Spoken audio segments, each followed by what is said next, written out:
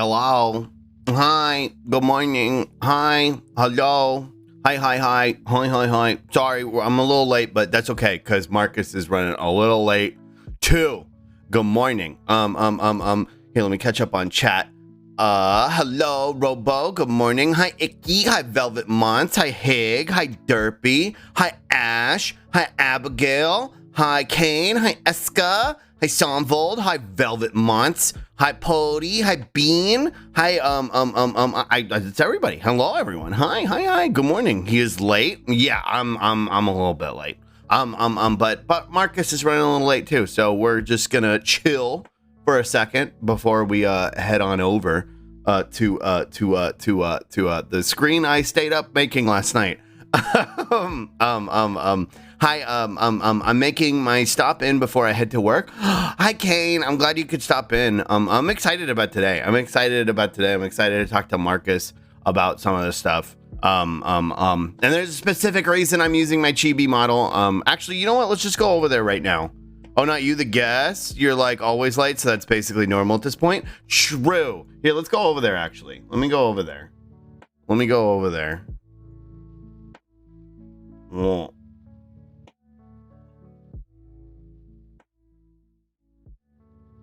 Whoa.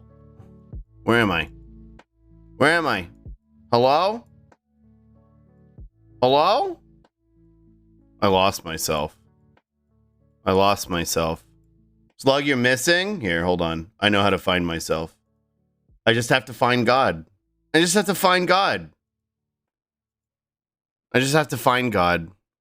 we go. Hi. Hi, Prim. Hi, Glottal. Hello. There we go. Here's my spot. Let Jesus into your pussy. Exactly. This gives off like corporate graphics in the best way. Thanks. I worked really hard on it. He found himself. I found myself. This is going to be my spot because over here, let's see, is going to be Marcus's spot. This is where Marcus is going to be. So he can talk to us. You literally capture the perfect style. I pull these from there's a website that does like Japanese clip art, and I use it all the time for when making my little scenes and stuff. I turned off all the sound alerts and stuff right now. Nice try. Thank you for the Biddleys though. I turned off all the sound alerts and stuff until we're done. Bub.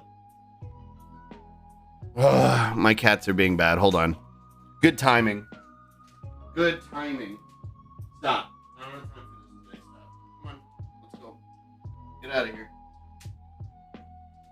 Criminal.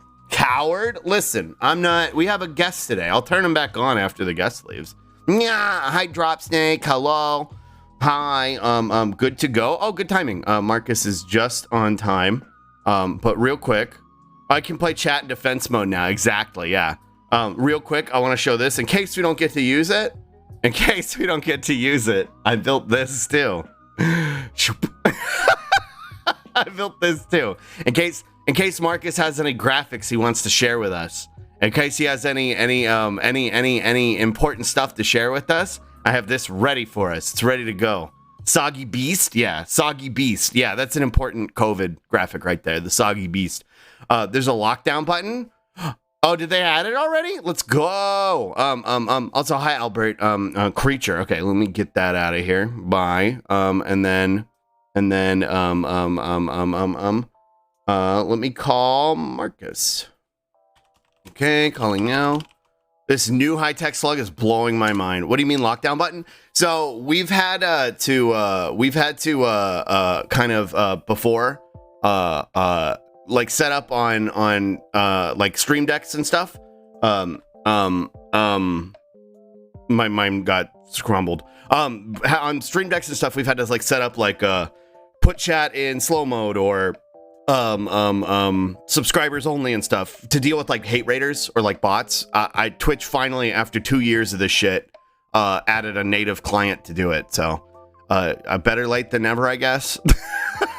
I guess so now mods can shut down chat, but yeah, good job. We've been doing it ourselves for like 2 years. Holy shit, they finally did it. Yeah. Also, hi and hi Boomba, hi. We're about to get started with I'm about to bring on my friend, so I probably won't be as communicative with chat until after, but I'll talk to y'all all after if y'all stick around. And thank you for being here. I hope y'all learned something, and I hope if y'all have any questions, save them for when Marcus is taking them. Okay. But I love you all so much, and thank you for being here. And we'll talk after. Okay. Okay. Let me bring in Marcus. Start voice call. Whoa. Hello? Hello, can you hear me? I can. Hi. Let's get your camera. Let me see if I can set this up. Pop out. Whoa. And then I don't know if you could see my stream, Marcus, but I went a little bit hard. You did go hard. It's awesome. Very well done. Hi Matt. Yeah, Matt likes it. Let me set up the screen. Perfecto. Capture. Nope. Get rid of that. And then whoa. Here, let me shrink you a little bit. Like that. There we go. Oh, it's perfect. It's so Thanks. beautiful. Yeah, it was already set too, and my facial tracking didn't break. Yeah, it's all perfect. It was ready to go. Wait, hold on. I want to do this. Hold on. I want to do this because I worked so hard on it. Wait, let's bring in our guest, everyone. That wasn't here just a second ago. Let's bring in our guest, Space Ghost Coast to Coast style. There he is. It's Marcus Weidman, homozygote. Let's go. Let's go. Well, happy to be here. Scuffed intros are the best intros. Yeah. If it's not scuffed, it has no charm, and I don't want it. It's not leftist, so perfection. Get out of the political left if you're not scuffed. My audio is probably actually too good. I should probably unplug my mic and break it. We got to downgrade it. We need to have iPhone mics. Yeah. Or the the earbud one where you have to talk. Yeah, the TikTok style where you're these are my 5 favorite COVID conspiracies. Yeah. I mean, if it wouldn't get taken down immediately, I might actually do that as content. True. Straight true. up. Okay, well, I'm gonna pretty much hand it to you. And if you want me to chime in on anything, I will. And I'll try and stop myself from talking over you. But yeah, it's all you. Oh no, you're good. Okay. Yeah, I think kind of like we discussed, behind the scenes. I'll kind of start this off with a little bit of a spiel about the state of things, and then really the rest of the time can be Q&A, and of course that includes you. Okay. If you have any curiosities, sure. Whoever, that's kind of the point, is actually trying to deliver more accessible information, since the government doesn't seem to be doing a good job of that right now. No. But in the vein of that, we kind of have a brewing situation this winter, this holiday season, where we have not one germ to contend with, but 3. They're calling it, well, at least 3, I should say, but 3 major threats. We have COVID, we have the flu, which is making a comeback, and we have a virus called RSV, or respiratory syncytial virus. And we're kind of already in the throes of this now, but with holiday travel and everything, it's probably going to get worse, and that's just the unfortunate reality with of course, the awful state of the American healthcare system. And this isn't unique to America. Europe is largely experiencing the same phenomenon right now, in particular the UK. So broadly speaking, we have a lot of pediatric ICUs and children's hospitals really overflowing right now. Oh you might have heard something about all of the medication shortages for child doses of Tylenol, Advil, stuff like that. Yeah. Really, the kids, as soon as they went back to school, they all just started getting sick in spades. COVID and flu, RSV, and even some of the other less common stuff. So what I usually kind of do in my spiel is that tell people we kind of have to take some of the work into our own hands, because this is really not the most sustainable trajectory for everybody to live in. I think most people don't like being sick, and I think there are things that we can really do to prevent that, so that way we don't have to interface with the American healthcare system. and possibly go bankrupt depending on how bad the situation is. Yeah. So broadly speaking, right now, because the government's done a really poor job of this, about half of Americans don't even know that they modified the COVID vaccines. So there's actually a new one. They call it the bivalent booster, or they made it Omicron specific. So they took like half the mRNA in the vaccine and they made it a closer match to the current versions of COVID that are circulating around right now. And that's what most people would know as like the second booster, right? Well, I mean, it really just depends on the person, because that's true too. Yeah. Yeah, like if we were really trying to be as up to date as humanly possible, you would have at least 4 vaccines. True. If you could get access to them. Exactly. The access is a big issue, especially for rural America. Rural places really get shafted, which sucks. And they're people too. We should absolutely vaccinate them. But yeah, it's such a confusing mess of communication and everything. What the actual data show is that technically we should be getting a booster every 6 months with the current vaccines. That's kind of a really difficult notion to get people to hop on board with, just because it's a hassle. You have to take time off work, which you can't necessarily do depending on what your job is, and obviously there's side effects that vary in intensity for people. So a lot of what we'll probably talk about in the bulk of this discussion is trying to buy time for scientists to make second generation vaccines, so we don't have to put up with this boosting every 6 months scenario that we're just kind of stuck with right now. There's a lot of pressure that needs to be put on the government to actually fund second Operation Warp Speed to make that happen, but all the scientists are basically clamoring about, we have cool new vaccines in the pipeline to where we might have to get a booster once every couple years or something. Let's do a trial. All the animal data look really good. Let's dose up some humans who want to actually participate. Let's do it. Scientists are raring and ready to go, and the government won't give them money to do it. So all of that to say, regardless of what that situation looks like, we still kind of have to do the work on the individual level to try and keep ourselves and our community safe. The typical spiel is wearing a high quality mask like an N95 or equivalent, and I can totally give you a bunch of recommendations there for good masks for people to wear. A lot of people are still kind of stuck on surgical or cloth, which are not sufficient at this point. They don't do a good enough job of actually filtering virus out. But beyond that, obviously staying up to date on vaccines best you can. So getting that new bivalent booster, I got mine in September. And certainly going into the winter, as cases are inevitably going to spike, it's going to be a good idea to get that if you haven't gotten that under your belt already. But the part that really gets underemphasized is this idea that you kind of have to clean the air. Germs float around in the air. You don't want to breathe them in. All sorts of other crap is floating around in the air too, not just germs. But, I think most people would come to the conclusion that, they don't want to breathe in things besides the air that they need to live. You don't want any extra crap in there. So there's a way that we can, or multiple ways really, that we can go about cleaning the air. Kind of we want to drink clean water. We don't want any nasty crap in our water that could make us sick or hurt us in any way. The air is kind of the same thing. We have to breathe air, we have to drink water, and we should be breathing as much clean air as humanly possible. And there's a lot of solutions to do that. But it's really important to do that when we talk about holiday gatherings, where we're having a bunch of people over for dinner. Obviously, if you're eating, you're not going to be wearing a mask.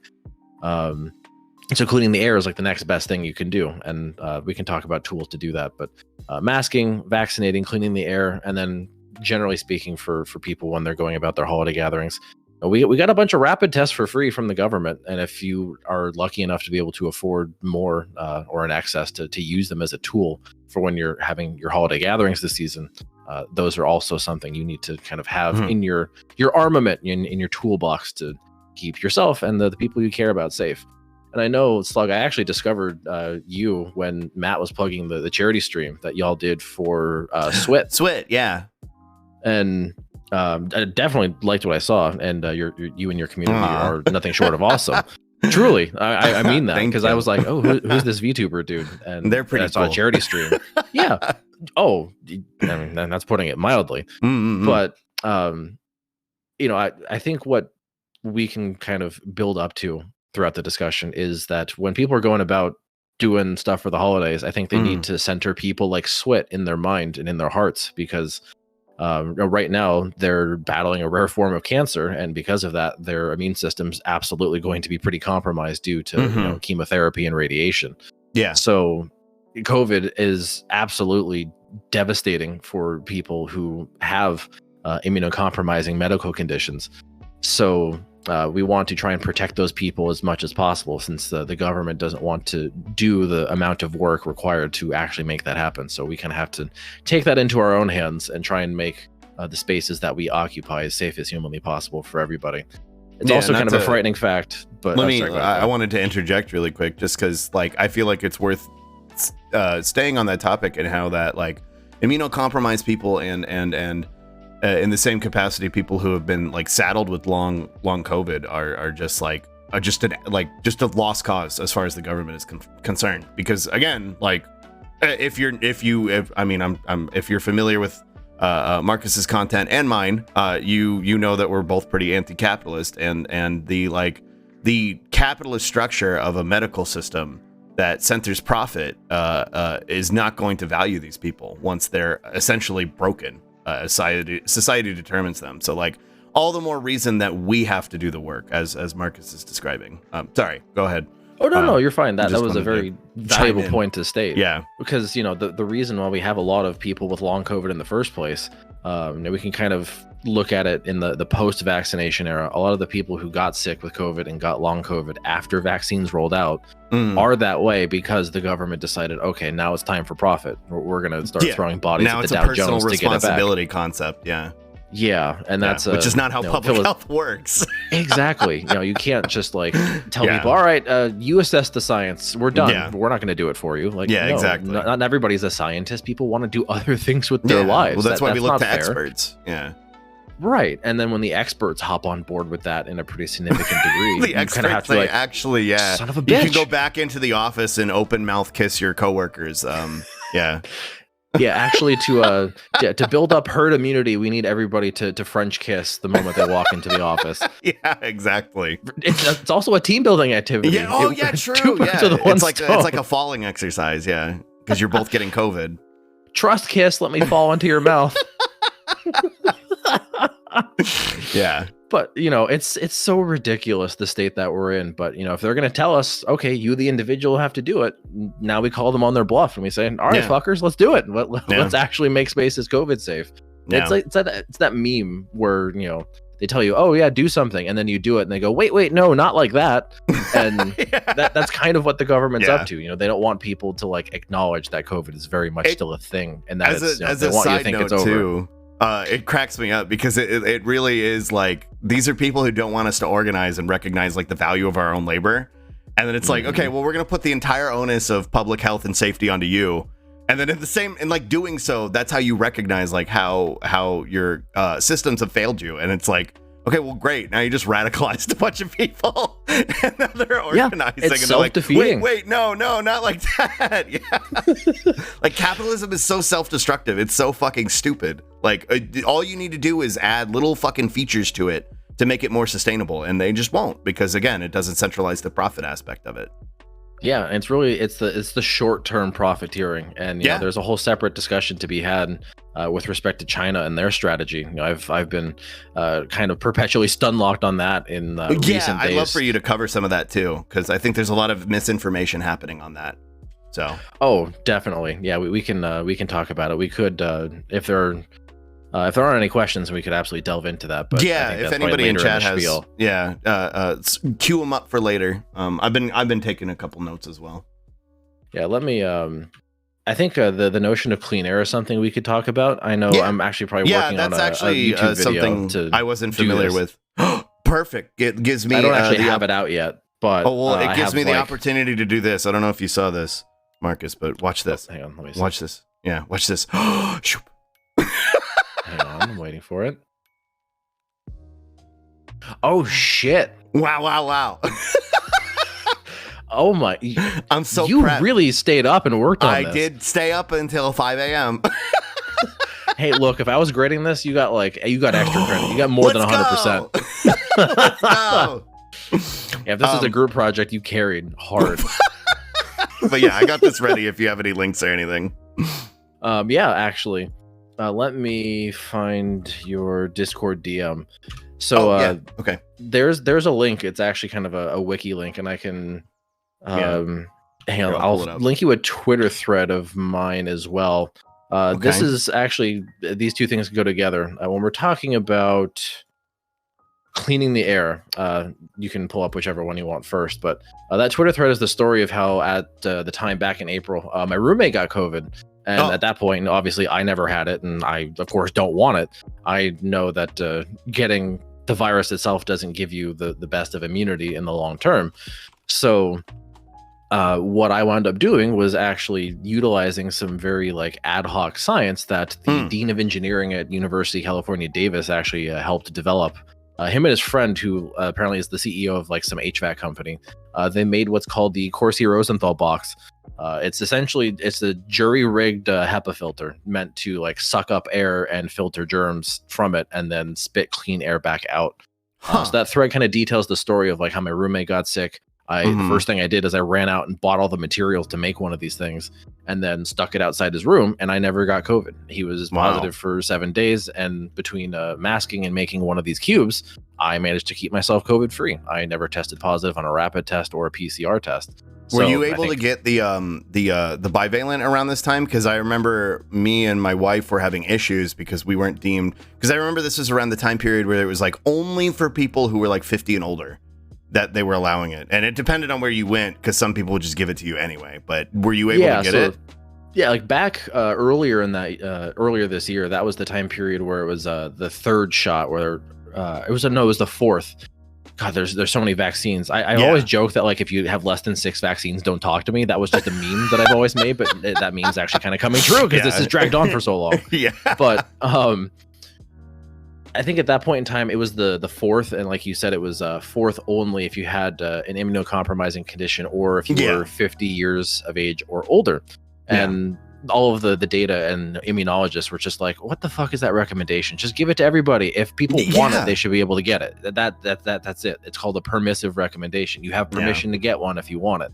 And we have all sorts of vaccines that we've thrown away over the months. So there absolutely would have been more than enough supply to meet that kind of demand. So yeah, you're right. Around that time, it was a second booster city, and it was very limited.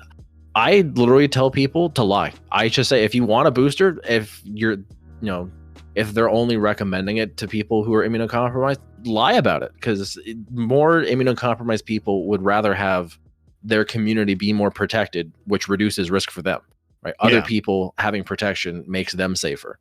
So if you want to know how to lie, just tell them you have to take prednisone or any other chronic steroid for some sort of immunocompromising condition. That's the secret.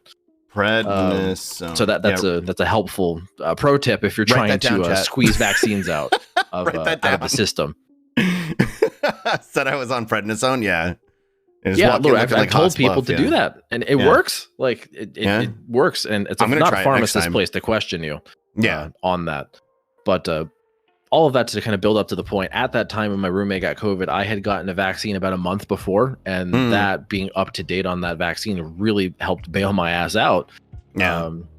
What people don't really necessarily get, because the government doesn't do a good job of telling you this, but actual CDC data show that over time, like since you get a vaccine, let's say you got one in January, let's just nice clean number there. First month of the year, by the time it's been 6 months, so by the time you get to July, your protection against getting infected decreases to around 0. Now, that doesn't mean you have no immunity at all. If you were to actually get sick at that point, you do have a lot of immune memory that would kick in and bail you out of a more severe case. But it doesn't prevent you from getting sick. Over time, the antibodies, the specialized protein molecules that your immune system makes to fight off this virus specifically, because you got a vaccine, those things decrease over that 6-month period. And that's just how the body works. Like, your body's not going to constantly make stuff to fight a germ that's not there. Like, you get the vaccine, you get exposed to the spike protein from the vaccine, and your body's like, oh shit, this isn't supposed to be here. Let's fight it. Let's make some stuff to fight it. But after that month or two, it's like, oh, okay, we don't have any other indication that it's here now, so we're going to stop. And that's kind of the consequence of a vaccine that doesn't completely prevent transmission, is that the immunity will wane over time, over that 6-month period.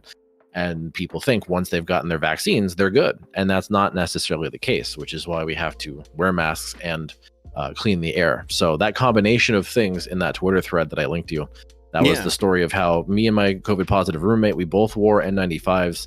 I was fresh off of a vaccine. It was 1 month after I got one, so I had a lot of antibodies at the time, which was just pure luck. And then I made one of these Corsi Rosenthal boxes, and that is designed to suck up the air through the sides of the cube and spit it back out the top. Yep. Wow. And that link I gave you actually has like instructions. I followed the instructions on that link to make it. All you need is duct tape, a box fan, and the filters. You can go to like a Lowe's, a Home Depot, stores like that, and actually buy it. I got all of the equipment for this at a Lowe's, so it's pretty cheap. If the filters are on sale, it's less than $100, but if there's no sales, you're probably looking at like $100, $120. Oh, they're just like AC filters. Oh, okay. Yeah, exactly. You duct tape it all together, and you point the filters the right direction, and then you just run the fan. Can you link the Twitter thread as well? Yeah. Yeah. Sorry, I have you're fine. You're fine. Chat out loud. Sorry. I could probably dump it in. Oh, okay. You actually I got you. Don't worry about it. You focus on talking. Fair enough. Thank you. No, these things are incredible. Like, these things, in many cases, outperform commercial filters, and that's a tool that is incredibly valuable when we're talking about holiday gathering, for example, right? If you have a bunch of people over, it wouldn't hurt to have one of these things, or an actual, purchasable filter if people have additional money that they're willing to spend. Having some sort of air cleaning device running in the mix. So the kind of framework I recommend for holiday gatherings is, one, talk to the people you're inviting over about their vaccination status. If they haven't gotten that bivalent booster, they absolutely should. The current CDC guideline is, if you haven't, I think it's 2 months, they'll technically let you at 2 months since your last vaccination or infection, get the bivalent booster. Most experts say 3 is going to give you the most bang for your buck. So that's kind of what I tell people. 3 months after your last vaccination or your last booster, you can get the new bivalent one if you haven't gotten that one already. That will give you immunity that is more broad and more specific to the current versions of COVID. So that's the first conversation to have with the folks you're inviting over for your holiday gatherings. So every 3 months you can potentially get an update to the booster. Is that the sentiment? Well, so it's 3 months since the last vaccination or infection. They are not sure yet on what the recommendations are going to be after you've gotten one bivalent booster. They're not sure whether they're going to recommend a booster every 6 months like they should be, according to what the data show. So that's kind of up in the air for future boosters. But looking backwards into the past, if you haven't gotten the new bivalent booster yet, it's 3 months since your last vaccine or infection. Which I imagine for a lot of folks in chat, it's been a hot minute since, if they got the original boosters way back fucking, a year ago now? A year ago, almost 2 years ago. Then you're probably well and ready for the bivalent, and I would highly recommend going to get it if you haven't yet. And at this point, I believe it's available to everybody. So, yeah, the recommendation was literally for everybody. And I know in terms of kids, anybody below the age of 18, I think there are some approvals for, if I remember, I think it's all age groups. If not, it's probably kids under the age of 5 who are probably last. The situation is a little bit more complicated there. The recommendations are a little bit more unclear than they would be, but if you're in doubt in terms of whether or not your kids are going to qualify for something like that, it wouldn't hurt to just call the pharmacy and ask them. I think they're going to be up to speed with what that recommendation is, because I know there's been some debate as to whether or not the way the recommendations for kids shake down were actually the most appropriate and clear, because it's just confusing right now. It's very mired down in technical details, and that's another flaw of what the government's been up to, is they don't have very crystal clear, concise recommendations. If you're this old, if you have these conditions, go do this. Like that sentiment is not really there when it comes to vaccinating kids under the age of 18. Well, and when it changes constantly too, it's confusing even for adults. So Oh yeah, I mean that's Yeah. that's the dynamic nature of science, is that things are Yeah. always morphing and evolving as the virus Yeah. itself does. So we kind of have to Which is why there roll needs with to the be punches. consistent messaging, but Yeah, and again, that's another flaw. Unfortunately, it's the consistent messaging, which is why Yeah. folks like me out here. I'm in grad school. I don't even work in infectious disease with my dissertation. I'm just out here doing the work in my spare time because I don't want people to get hurt. And I think like you alluded to before, the government's allowing it to happen. So I want to help people prevent that. So we covered vaccination recommendations, rapid testing for holiday gatherings. That's another really big tool in our toolbox that you can use. Once you've had the vaccination conversation with your guests, especially if they're reluctant to get more vaccines, then at the very least you can reduce your risk with the use of rapid tests. So when people show up, you make them take a rapid test, and of course if they're positive, then they get out. Don't be here with your germs. Go the hell away. And even beyond COVID, if they're sick with anything, don't show up. Like, that should be something for holiday gatherings that people abide by, because that's just not fun to like show up and infect all your friends and your family with something, COVID or otherwise. That's just kind of rude. So rapid tests for COVID at least are a good tool to have people take when they walk in the door. And then if they're going to be staying there for an extended period of time, then it's also helpful to know the incubation period for COVID is like 3.5 days. So somewhere between like day 3 and day 4, if people start having some symptoms, then you need to bust out those rapid tests again and actually have people use them to kind of figure out what's going on. And with the Christmas holiday, it tends to be more of like an extended thing where people were at a different location for weeks on end. So that's a very relevant piece of information as you're traveling, or as people are traveling to you, depending on what your situation in chat might be. Now, I know as it pertains to various other germs, flu is a little bit shorter. I think it's 2, and then RSV is just an absolute circus. So we don't really have as much information with RSV as we should with respect to incubation period. But all that being said, if people have symptoms of stuff, you should probably like exclude them or quarantine them to the best of your ability, because you don't want people super spreading germs. Which brings us then to the Corsi Rosenthal box, where if you have one of these in your living room or your various rooms of your house, the place where people are gathering, if you're running these things, they do make a little bit of noise. I'll absolutely concede that. But my COVID positive roommate at the time, when I ran this literally outside of his door, he was able to sleep just fine. So it's not too much noise, and the commercial filters are a lot quieter because it's not just a box fan running on top speed. So with respect to cleaning the air, if you have space in the rooms where people are going to gather, it's actually really important to put those things in the room, so that way if people are unmasked, they're hanging out, they're eating, then you have something like this to actually clean the air. Let me actually send you another link. I need to actually pull it up because I tweeted this out. Somebody actually went hog wild with one of these. Hang on. One of these cubes? Yeah, they made it was a different form. It was more like a rectangle. Give me a second. I need to actually go dig through my media on my Twitter. I've been tweeting so many memes and vaccine figures. Yeah. Actually, I'll show you 2 tweets. First, I need to find. We do a little shit posting.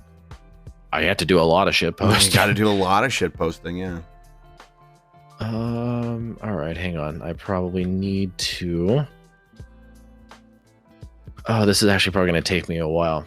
First, actually, let me link you this one while I'm looking for the tweet in question.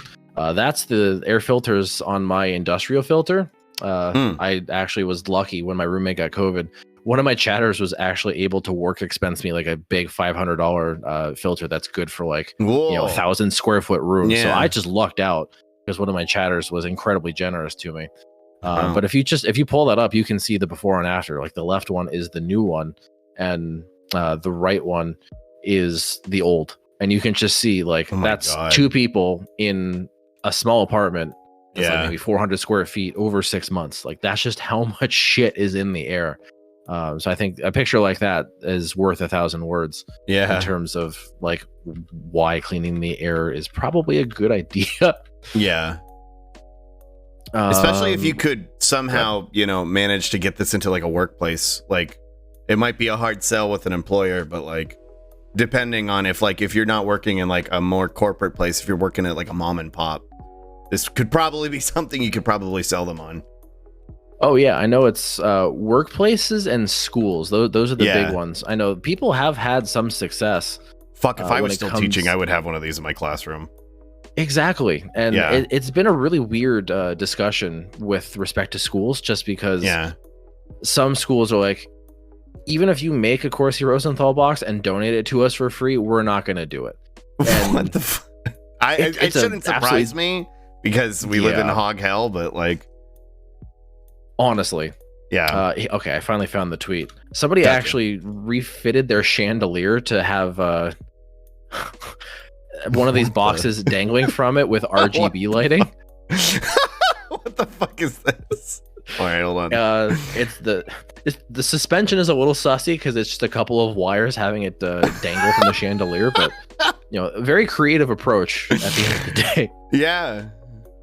Hey yo, but it's having those kinds of things, literally, like it's not all that loud either. But straight up, like, they have it hanging right over their dining room table, and I think that's really the take-home message is actually like in set your it up dining with the room. Red and green for Christmas. There you go. Yeah, you could actually program it with custom lighting, I think, if we're talking about this one in particular. Yeah. But that might be a little extra for most folks in chat.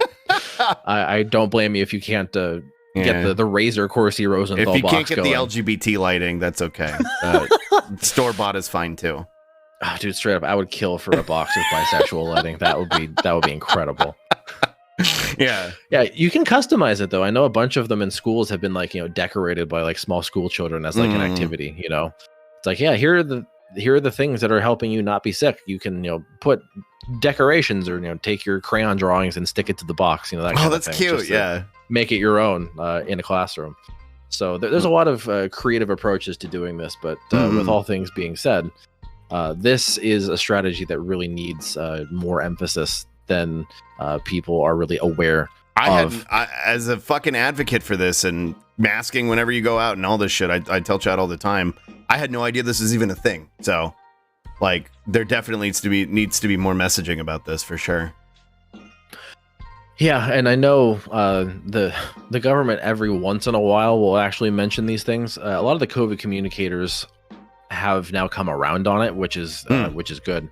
A lot of the more traditional experts are kind of like starting to realize the value, and I think where a lot of the grief and the Twitter antagonism comes in is that it took this long with this many cases, this many deaths, this many long COVID patients now for us to come to these conclusions. When anybody who had any scientific training when it comes to like how experts talk to each other, a lot of people who came from a background of microbiology who like understood things about germs, or people who came from physics who understood how things spread through the air. Everybody was just hitting their head up against the wall, like, how do you not realize this is how it is?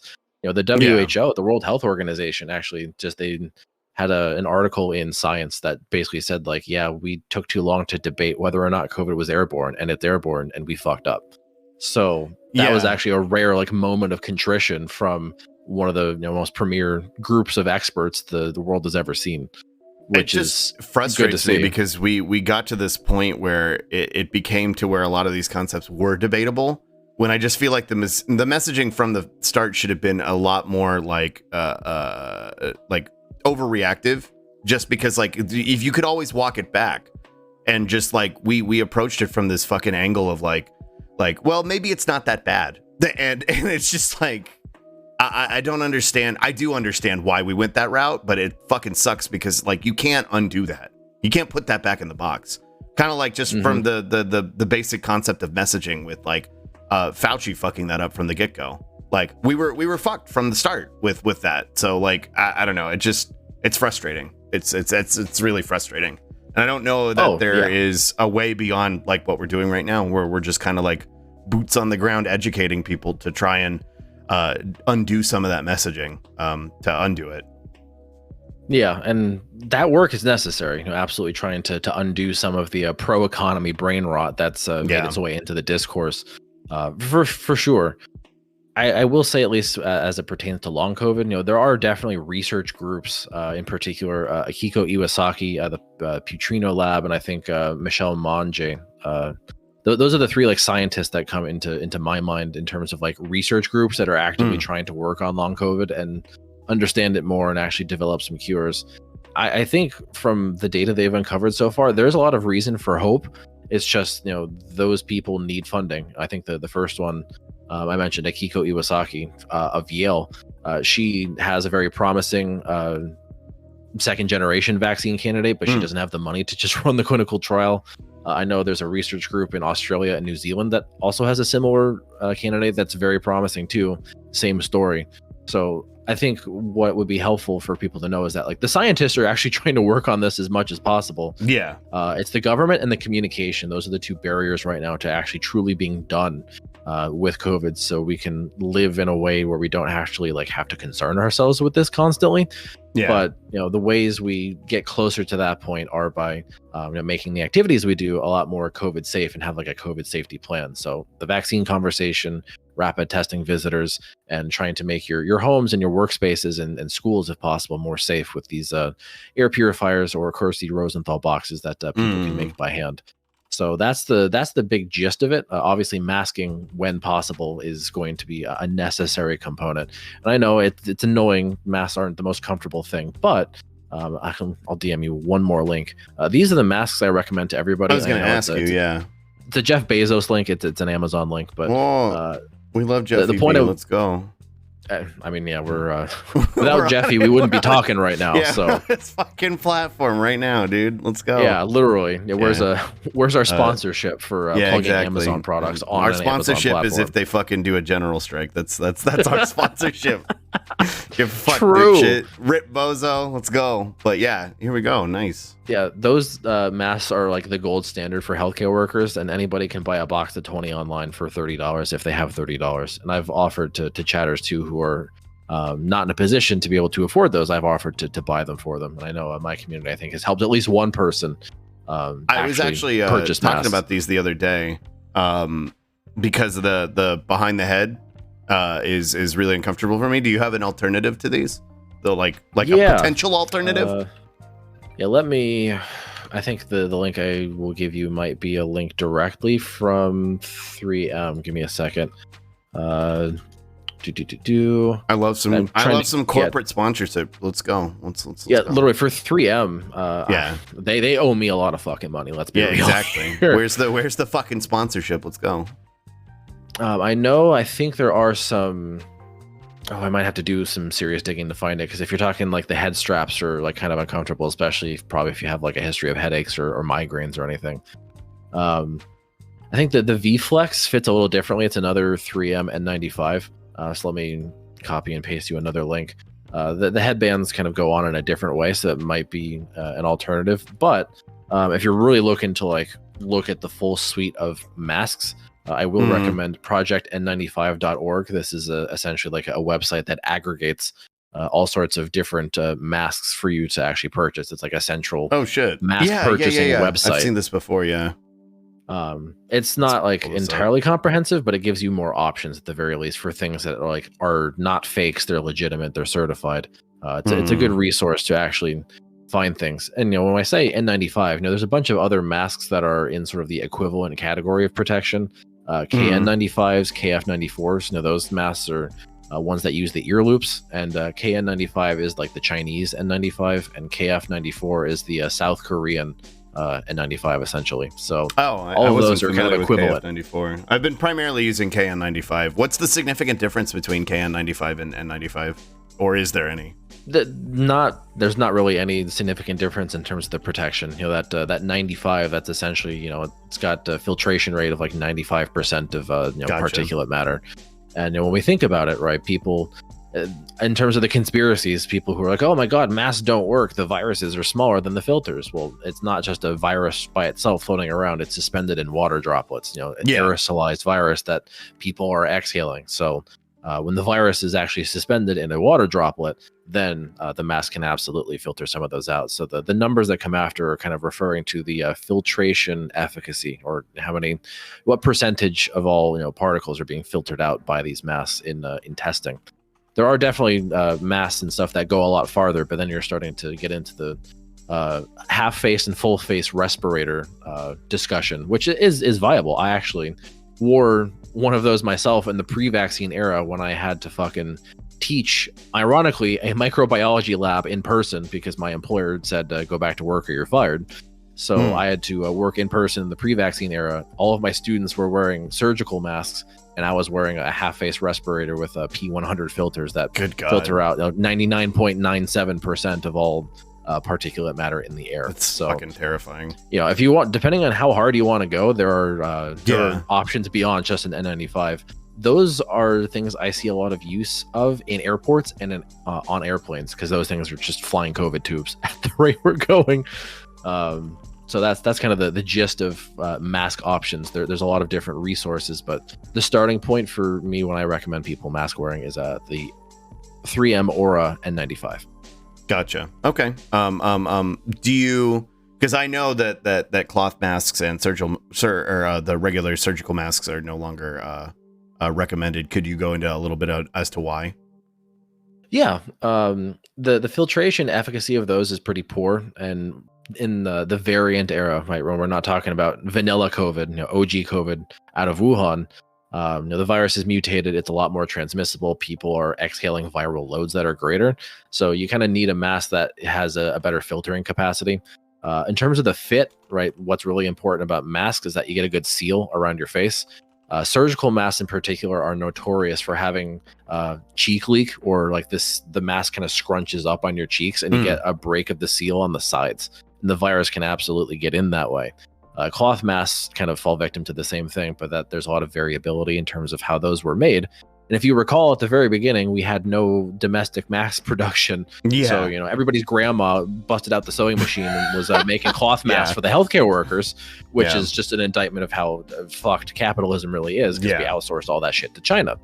But those masks obviously have a lot of variability in terms of how they're made. So you really don't know what you're going to get with a cloth, what material it's made out of, what filtration it's going to get, how good of a seal you're going to get. For a time, they were recommending double masking with either 2 cloth or a cloth and a surgical, but that was always a half measure until the N95 supply chain could actually get up and running and make it possible for you to go on Amazon and buy a box of 20 for $30. Yeah. And this is probably a silly question because who knows, but I imagine most of them are on Amazon are probably trusted at this point, because I do remember there were a lot of like fake ones at the beginning of the pandemic, or like a year in where it was like, this is a KN95 and it was horseshit. So yeah, that problem absolutely was a thing, and I would still say it's probably an issue even right now, because Amazon isn't incentivized to take down fake masks. No, they don't really give a shit, because I'm sure Amazon's getting a cut of what the seller gets. Yeah. So I don't think they're really incentivized to figure that out. It was more of an issue specifically with the KN95s coming out of China. There was a lot of counterfeit KN95s towards the start of the era where the government actually finally got around to saying, hey, you should probably wear a mask. And so people were looking for quality ones, and there were a lot of shitty KN95s that were counterfeit. Now, I think if we're talking about good masks, obviously if it's a 3M, if a middleman seller actually gets their masks from 3M, or if you're buying from 3M directly, or if they're the fulfillment person listed on an Amazon page, that's perhaps the most trustworthy you can get. I think Project N95 also does a little bit of the legwork in terms of verifying that it's a legitimate mask and it meets all the proper certifications. Gotcha. But ultimately, you bring up a good point. Buyer beware. You kind of have to. I hate using the term "do your own research," but you have to make sure that what you're actually getting is what you expect, because that it's a life or death situation for some people. Yeah. I'm gonna actually move you a little bit over right here. There we go. Perfect. Okay. Yeah, we have I don't know if you had more, but I do have a couple questions in chat. So I think unless you really wanted to talk about China in depth, then I'm game for I questions. mean, We could. I think I I would do definitely think want we to could- get chat questions, but we could Cool. maybe like after the chat questions, kind of like give a little bit of We what's could- going on in China right now. I kinda was gonna talk. say we could go into what's happening in China. I just had an interesting question. One of my friends, Nami, has not had the opportunity to get any of the vaccines yet. Because every time they shit. try to go, they get sick. Should they start with the very first ones, or can they go straight for the bivalent? Interesting. So like when they get sick, is that just like? Because I'm just trying to understand the context of the question. Is that like bad luck, or like every time they were like, I got an appointment and I'm ready to get it, and then they got sick with something? It's like, well, shit, now I can't get it. Yeah, it's just bad luck. Okay, so if it's just a them. bad luck Yeah. situation, then Yeah. especially if they've had prior COVID, so long as it's been at least 3 months. If if they've had COVID before, if it's been 3 months since their last infection, then yeah, they can absolutely get vaccinated. It's never too late to get vaccinated. They're Mhm. not going to start with the bivalent. They're going to start with the original first two. Like if you kind of rewind the clock back to January through spring of 2021, that's the two that they'd start with, and then depending on what the recommendation would be, I think they'll probably stick with the 6 months.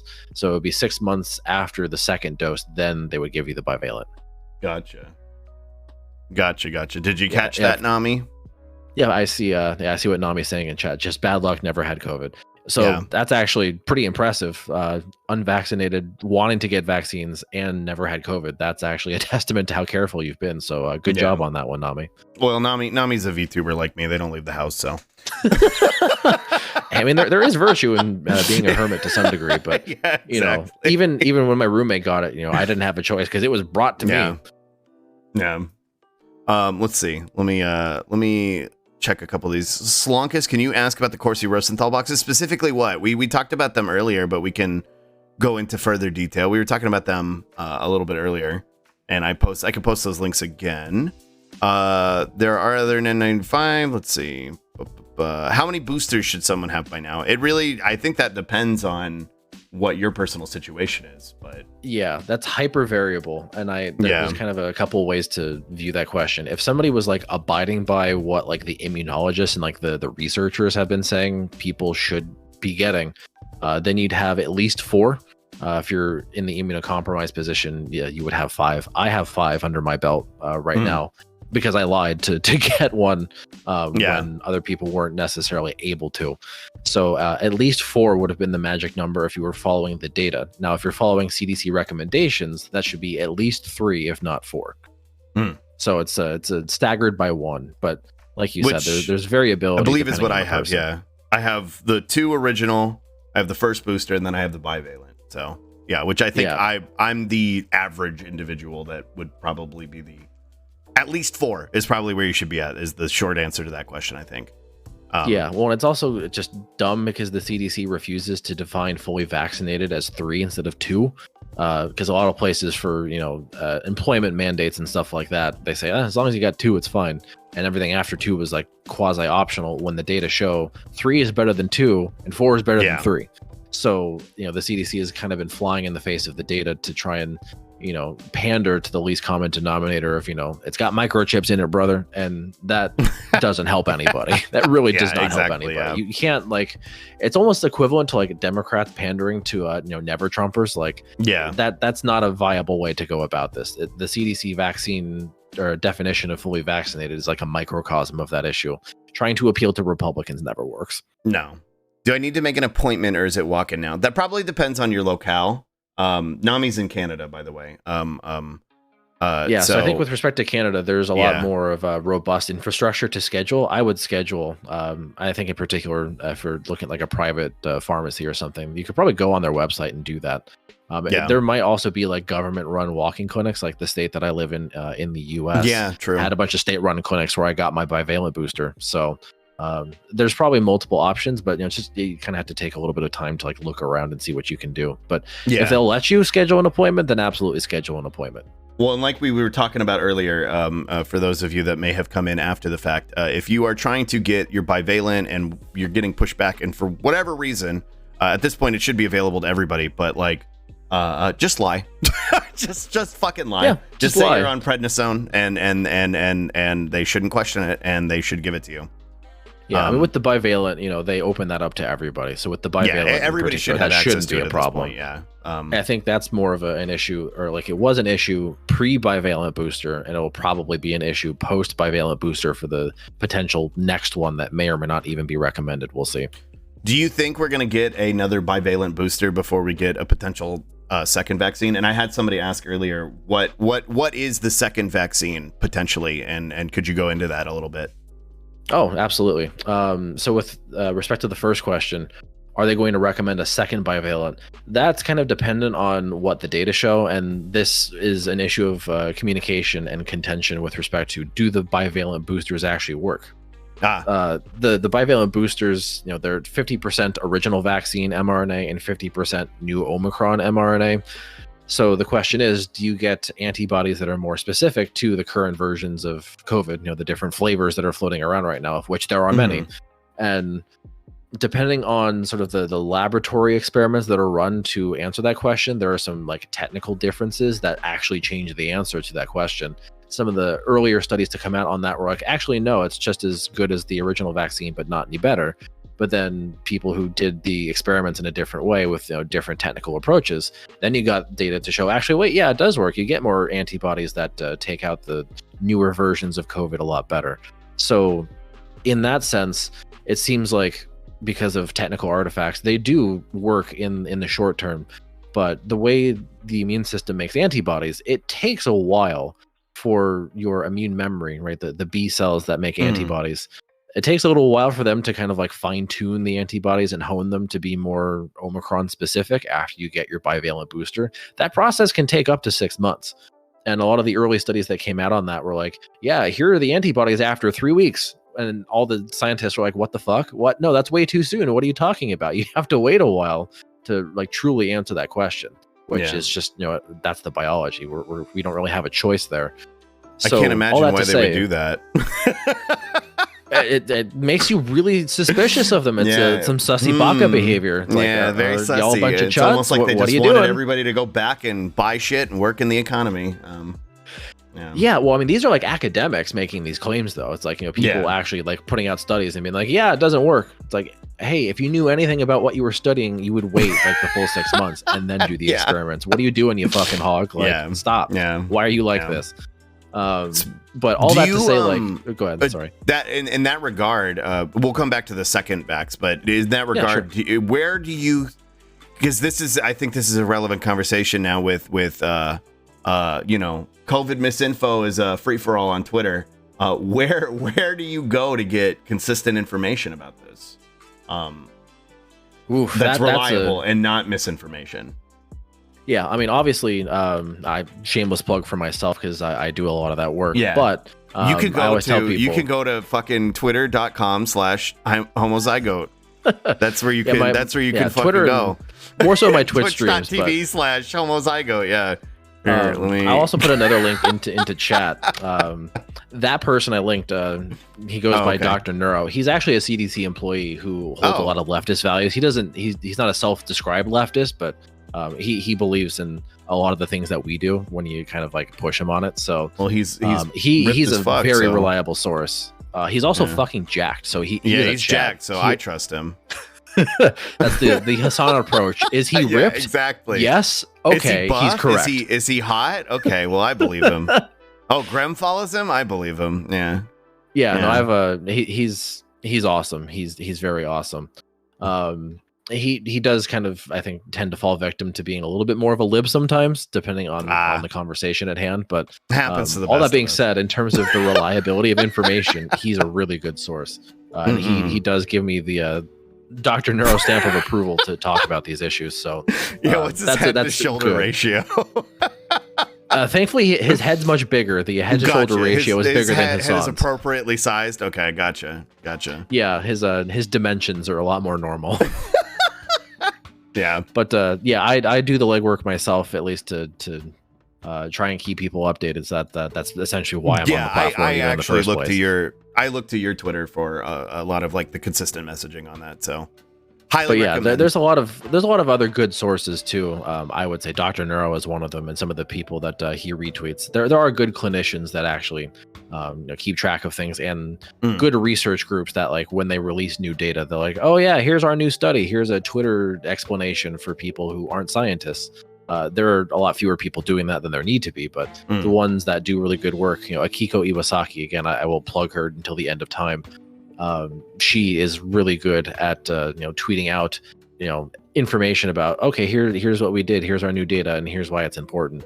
Does she have some sort of, like, I don't know, Substack or something where people can access information from her? Do you have her Twitter? Yeah, let me link it to you right now. Boop, there we go. I'll also dump it in the chat. She's awesome. More infrequent tweets, but like when she tweets, you pay the fuck attention to it, because she is like, nobody debates what she says. Like when Akiko Iwasaki says this is how it is, everyone's like, yes, queen. Okay. Yes, got it. queen. Yeah, is she jacked too? Yeah, you can't really see it, but yeah. Look, if she is jacked, you can't see it with her profile picture. I think her brain is jacked. She has her brain is fucking ripped. Has many-fold big IQ. She's fucking incredible, like straight up. She is like the hope for people with long COVID right now. So if she's like retweeted something, particular sentiments or data, you can be pretty confident that it's representative of what's going on. Akiko goes on Sam Cedar's show. Is that true? Oh, I don't actually know. Did she actually go on Majority Report? I'm not sure. That's what Giuseppe said in the chat, but yeah. If she is planning to, that's something I'm gonna watch, but I don't think she has, to my memory. Gotcha. Well, with that said, if you want to talk about some of the second vaccine, because I believe Akiko is one of the people spearheading that. Yeah. So conceptually, right, second generation vaccines are kind of the true way out of the pandemic. Yeah. And this actually has a nice segue into the China discussion, but sure.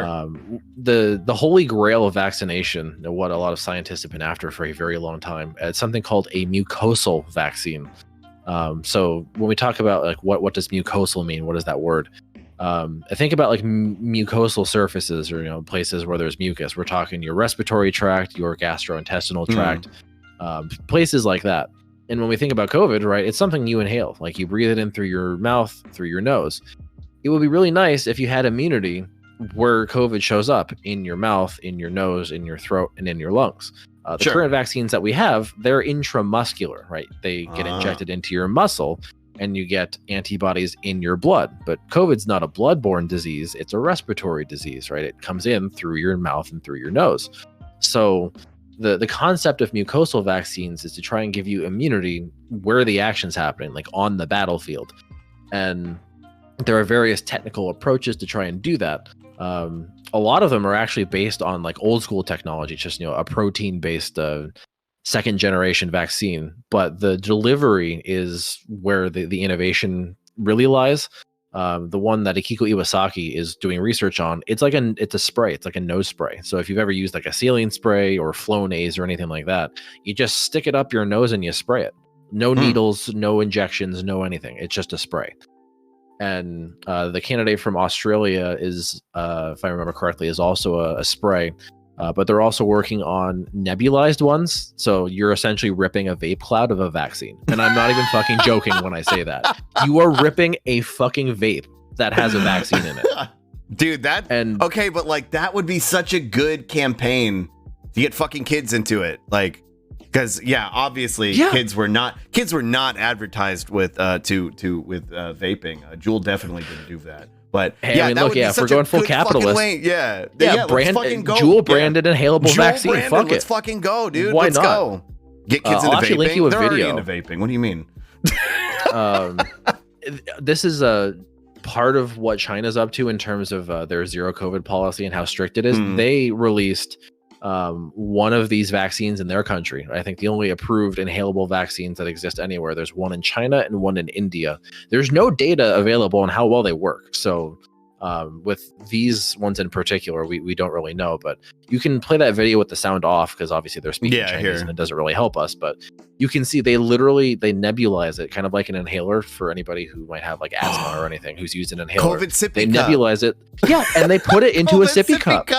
I call it the dank sippy cup. Yeah, it's made for me. Let's go. So literally, what they're giving is a dank sippy cup. Yeah. Dude, there's like, I'm not even fucking kidding. There's a lot of potential with this to where you could market around this with like fucking personalities, fucking people on fucking TikTok, hell, even on fucking Twitch, like where like this is the fucking Mr. Beast brand fucking COVID sippy cup. Get your Mr. Beast COVID sippy cup, because like that's how we get out of this. Like, what the fuck? First person to finish their dank sippy cup the fastest gets $10,000 Mr. Beast video. Yeah, let's go. Yeah. Like, honestly, whether or not this particular one from China is actually going to work is kind of up in the air, because it's actually based on the same technology that Johnson & Johnson and AstraZeneca were. It's a nebulized adenovirus vaccine where they use a different virus. They hollow it out and then stick a DNA that encodes the spike protein in that virus instead, and then they nebulize it and have you inhale it. AstraZeneca actually tried this approach, internally, where they just took their original vaccine and nebulized it instead of draw it up in a syringe and inject it, and it didn't do a fucking thing. So that's why I kind of call it the Holy Grail, because it's a very technically difficult feat to actually achieve, to generate what we call mucosal immunity, or your immune system memory like lives in your nose, in your mouth, in your lungs. A lot of the pre-human clinical trial data in animals looks really, really good, and that's why a lot of scientists like Akiko Iwasaki and others are like, we need money to run the trials. Let's give it a shot. It's just a nasal spray. Like, let's just do it. We need to do it. Like, the what government do you think the likelihood there is on progress for this? Well, that's the thing. I don't know if they're gonna like almost take a crowdfunding approach to it, where it's like, oh my god, hey, we need money. This is very important. It would be nice to start the trials if you want to donate to our fucking GoFundMe. This sucks. Yeah, as Dave from Echoplex Media told me, I'm one of the people on Twitch that's on the dystopia beat, and that is a very dystopian thought that we have to crowdfund vaccines. No, me too. Me too. Straight up, like, even if we have to crowdfund it, something like that is worth crowdfunding. I mean, if that's what we have to fucking do, that's what we have to fucking do. So yeah, in the event that actually winds up being, I think I'll DM you the Kickstarter link. But, yeah, fucking. I you think and me can do TikTok dances to fucking promote it. Let's fucking go. Hey, I mean, look, the Biden administration literally contracted Olivia Rodrigo to show up at the start of the vaccination effort to be like, yeah, vaccines are good and poggers. Yeah. That's all she had, like a sentence, and then she left. I'll hit the fucking gritty. I don't give a fuck if it gets people to take this shit. Let's go. But that's kind of the state of the second generation vaccines right now. There are some other approaches that aren't specifically inhalable. I know there's one that was talked about. The White House actually had a second generation vaccine summit. It was actually really awkward. I could, it would take some time for me to dig up the timestamp in particular, but there was literally a bunch of different researchers that were invited to the White House to talk about like the technology and the promise of their second generation vaccines to give you that mucosal immunity, where you have your immunity located in your respiratory tract that can stop an infection before it starts, which is the big issue with mRNA vaccines right now. They can't necessarily do that, especially if it's been a while since your last one.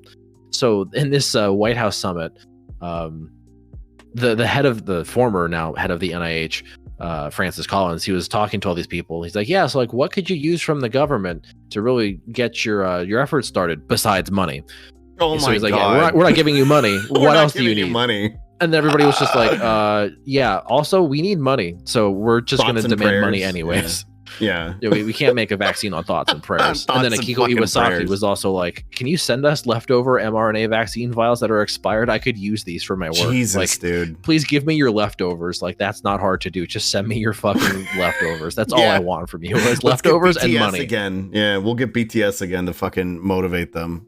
God, that I hate that approach to communication that, like, so many people do what celebrities do. Like, parasocialism is not vaccination strategy worthy, Yeah. I mean, it works to some degree, depending on how unhealthy the attachment is, but like, not a substitute for actually doing the work.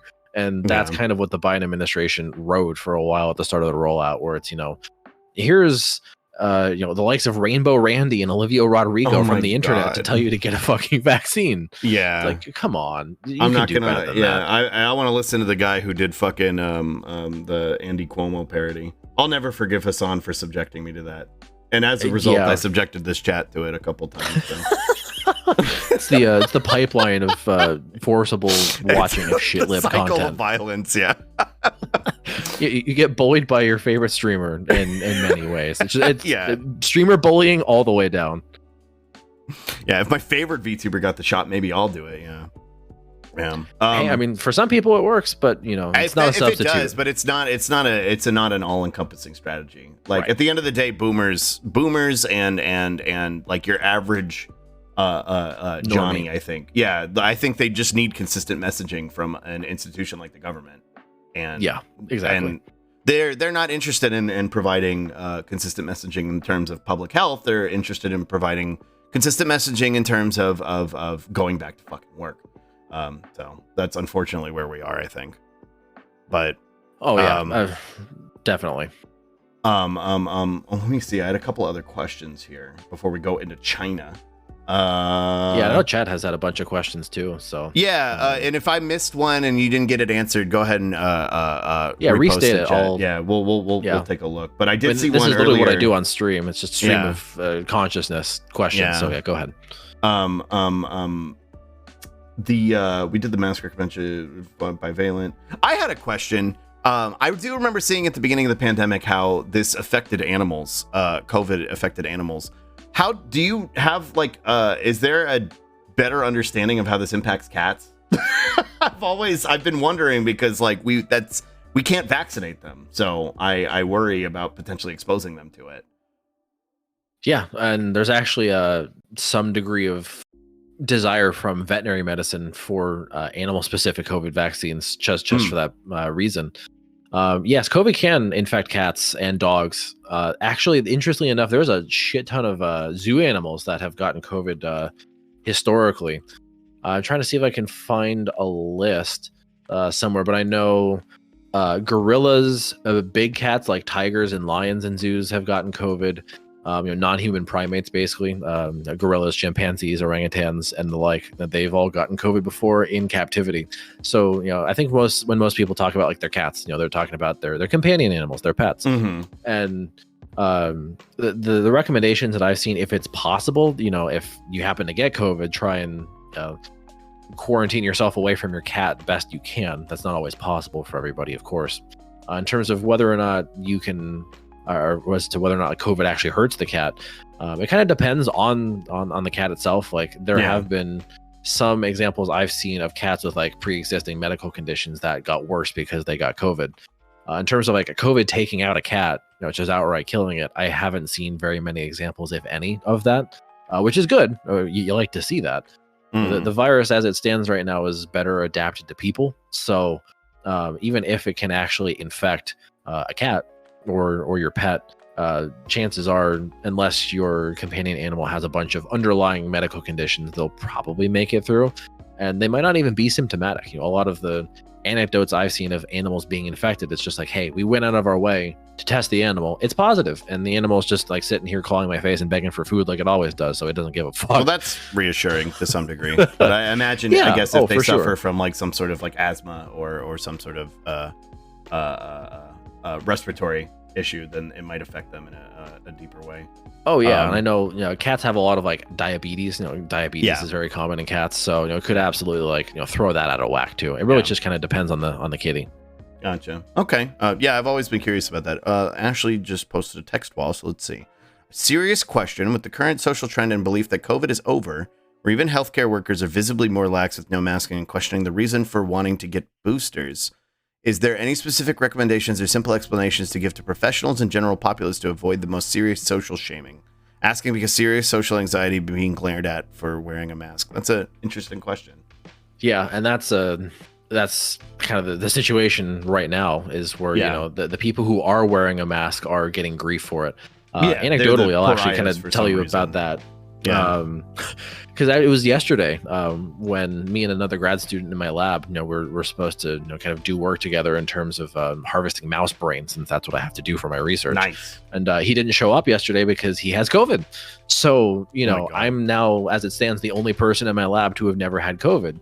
And when they were like talking to him on the phone, just trying to get some information for this mouse brain harvesting, our lab tech was like, "I'm actually just gonna like make fun of you a little bit. I'm happy to see you fall because I've had COVID recently, and now you had too." So it's almost like there's a misery loves company type of element to it, where it's like, they're jealous. People who've had COVID before are almost jealous of people who haven't and want to see that's them the get it just leftist so they can cynicism, stop. baby. Stop. Yeah, it's kind of fucked in a way, because it helps normalize it even more when that's the common attitude. And really, when it comes down to it, there's definitely an element of like having thick skin if you're trying to continue to take precautions in public and set the example. Just your presence in the room with a mask on is going to be a reminder to people that, hey, wait, shit, there still might be something going on here. True. And my continued agitation in my own laboratory setting has gotten at least my advisor to like put on masks when we do lab meetings. I'm one of now like 3 people in my lab that wear masks somewhat consistently. Before, I was the only one. So just fighting the fight and being visible wearing a mask will definitely get to people and help remind them like, hey, there's still some shit going on. I think the question was more kind of hinting at like rhetorical strategy or like information. What can we use to convince people that COVID is still something that you need to be aware of? Yeah. So when we talk about COVID's over, like that's the very common sentiment. Even Joe Brandon of all people said that. And then in the next breath, he was like, it's actually still killing a bunch of people, but it's over, which made no fucking sense. So it's kind of worth mentioning that like there's still, 400-ish people dying a day. Like, that's no definition of over includes 400 people dying every day. Yeah. The next line in the dialogue tree is, well, it's endemic. We have to learn to live with it. And the response to that is, well, no, it's not really endemic. That's a technical conversation. But learning to live with it means masking, vaccinating, cleaning the air. Like, that's how we live with it. We cope with it by fighting it and using the tools in our toolbox to do that, not letting it run ramshot over our lungs, because we have the threat of long COVID always looming over us, right? Most people are vaccinated right now. I think the vaccination rate, as awful as it is, now stands at like 70% of Americans. So, the majority of Americans at least have 2 vaccines. Their protection against severe disease and death is there, but vaccines don't reduce the odds of long COVID by much. It's only like a 15% I was about to ask, I just reduction. wrote that down. I was going to ask you that. I was like, do vaxes reduce the potential for long COVID? I mean, they do. Like, we have to give the vaccines credit where credit's due. They do exactly that. It's just not by the amount that we would hope. Yeah. I think as it stands in a vaccinated person, the data's outdated on this. I think the odds of long COVID with a vaccinated breakthrough infection are still about 10%. And that's a lot higher than I'd be comfortable with in terms of the transmissibility and in terms of the possibility of reinfection every 6 months. And that's a lot of what the government really doesn't like emphasize in its messaging, is that possibility, because that means you have to put on a mask and that you're visibly wearing a mask and not going to stores and restaurants and spending your money and fueling the economy, right? Saying those things is antithetical to a capitalistic organization of the American economy. So in terms of like talking to people, it's always helpful to remind them that like, hey, long COVID is still a thing. Even if you're not going to die, you might get a disability you never had before, and have fun with the American healthcare system if you need healthcare for that disability. We're talking things like dysregulation of your entire cardiovascular system, brain fog to where you can't even think straight, issues with your kidneys. Some people have gotten a need for dialysis with vaccine breakthrough infections. So there's a lot of issues that could befall you if you get a breakthrough infection that necessitate taking COVID seriously still. I think going back to that wall of task, I think the recommendations I would say long COVID is I think the answer to that question. Long COVID does not get enough clout in the discourse and in research. People into maybe recognizing the danger of it. And I use this as a stream meme. I do this all the time, and I can actually source the data if you want it.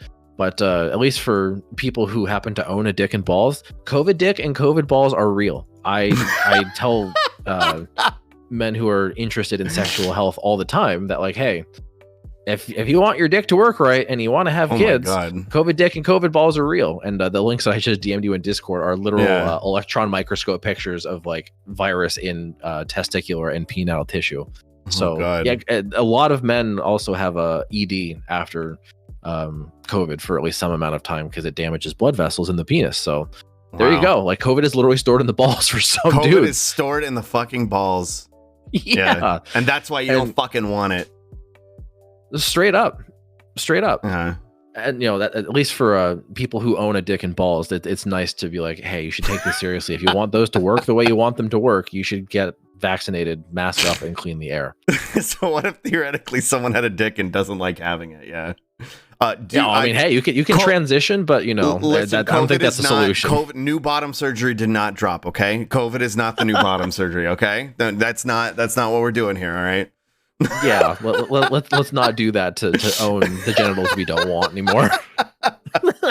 Yeah. There are better medical ways of going about that. Yeah. COVID gives And you yeah, ED potentially. Yeah, COVID can absolutely potentially give you erectile dysfunction. Yeah. There's still a lot of questions as to whether or not COVID actually affects fertility in terms of sperm viability. There are definitely some data to suggest men who've had prior COVID have decreased sperm parameters in terms of like count, motility, and things like that. So it's not entirely sorted with respect to male reproductive health when it comes to COVID and prior infection. But Yeah. the data as they stand right now show that the virus can get there too. Anywhere the blood goes, the virus can go too. That's kind of what I tell people, and that There you helps go. in the why you should still take it seriously conversation, right? The more severe case you have, the more likely it is to get into your brain. If you're And that's what hospitalized, terrifies me. that's the bigger issue. Yeah. But even if you have a mild case, like the brain fog issue with long COVID is mainly inflammatory. It's not because the virus got into your brain, it's because your body reacted really heavily to the virus and there's just chronic inflammation. And that they actually have figured out mechanistically it's similar to chemo. Like people who go through chemotherapy and have chemo brain, it's a very similar process on the molecular level. So essentially you're giving yourself chemo brain with brain fog in the event that that happens to you. That's what's going on. Yeah, at Now- least with chemo brain though, there is like a typically an estimated like recovery period for it, right? Like where it'll start to subside. With long COVID, for long we don't. COVID. Yeah, well, no, with chemo brain, like with actual Oh. chemo. Like there's Yeah, typically because when you're you're going to doing recover chemo- from that, but with long COVID, we have Yeah. no fucking idea. Exactly. Yeah. Long COVID is again incredibly complicated. There's a bunch of different subtypes. And if we want to talk about again more reasons people should take COVID seriously, the virus Yeah. can stay in your body. Like Yeah, that's one of the big subtypes of long COVID is the viral persistent subtype. One of the biggest like to where you're still explanations that shedding I it. give people. Yeah, so like you can get it, not go to the hospital, have a mild case, get over it on a background of 3 or 4 vaccines, and the virus can still find like a reservoir in your body at a very low level and just chronically piss off your immune system and piss off wherever it happens to have made a reservoir and Hmm. cause long COVID. So in particular, we're talking about the GI tract is a very common site there. That's a big one. They actually have done biopsies on the GI tract of children who have had the long COVID symptoms, and they found virus in there just fine. Oh my So God. if it can happen in kids, it can absolutely happen in adults. The GI tract, anywhere where the immune system isn't allowed, so your eyes and the testicles, those are actually 2 sites where there are some potential for reservoirs. There are some data to show there was at least a detectable reservoir in some people in lung tissue. So even in your respiratory tract, if you have lung pulmonary manifestations of long COVID, maybe it's because the virus is still in there at a very low level. And that's why there's a lot of trials or clamoring for trials rather about using Pfizer's COVID antiviral for long COVID patients to see if it helps. To kind of Because there still reduce might be the virus that's potential- replicating. Yeah, exactly. Even if you can't find it. Exactly. Matt added you with something. Let me see. I don't know if Ooh, you remember let me talking read about what this he said. before, but you had mentioned that people who got COVID before getting vaccines weren't as effective on them. I think that was the convo, something like that. Is that still a thing? So this is the imprinting situation. This is a very contentious topic in COVID Twitter, and there's Yeah. definitely like camps, like there are literally warring Whoa. factions of nerds fighting about this particular Are you question. K-Hive, Marcus? Oh, I am not K-Hive. I am abstracted from both of these camps. I'm like where's that shitty Wojak where he's like sitting on a chair made out of his brain? Oh, I'm that true, guy yeah. drinking a Giga cup Brain, of wine, yeah. watching everybody fight. I'm King Brain in this situation. I am above the discourse. But The like, only winning move, yeah. The centrist honestly. take. Yeah. Well, like, what kicked this discussion off was there was a pretty well done paper that showed people who got like the OG COVID and then got vaccinated after the fact, like once the vaccines rolled out. Their immune response in terms of like how specific the antibodies were, the antibodies weren't as specific to the newer versions of COVID than people who did not get COVID and then got the vaccines when they came out. And there are kind of like multiple layers to this, where it was people who got like earlier versions of Omicron or like got like alpha or delta variants, and then vaccines before and after that. Like, were their antibodies good for the Omicrons and they weren't as good? It's a phenomenon called immune imprinting, where it was basically like once your immune system kind of recognizes one version of it because you had the virus itself, something the virus did to you kind of makes your immune system a little dysfunctional and haywire, and the antibodies you make for future variants aren't as good and aren't as specific. To some degree, that is happening in some people. It's really difficult to assess the scope of that in terms of how many people that's actually happening to. Then there's another question on top of that where we ask, does that matter?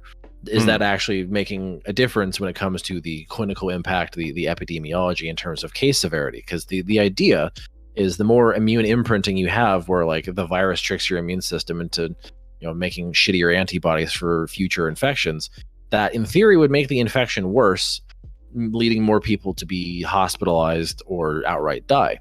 And there might be some like intermediate scenario where like the antibodies are shittier, but they're still good enough, and it's not mattering, like in terms of the clinical outcome, it doesn't really matter. And that's kind of what gets lost in the discourse, is like the clinical outcome subsumes any of the weird molecular stuff going on. Like, even if something might be going on, if it really doesn't matter, then who cares? Yeah. So that's where like a lot of the debate lies, is like some people say, oh my God, it absolutely matters. Here's all this shit going on. And then the other camp is like, well, it's not making a difference clinically. So like, does this really matter? My personal take is that there's potential for it to matter more later on if the virus continues to mutate and look less and less like prior versions of it we've been exposed to through infection.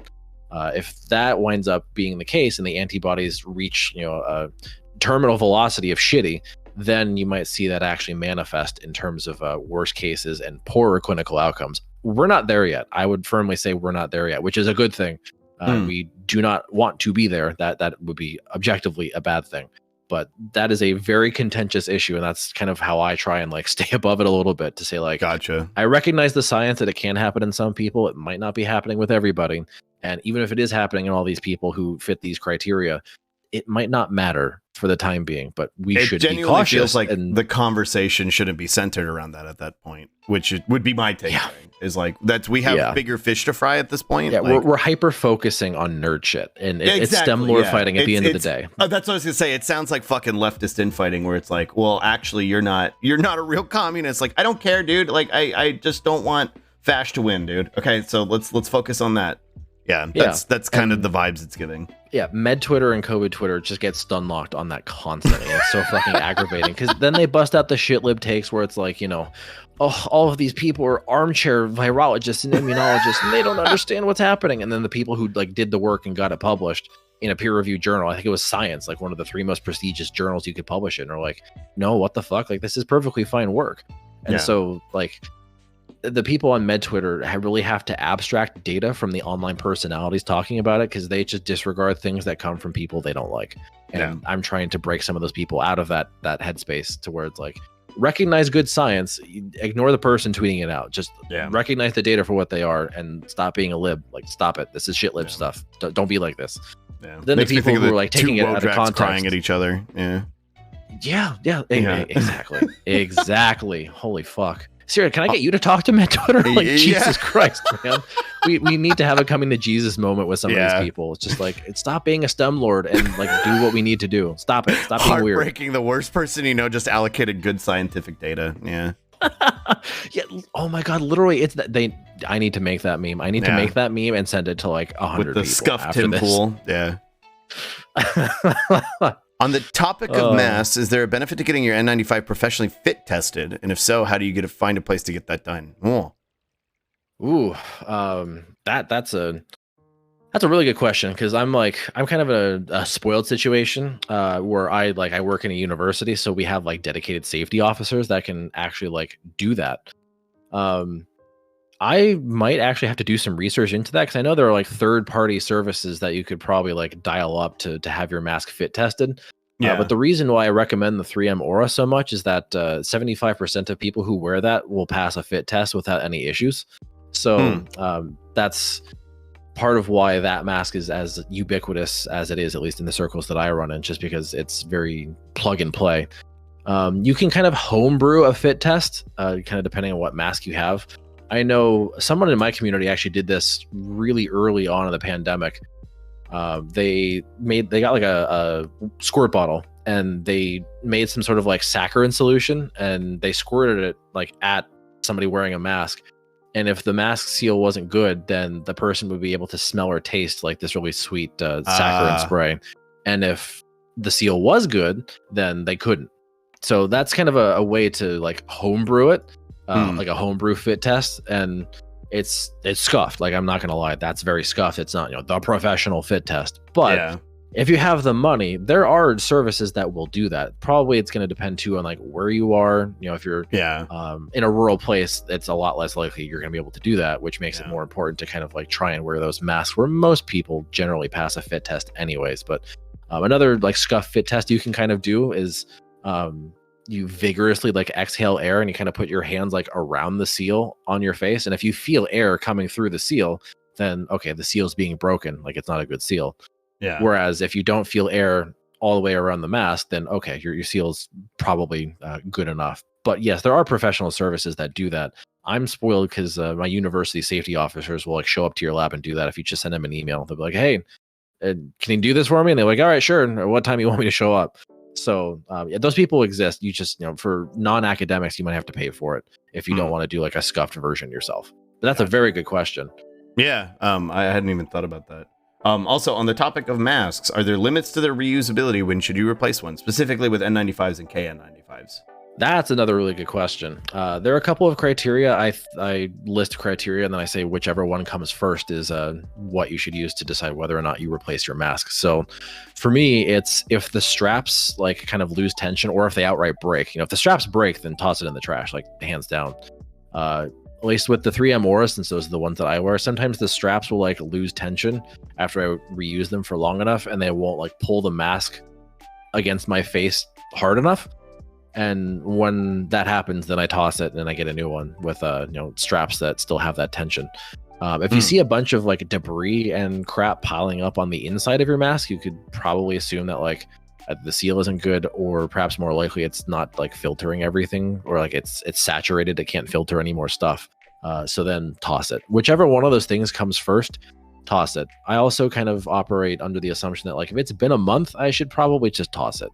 And just get a new one anyway. So either the straps break, the straps lose tension, a bunch of crap piles up on the inside, or it's been a month. Those are the 4 criteria that I kind of personally abide by, and those all I think have some degree of validity. So if you want to be more judicious about it, if you want to replace it like every week or two, I'm not going to say no to that, because you're doing it to stay safe. It'll just cost you more money to replenish your supply. They're not like, you don't have to toss them after wearing them once. I think that's more of a healthcare worker thing, since they're constantly being exposed to virus. That's a whole different story in terms of mask reusability for healthcare workers versus mask reusability for the average person. How would you store them in the in the interim while you're not using them? Like, if you're, let's say, I literally just have mine next to me on my desk. Really? Yeah. Like open air, it's fine. It's just right here. Yeah, open air should be fine. Gotcha. I know that some people say like if you want to like decon your mask, then like put them in the sun. I don't know how that's going to necessarily affect the durability of the material and its ability to filter mass, but Some studies have shown it is able to decontaminate the mask if you leave it in the sun for 3 days, which might not be viable. And for someone like me who lives in a snowy state or in winter, I don't see the fucking sun for a while. So I can't really get away with that. Wish we would have gotten ahead of the opening up our bodies and putting sunlight and UV in there like Trump wanted us to. Yeah, injecting Thanks, bleach and Fauci. shining UV light into your lungs. Yeah. And nobody pushed back on that, by the way. Deborah No, Birx nobody. put her head in her hands, and Everybody Fauci just kind of sat there and stared. scowled. Yeah. What a Like, come what a cool on. I know he's the dystopia. president, but like, Jesus Christ, say Please. something. What the fuck? Looks like we got a big question here. Apologize if this is too specific of a question, but for someone on long-term Humira and prednisone to treat long COVID symptoms so their immune system is already heavily suppressed, their doctor said not to bother with the boosters while on them because there won't be enough of a reaction from their immune system to actually help. Have you seen anything suggesting whether their doctor is right, or can the booster still benefit someone with nearly no immune system? Yeah, that's probably a situation where you do like defer to the medical advice, and I would actually probably agree with that doctor in a pretty big capacity, because being that immunosuppressed, it's going to be really difficult for your immune system to actually kind of like rally and respond to the vaccine contents. Because it really is very context specific depending on the person. Like I'll use my older brother as an example. He is immunocompromised in a way where he doesn't have any B cells that make antibodies, but the rest of his immune system is just fine. So he still gets some benefit from the vaccine. But for someone who's taking steroids and a biologic like Humira, that's a situation where you absolutely want to like get a doctor and their opinion on it. If you still like have some degree of skepticism towards that opinion, which I think is healthy, if you can afford to get a second opinion, and if that's a viable option, then I would encourage you to do that. And if you get consistent opinions on that issue, then I think that makes you more comfortable in that decision. Absolutely. Yeah. But for me, I don't have an MD, so I can't really like rule on that. That would probably fall under like medical advice. But with that being said, just knowing how the immune system works to a pretty big degree, I kind of lean towards what that doctor would say, just in terms of you're very immune suppressed in that particular context. So I would say just get a second opinion if you're skeptical, just to see what other people say. It never hurts to get more information if you can afford the co-pays, or if they do like a free consultation, because some providers will do that. But American healthcare system, incredibly difficult to navigate, so your mileage will probably vary. Actually, there's a question from Jersey higher up I just want to address, because this is actually a pretty common and helpful one. Jersey BZ asks, if you do get COVID, what's the best way to take care of yourself and keep it from getting worse? Rest and hydration. Are certain medicines good or bad? So the government keeps pressing the Paxlovid button. Paxlovid is the brand name for Pfizer's COVID antiviral pill. They'll tell you, everybody, if you get sick, get Paxlovid. And if you're below the age of 65, the data have shown that it doesn't do all that much for you. The true benefit of that drug falls in that age group beyond the age of 65. So if you're 65 plus, or somebody who is older than 65 who gets COVID, then yes, try and get Pfizer's antiviral Paxlovid for them. That's a very, very big deal. In terms of other treatments, we used to be able to give people monoclonal antibodies. Now, these were essentially antibodies that were made in the laboratory that you can infuse into people's blood to neutralize the virus. The virus has mutated to the extent where none of those drugs work anymore, which is, I think, an indictment of the government's response. So we have actually lost tools in the toolbox as we let the virus spread and mutate freely, since every infection is a chance it could mutate. In terms of other things to do, obviously, hydration is going to be your basics. Hydration, breaking fever with stuff like Tylenol. The biggest thing, especially if you've been vaccinated, is you're just going to need time. And that's what frustrates a lot of people, is you're going to need 7 to 10 days on average to test negative and kind of get over it. What I also tell people who recently get COVID is, if you get over it as you kind of expect, don't push yourself back into your normal routine, especially as it pertains to exercise. Because there are people who have given themselves long COVID because they rushed into their normal routine too soon after getting it. And they fucked up their body because they were still kind of healing and convalescing in the aftermath of the infection. So definitely, like, to the extent that you can, the typical stuff, hydrate, if you want to take vitamin C and stuff like it, there's no data to suggest it helps, but if it gives you peace of mind, then I'm not going to say no. Just make sure you stay hydrated if you do that. Fluids, electrolytes, vitamins if you feel like it, if they don't really do much. Paxlovid if you are 65 plus for sure. Beyond that, it's just resting. You need rest and you need time. Don't rush into things and take it as slowly as humanly possible. That's what I tell people. Yeah, good information. Let me see. We had a question earlier about monkeypox, which is kind of unrelated, but I am curious. I can totally take that. Yeah, what's the deal with that? Yeah, so this is very interesting discourse because there's a shit ton of issues as it pertains to capitalism and monkeypox in particular. So a little bit of the history as it pertains to that. We have, or I should say, in the aftermath of 9/11, let me just start there.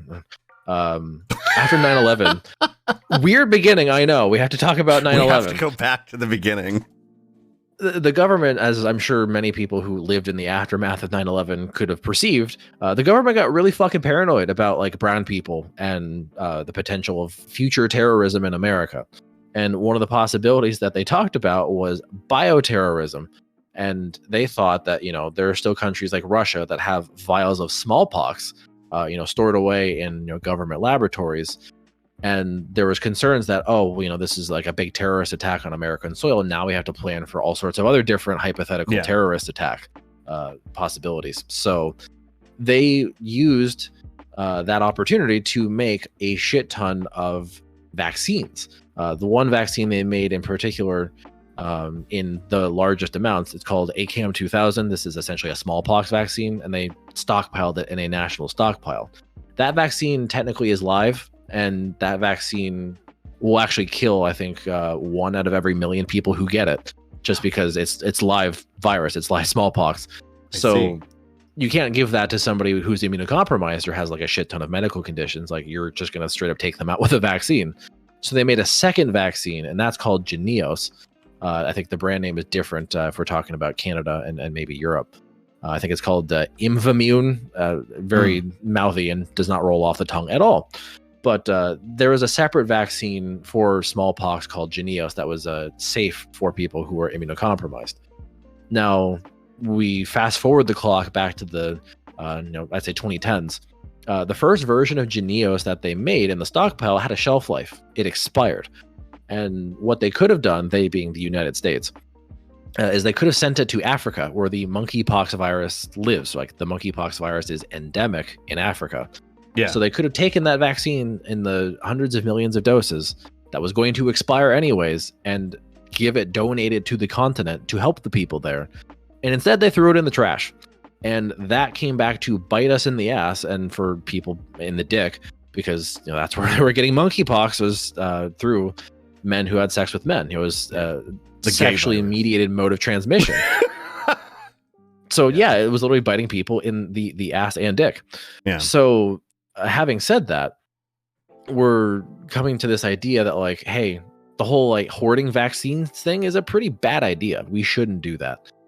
And that's what led to the current situation that we kind of had with the outbreak earlier this year in the summer, where people brought it from Africa to Europe and then the United States and a bunch of other countries, where monkeypox, again, it was a virus that is endemic to Africa. And now I think we can say it's probably going to be endemic in more Western countries. And it's an indictment of how like capitalism approaches public health and global health. Yeah. We don't give a shit unless something is happening in a white Western country, which is the entirely wrong approach. So letting the vaccines expire and not vaccinating people in Africa bit us in the ass. But we did have a stockpile slowly being built up when the outbreaks first started this year of a more shelf-stable version of Jynneos. So the thought was that smallpox and monkeypox are related enough to where we could have rolled out the smallpox vaccine Jynneos for people to protect them against monkeypox. And we botched that too, because we only rolled out a fraction of the stockpile of the shelf-stable vaccine that we could have, because this country is built on the idea that it's okay if gay people and LGBTQIA plus people, broadly speaking, it's okay if they get sick and it's okay if they die, because that's how America works. Those are the values this country has been founded on, and it's fucked up. Fuck the marginalized. Yeah. So as it stands right now, a lot of the LGBTQ community banded together and actually tried to change their behavior and be a lot more safe in terms of their sexual activity to flatten the curve for monkeypox. And by and large, that is the case in the West right now. It's very quiet, and you don't really hear about it in the news cycle. And it's because people actually took that initiative, the public health initiative, into their own hands. And that's a community that's very used to doing that with HIV, right? Yeah. HIV really drilled that into people in terms of the government's not here to help you. You have to help yourself because they're throwing you to the wolves. So we have to band together as a community. And that's the philosophy I kind of advocate with respect to COVID is, we have to band together as a community to take care of ourselves, because this is happening to everybody with COVID, not just LGBTQ people. So monkeypox right now, people who got that vaccine are in better shape, definitely. There's still some question as to how well it works for monkeypox, since it was originally a smallpox vaccine. I think the disposition is that eventually they'll make a new separate vaccine that might be an mRNA vaccine. We don't know yet. But there is some data to suggest it might not work the best, but vaccination did help while the outbreaks were going to reduce the amount of people who got monkeypox from confirmed positive cases. So vaccination did absolutely help in that capacity. I actually wound up lying to my public health officials, because I knew in the aftermath of COVID, I was like, okay, look, like I'm a raging homo. I want this vaccine. What the fuck? I'm not going to get it because public health is an objective failure. So I actually called up my university medical center and I lied about a confirmed positive exposure, because I knew the supply was going to just sit there and nobody was going to get it. So I was like, if the fucking vaccine's on the shelf, I might as well get it. So they gave it to me. And I think I was actually quoted in a local article about how like the demand for it was so high, but the supply was not there. So a lot of people in my state just went to Canada. Canada handled it beautifully. Canada is like the template on what to do in that scenario. They had vaccines. They rolled it out to everybody. They were like, "Are you even remotely queer coded? Have a vaccine. Fuck it. Yeah. Roll up your sleeve." They really didn't care, and that was a really nice approach, and it worked because they drove the curves down a lot faster, and a lot more people were made safe in Canada. So. All that to say that's kind of where the situation stands broadly with monkeypox. It's persisting at a low level, which I think further underscores the need to develop better vaccines for it. Because it's here now, but it's not like at the peak of the outbreaks where you're seeing a fair amount of cases. But it's now kind of part of the landscape in terms of sexual health, which was a completely preventable problem that we now have to contend with. Do you think we'll have some sort of like, I mean, this is probably a stupid question with America, but do you think there will become like a, like when you get your litany of vaccines when you're a kid, do you think that'll become a part of it? With the monkeypox vaccine, probably not really. I'm thinking like, because when we look at the epidemiology, right, it really, the majority of cases were in men who have sex with men, and in particular gay men. So it really, in terms of who needs the vaccine, it was a very specific demographic of people. And there was a whole Stunlock discourse on a med Twitter again about this, because it's a very fine line where we have to say like, how is it transmitted? And everybody was calling it an STD, and the way I frame it is like, it's skin to skin contact that's the biggest driver, because there were straight people that got it that didn't necessarily have sex with somebody, right? Because a lot of the lesions pop up on the skin, and if you brush up against it, or if you use a bed sheet or wear a shirt from somebody who has monkeypox, you might get it. Like there's documented transmission that way, just from surfaces and from actually like touching skin and touching the lesions, because there's virus in there. So there's this whole Stunlock about is it an STD? Is it skin contact? I basically said it's sex that facilitates the skin contact. So it just got introduced into men who have sex with men sexual networks, and that's why most of those people are the ones who wound up getting it, and that's the demographic of people that is certainly of increased risk of getting it, and that's why those people need the vaccine first. But we kind of have to walk the line in terms of the communication to not be like, yeah, it's a gay disease, all the dirty queers are out here spreading things, because half of med Twitter, all the STEM lords were like, well, actually, it's just the queers, sweaty. That's why we have to give them the vaccine. Oh my it's like, God. Well, no, the straight people were getting it too because like they had contact with some of these people in this community. Like men who have sex with men also sometimes have sex with women, number one. And number two, sex is not required for the transmission in some cases. Like there was some hog I was yelling at on Twitter who kept telling me it was a gay disease and all the gays needed to like be purged to flatten the curve. And he's like, well, that's what you did with COVID. So do it with monkeypox too. And I was like, okay, dude, come on. Straight people were getting it. How do you think the straight people got it? Like there were healthcare providers taking care of monkeypox patients who got it from the patient. So I had to be like, are the doctors having sex with the monkeypox patients? Like, what do you think is going on? What's happening? And that just sent him into a fucking rage. So, you know, with respect to who gets the vaccines, that's not going to be part of like the childhood vaccination schedule. Gotcha. Just because of like who is most at risk. You know, the resources absolutely do need to be allocated to those most at risk. I think if we develop new second generation monkeypox vaccines that are actually specific to monkeypox, we can have those in reserve when we need them for the at-risk population. If you saw the epidemiology where like a ton of straight people were getting it too, then the discussion would be different. So that's kind of the fine line we have to walk there. Gotcha. Okay. There's a couple other questions in here. There were two. These two kind of go together. Random thought: with winter coming and influenza, is there any risk of like crossbreeding or cross mutation, or is it completely different things? Which I think it's completely different things. I don't think that's a potential. But Matt also wanted the horror stories. Where he was like, you follow mutations and stuff. What horrifying mutations are on the rise, and so those two kind of go together. So you want to tackle those? Yeah. So there's a couple of things to talk about. I think the first component of that was the flu RSV combo. Is that kind of what you were hinting at? Or also with COVID, just kind of some sort of horrible mutation, which I don't think is likely reality, but. Yeah, there's a couple of things I think we can talk about in this regard. I think it's probably dark enough to where I can start turning on my my lighting. So there we go. Let's go. Still a little sun coming from that way, but I feel like I needed to brighten up the room just a little bit. Yeah. Okay, so with respect to like the flu, RSV, and COVID triple threat, you know, the wombo combo of germs we got for the winter. There's a principle of biology that I don't think people are really talking about enough. It's called viral exclusion. It's basically a phenomenon where if you're sick with one germ, it's really difficult for you to be infected with another germ at the same time, if we're talking about viruses specifically. There's actually some really interesting graphs about rhinoviruses, which cause just a regular old cold, and COVID throughout the entire pandemic. When cases of COVID are high, cases of rhinovirus are low. And when COVID's low, rhinovirus is high. So basically, if you're sick with one, eventually your antivirus defenses in your body will turn on. You know, activated fucking Norton. You know, the trial period begins, and now your body can actually fend shit off. So it's really hard for another virus to show up and infect you.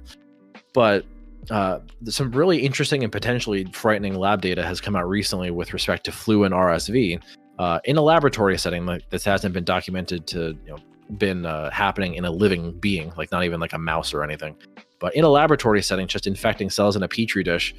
Flu and RSV have actually formed like a physical hybrid. They call that a chimera.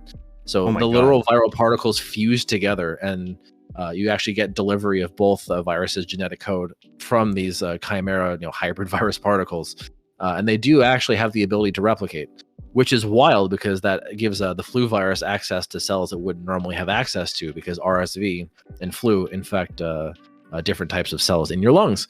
So that was just like a laboratory thing that got published recently, but like people have taken that out of context to be like, oh my God, the viruses are fusing together. We're going to get Frankenstein with like 5 viruses just mashed all at once and we're all going to fucking die. Yeah. And it's like, okay, we can take a step back. Like that was just a lab experiment. Not everything that happens in a lab actually happens in real life. And that's helpful information that people should probably like take into account as they like see media coverage on various things as it pertains to COVID, flu, and everything else going on right now. That laboratory is not always representative of reality. Now, as it pertains to COVID, in terms of what's locked and loaded, what's the virus up to? It's still a very complicated situation. I actually posted a meme a little while ago. That meme where it's Homer telling Bart, this is the worst day of your life so far. A bunch of scientists were posting So far they've counted 607 different Omicron variants because we've let the virus spread so much. We have now hundreds and hundreds of subvariants and families and lineages. There's not enough letters in the alphabet really to like start naming variants. The naming of all these variants is a fucking mess. It's an alphabet soup. Basically the way the naming of the variants winds up working, like you'll see this in the news, right? Where it's like, variant BA dot whatever, or BA.2.75.6. You're just going to see a bunch of letters and numbers and nobody has any idea what the fuck that even means. The point that I say here is that like there are so many variants out and about right now that like the letters have moved beyond the letter B.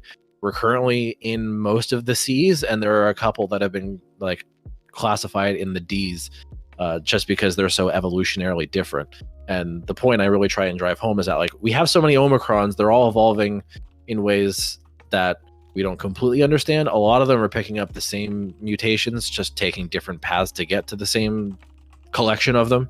I more or less just call this a variant soup right now. There's a lot of different variants in the soup, and some of them are still kind of cooking. One of the segments I do on my stream is Variant Watch, because there's a bunch of academics who like spend their days just like looking through wastewater, looking through sequencing to be like, okay, this variant has this mutation. It came from this person in this place. How many people have this variant? Does this variant exist anywhere else in the world? There's a lot of these variants they're trying to watch, and even those people are like, okay, what the fuck is happening? Like there's too much for us to keep track of. Like this one looks scary, that one looks scary. Basically the variants in the pipeline, so to speak, they're being created on the basis of immune evasion. They're mutating because they're getting around vaccine and infection acquired immunity. So when that's happened enough, we'll get a giant surge from one of them as it winds up mutating enough. But right now, like people kind of look around, it's like, oh yeah, COVID cases are kind of lowish. The holiday is absolutely facilitating an increase right now. That's been documented. Yeah. But like in terms of like, oh, is there a new big bad variant? Right now, if you look at how many cases are caused by which variant, it's a wild mix. Like the previous one is still like 40%.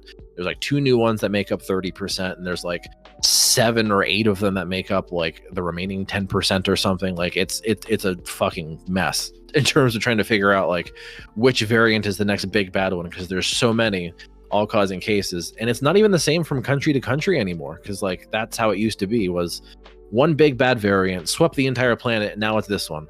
And then, several months later, oh, no, now it's this one. And now everybody around the world has this one now.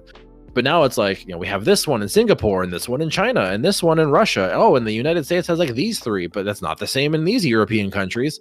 But Australia, wait, has one of their own. Oh shit, oh fuck. Like, it's so different from country to country. It's becoming increasingly difficult to even keep track of. With that being said, in terms of which ones I'm looking at in particular, there's one that the variant watchers have kind of pointed out that seems to be picking up some degree of speed. I think they call it CH.1.1, which means nothing to any of you. That's just STEM word terminology. But if that winds up being a thing, you'll see it be referred to that way in the media. So it's, I think, another derivative of one of the Omicrons that we got earlier this year. It's like an Omicron 2 derivative. So like the spike from the spring. In the United States, it's a very distant, like grandchild of that one. But I think the greater point, the greater discussion to have is that like the more we just don't control it, the more variants we're going to get. And that's why the measures we talked about, vaccination, testing, masking, cleaning the air, we do that work. We give the virus fewer chances to actually mutate and continue to adapt and, dodge, dip, dive, duck, and dodge our prior immunity in all of its forms. So I think that should be the primary takeaway from the conversation, is that like, yeah, convergent evolution is terrifying, but let's not even give it a chance to get there, right? We're not playing pandemic. We wanna get ahead of it. Exactly. So, yeah, we do not want to play the game. Yeah. And what Karina said in terms of like the convergent evolution, I think there is probably like other viruses have done what COVID's doing right now in history, but like COVID's probably the most studied virus because it's causing the pandemic that it's causing. Yeah. And like most you said, people like, on the planet at the time of a pandemic, and literally. And it's infected so many people. Like the estimates of infection, I think at least with respect to America, it was like 90% of all people have had COVID at some point. Jesus I Christ. know it was at least like, I think it was prior estimates from the CDC said 70%, and then I think a private estimate, not from the CDC, clocked it as high as 90. But I know like the CDC data said at least 90% of all children have had COVID before. And that's part of the discourse right now is like, are we seeing the issues that we're seeing with like pediatric hospitals overflowing right now because all the kids had COVID, or is it because of some sort of other phenomenon that we don't quite understand? And that's still a very big issue of contention. And it's an issue that's not solved and probably won't be solved for a while. But, you know, as time goes on, if we continue to see people like chronically be sick with fucking everything, then maybe we can start, or maybe we should rather start digging into whether or not COVID damaged the immune system in a way that just left you worse off in terms of fighting off any other germ you might be exposed to. Which is kind of relevant to another question that I saw, is that is there increased susceptibility to RSV and the flu after you get COVID? Which I believe so, because you typically have a impacted immune system. That's my understanding of it. And actually, while you answer this one, I'm gonna duck out and go to the bathroom real quick. So I'm just gonna, but I'll be here. I'll be listening. I'm just gonna shoot. Babysit chat. Yeah, I will handle chat. Don't you worry. Yeah, so I think in terms of that question, like flu, RSV susceptibility, yeah, like there's kind of, I don't want to call it a refractory period, but like you kind of have to recover after having COVID. And if COVID is like persisting in your body, if you have long COVID, you're not going to be in fighting shape for other germs. Like I think that's just common sense. There are a lot of people in academia who are, you know, making other claims that like COVID is giving you HIV or something equivalent, which is like not true. But HIV is just like the frame of reference from which people kind of talk about like deficient immune systems. So it's not airborne AIDS. Like don't get it twisted. COVID is not airborne AIDS. And if you see people saying that online, you should be skeptical of the things that they tell you. But it's definitely plausible to say that the immune system is not in its best shape after having had COVID. And that will absolutely have some degree of an impact in terms of how well you fight off other germs. Let me read chat for some questions. Is COVID the biggest pandemic? Probably in terms of people infected globally, not in terms of death. The flu pandemic in the early 1900s, that probably killed the most people. If we're talking about like modern issues, I think somebody else was talking about, Bonarchist right here. I don't think we have Black Plague at the time killed like a third of the world's population. The plague, I think, has the record for most deaths. Let me actually see if I can pull up some numbers real quick for you. I think it was Black Plague killed 30 to 50% of the entire population of Europe. So that's somewhere between 75 and 200 million. Pretty broad estimates, but you know that happened in like the mid 1300s. So that estimate's not going to be the most accurate, just because it was so long ago. And COVID deaths globally clocking in at like 3.64-ish million right now. So plague absolutely eclipses COVID in terms of death. The flu pandemic of 1918 in terms of death, let's see, that was 21 million. So more than COVID, less than plague, probably. Yeah, who the fuck was that guy? Oh, there we go. He's a little piss and slug. He's back. Who the fuck is that? I see a couple people adding you. I assume you're on Chatterino, so you could probably check. Yeah, I can see it. Yep, I've got Chatterino. If you wanna go through there and see. Yeah, I'll take him. Yeah. Have any newborns been tested from? I DM'd you. If you need to duck out at any time, just let me know. Well, I got all the time in the world. It's probably up to you. This is your stream. No, I'm. Yeah, this is like you said yesterday. Like when I was thinking about setting this up, I was gonna make it a CRT where I wheeled it in. So this is my slug is hungover day, and I'm putting on a eyewitness ape or whatever while Marcus talks about COVID. Yeah, you're the substitute teacher who's like, all right, here, watch Bill Nye while I read this magazine. Bill Nye, and I'm fucking hanging out in the back. Hey, look, you know, I'm more than willing to do that, man. I live for this shit. We're happy to have you. Yeah. Karina, you ask, have newborns been tested from parents who had confirmed COVID? Is there any past protections? I think you're referring to can COVID transmit during pregnancy? The virus can enter the placenta and destroy it. I think there's probably some non-zero amount of confirmed COVID positive newborns in that respect. The question is like, what is the impact on the development of that child, from the moment of birth throughout their life? And I don't think we have enough data to really like comment on that. But out of the precautionary principle, we should probably prevent pregnant women from getting COVID if at all possible. And vaccines are actually a really good way to do that. There are a lot of data about vaccination during pregnancy actually improving pregnancy outcomes, lower rates of miscarriage, lower rates of stillbirth because pregnant women get COVID vaccines. So that's actually a pretty cool bonus feature that nobody really expects from COVID vaccines, is improving pregnancy outcomes. It's pretty cool. Involuntary Pro, you ask about boosters. You had a bad reaction to the last booster and you've been worried about getting another since you were down for a week. Do you think that was because you had COVID a couple months earlier, or will you still get your shit kicked in if you get another booster? That's a really good question. It's probably difficult to answer. I'm sure your prior COVID probably contributed in some fashion. There's also some side effect differences between Moderna and Pfizer. Moderna is a higher dose, so higher dose means a greater chance for side effects. If you got a Moderna, you might want to think about getting a Pfizer if you're talking about getting another booster. You can mix and match as you please. Pfizer just has a little bit less mileage to it, but that might be a worthwhile trade-off if the last shot you got absolutely ruined you. That's interesting. I didn't realize that, because that happened to me too, and I've had Moderna every time. So yeah. Oh yeah. I mean, the rates of the genuine instances of vaccine myocarditis, they're definitely higher with Moderna just because it's a higher dose. Gotcha. And I know the Moderna boosters, they're a half dose compared to the original 2. So the original 2 Modernas were 100 micrograms, and then every booster thereafter is 50. With Pfizer, it's just 30 every single time. That was actually some interesting in-depth theory crafting from the STEM lords when they were devising the vaccines. They had differing approaches. Moderna didn't want to undershoot it, so they're just fuck it, we're going to put so much in here we know it's going to take. And yeah. Pfizer was we don't want to overshoot it because we don't want a shitty side effect profile, so we're going to do some experimentation and figure out a happy medium. So Pfizer is closer to the side effects fuck me up happy medium, whereas Moderna's if you really want it to take and you're willing to put up with the side effects, then you get a Moderna.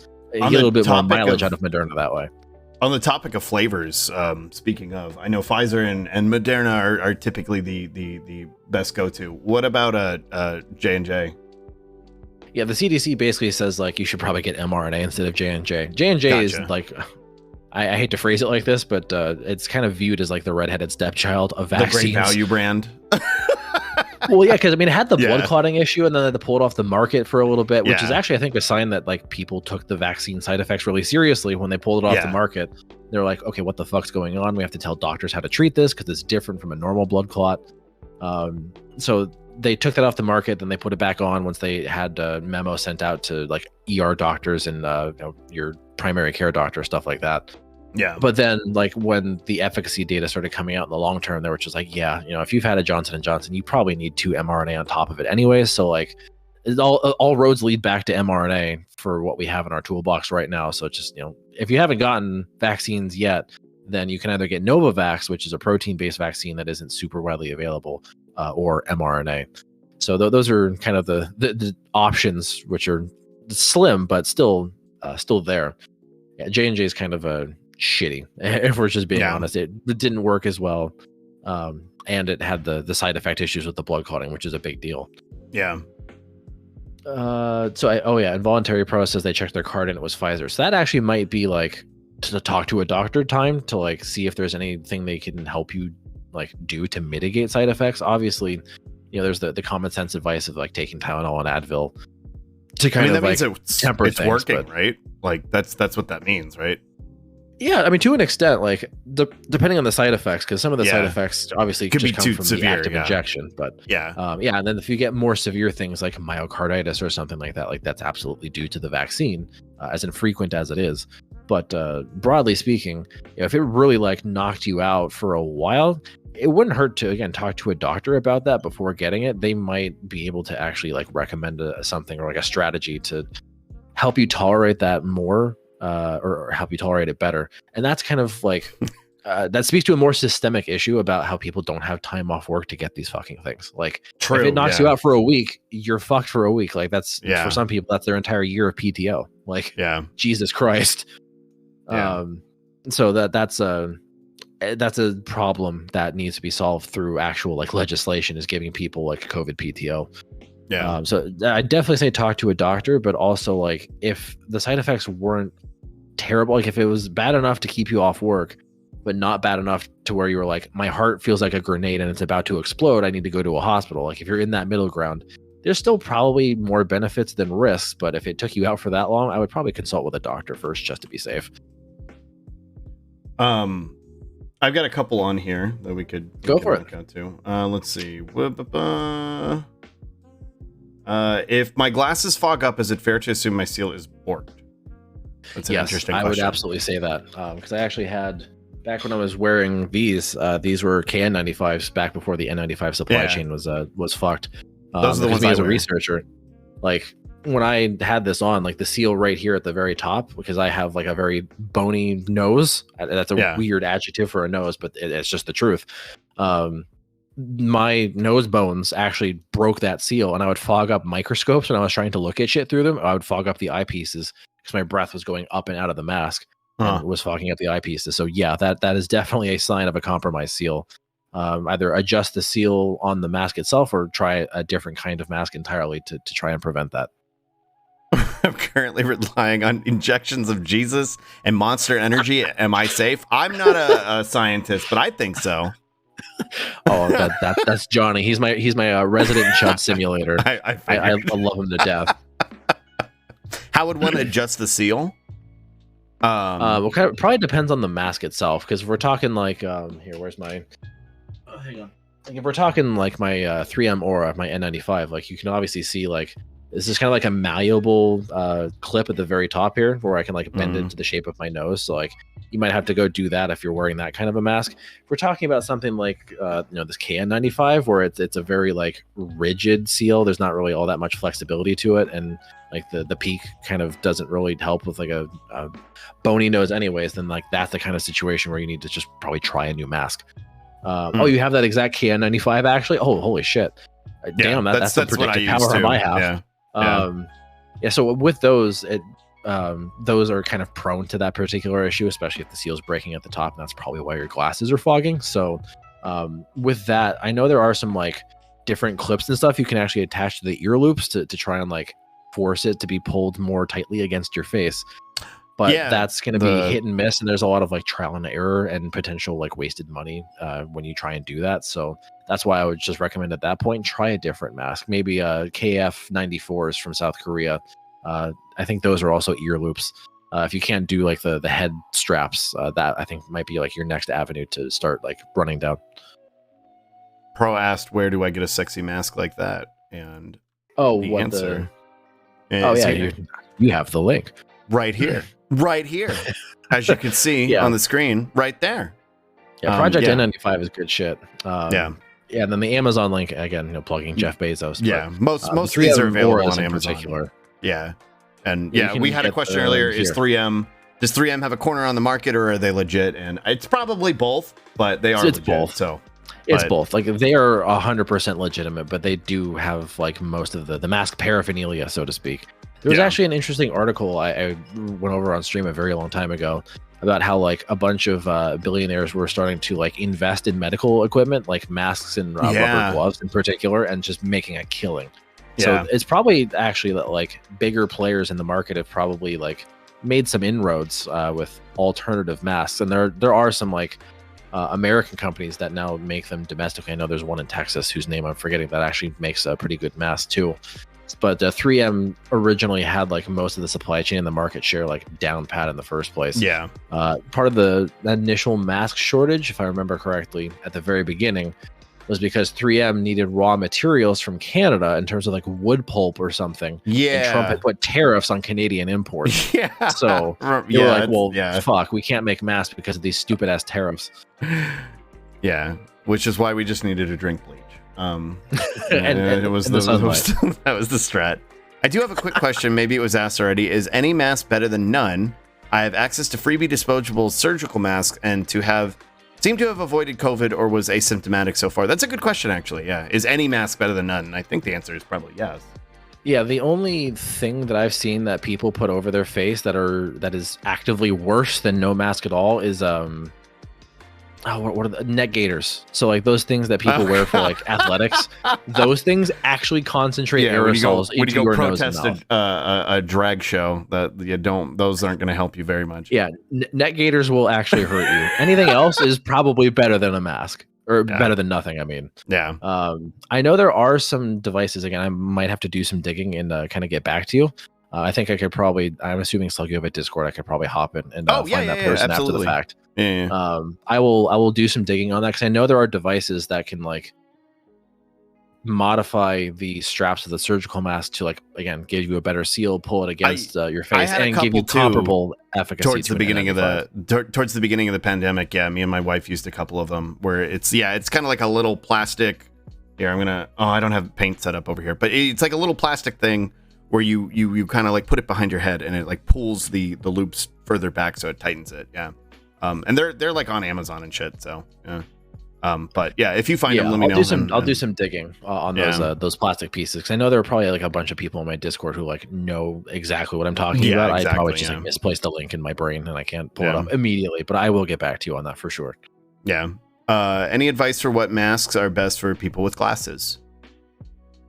I mean, really, at that point, it's whichever one fits your face and gives you the seal. Like I know, obviously, depending on the shape of your face, the glasses that you wear, and kind of where they sit with respect to where like the prongs of the glasses rest on your ears, and then if you're wearing a mask with ear loops, that's going to obviously interfere. So you might actually have better luck with the head straps because you can pull the straps like below where your glasses sit on your ears around your head to where they don't interfere with where the glasses sit.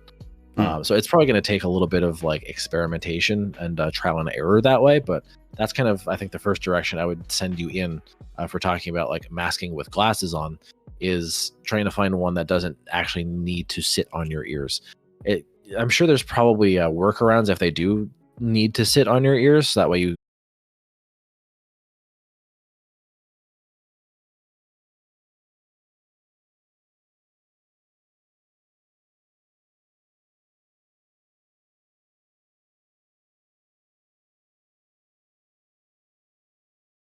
to 10 where 0 equals nothing and 10 are the best. How good are the regular surgical masks?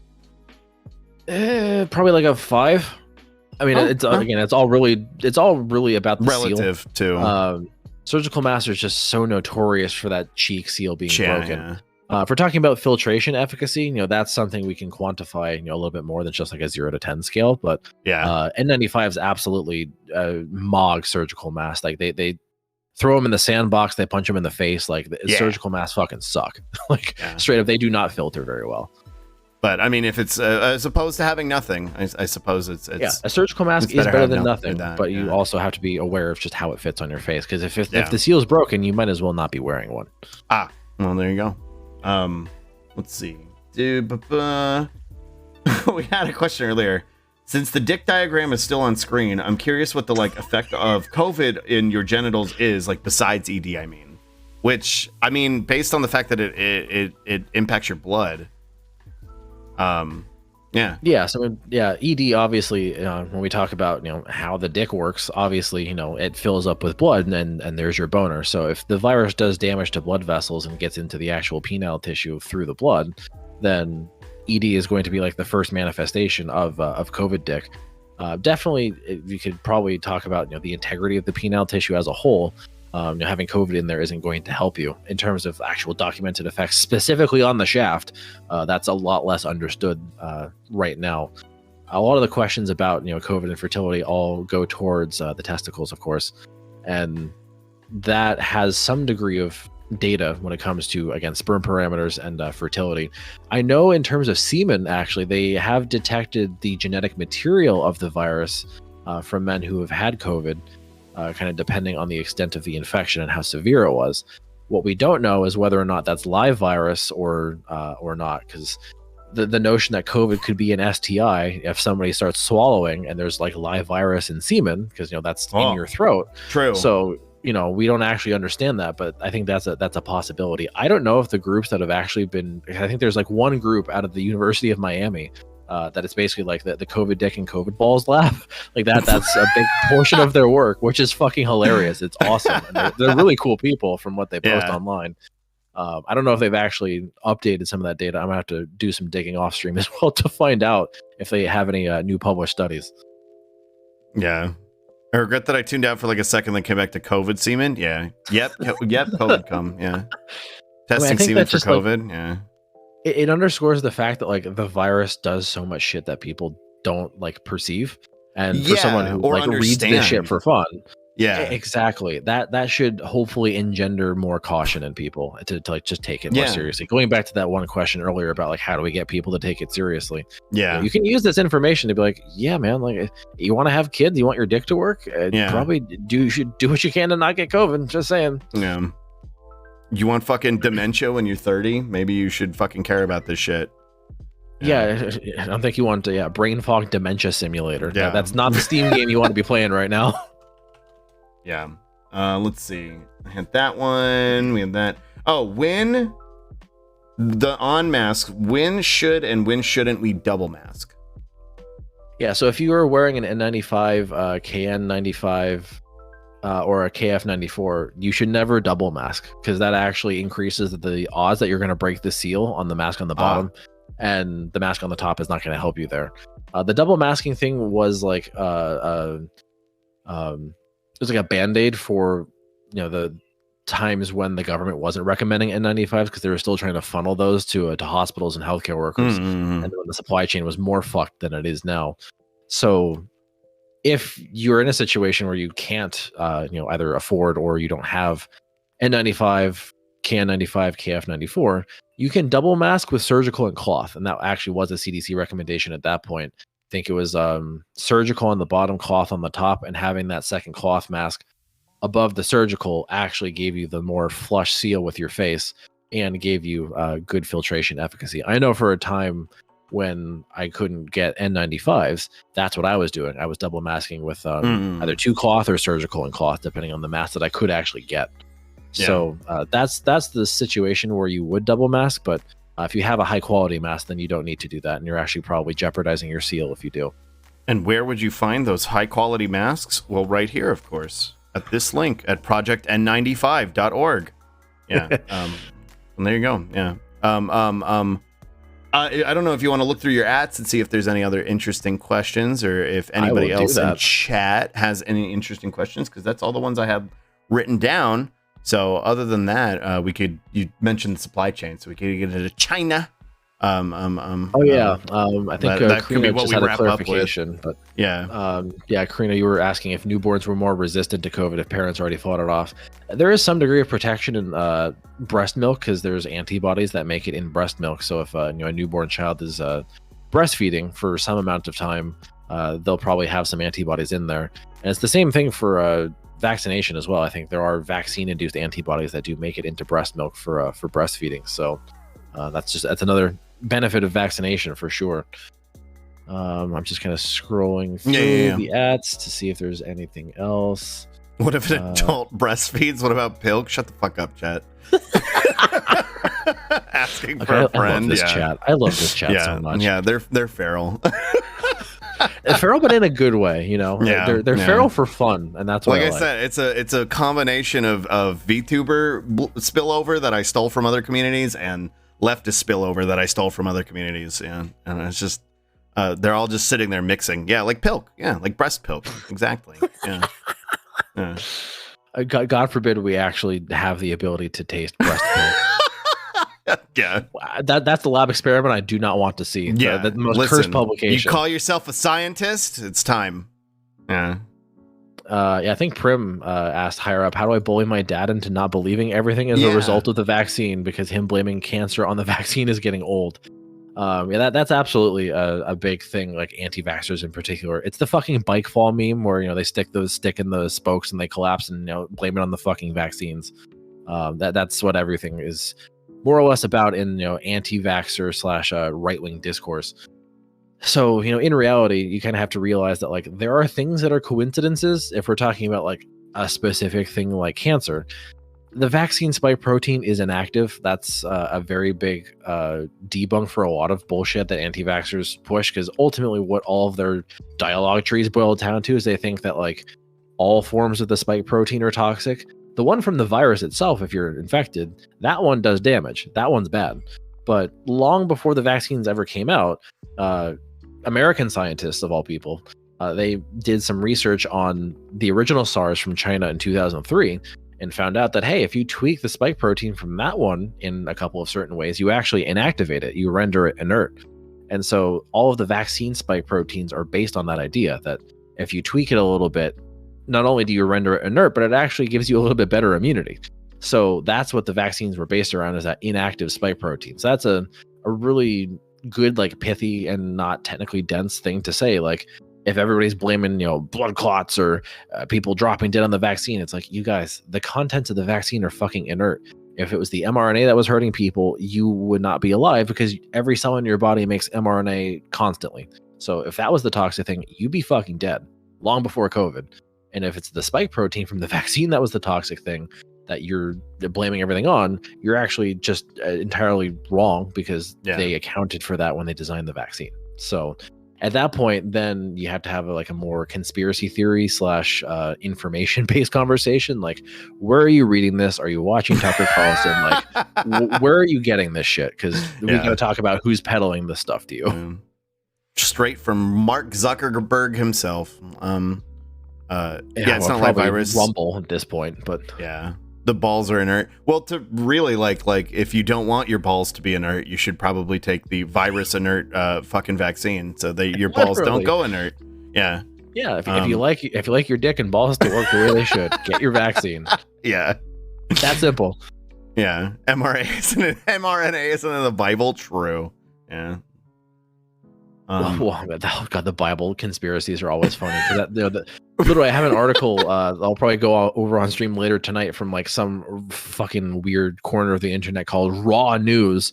Literally, the article starts off. Yeah, they start off in the first paragraph. It says the CEO of Moderna worshipped the devil, and the military killed him, but not before he put the mark of the beast in everybody through the vaccine. Incredible. It's just come on, man. Like, are you just speedrunning conspiracies at that point? Like, he's a secret pedo, so the government just killed him. Just gotta slam them all together as quickly as we can. Yeah, honestly. And this is kind of my gripe with anti-vaxxers and shit. It's just their content's boring now. Everything new is old, and it's just rehash of the same thing. We've gone past gonna rain down fire. We peaked with that. I feel like we peaked with praying to some deity to rain down fire on the vaccine and COVID. So I don't think we can go any further than that, to be honest. But let's see. I mean, you'd be surprised. That documentary that just came out. I actually shout out to one of Carter's chatters. We watched that on stream, the TOS safe version, that all of the blood was censored. God, dude. But literally it was just vaccine bad because blood clots. It's just you guys, that was 2021 discourse. We covered that January of last year. Shut the fuck up. They were wrong then, and you're still wrong. You're not saying anything different. Give me something new, please. I need new content. Yeah.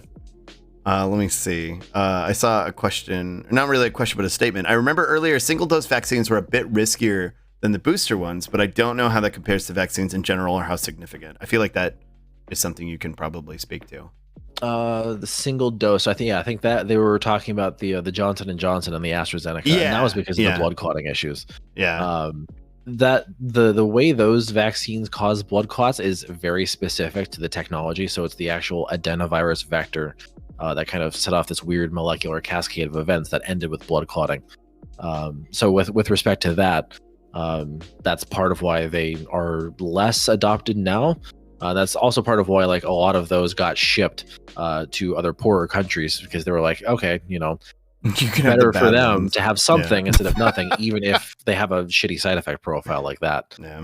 They'll still do better in the end. And even then, with those vaccines, the blood clotting problem was a problem, but it was so rare it didn't show up in the clinical trials, and that should at least say that that was so infrequent that they would have had to multiply the size of the clinical trial by 5 to detect one case of that.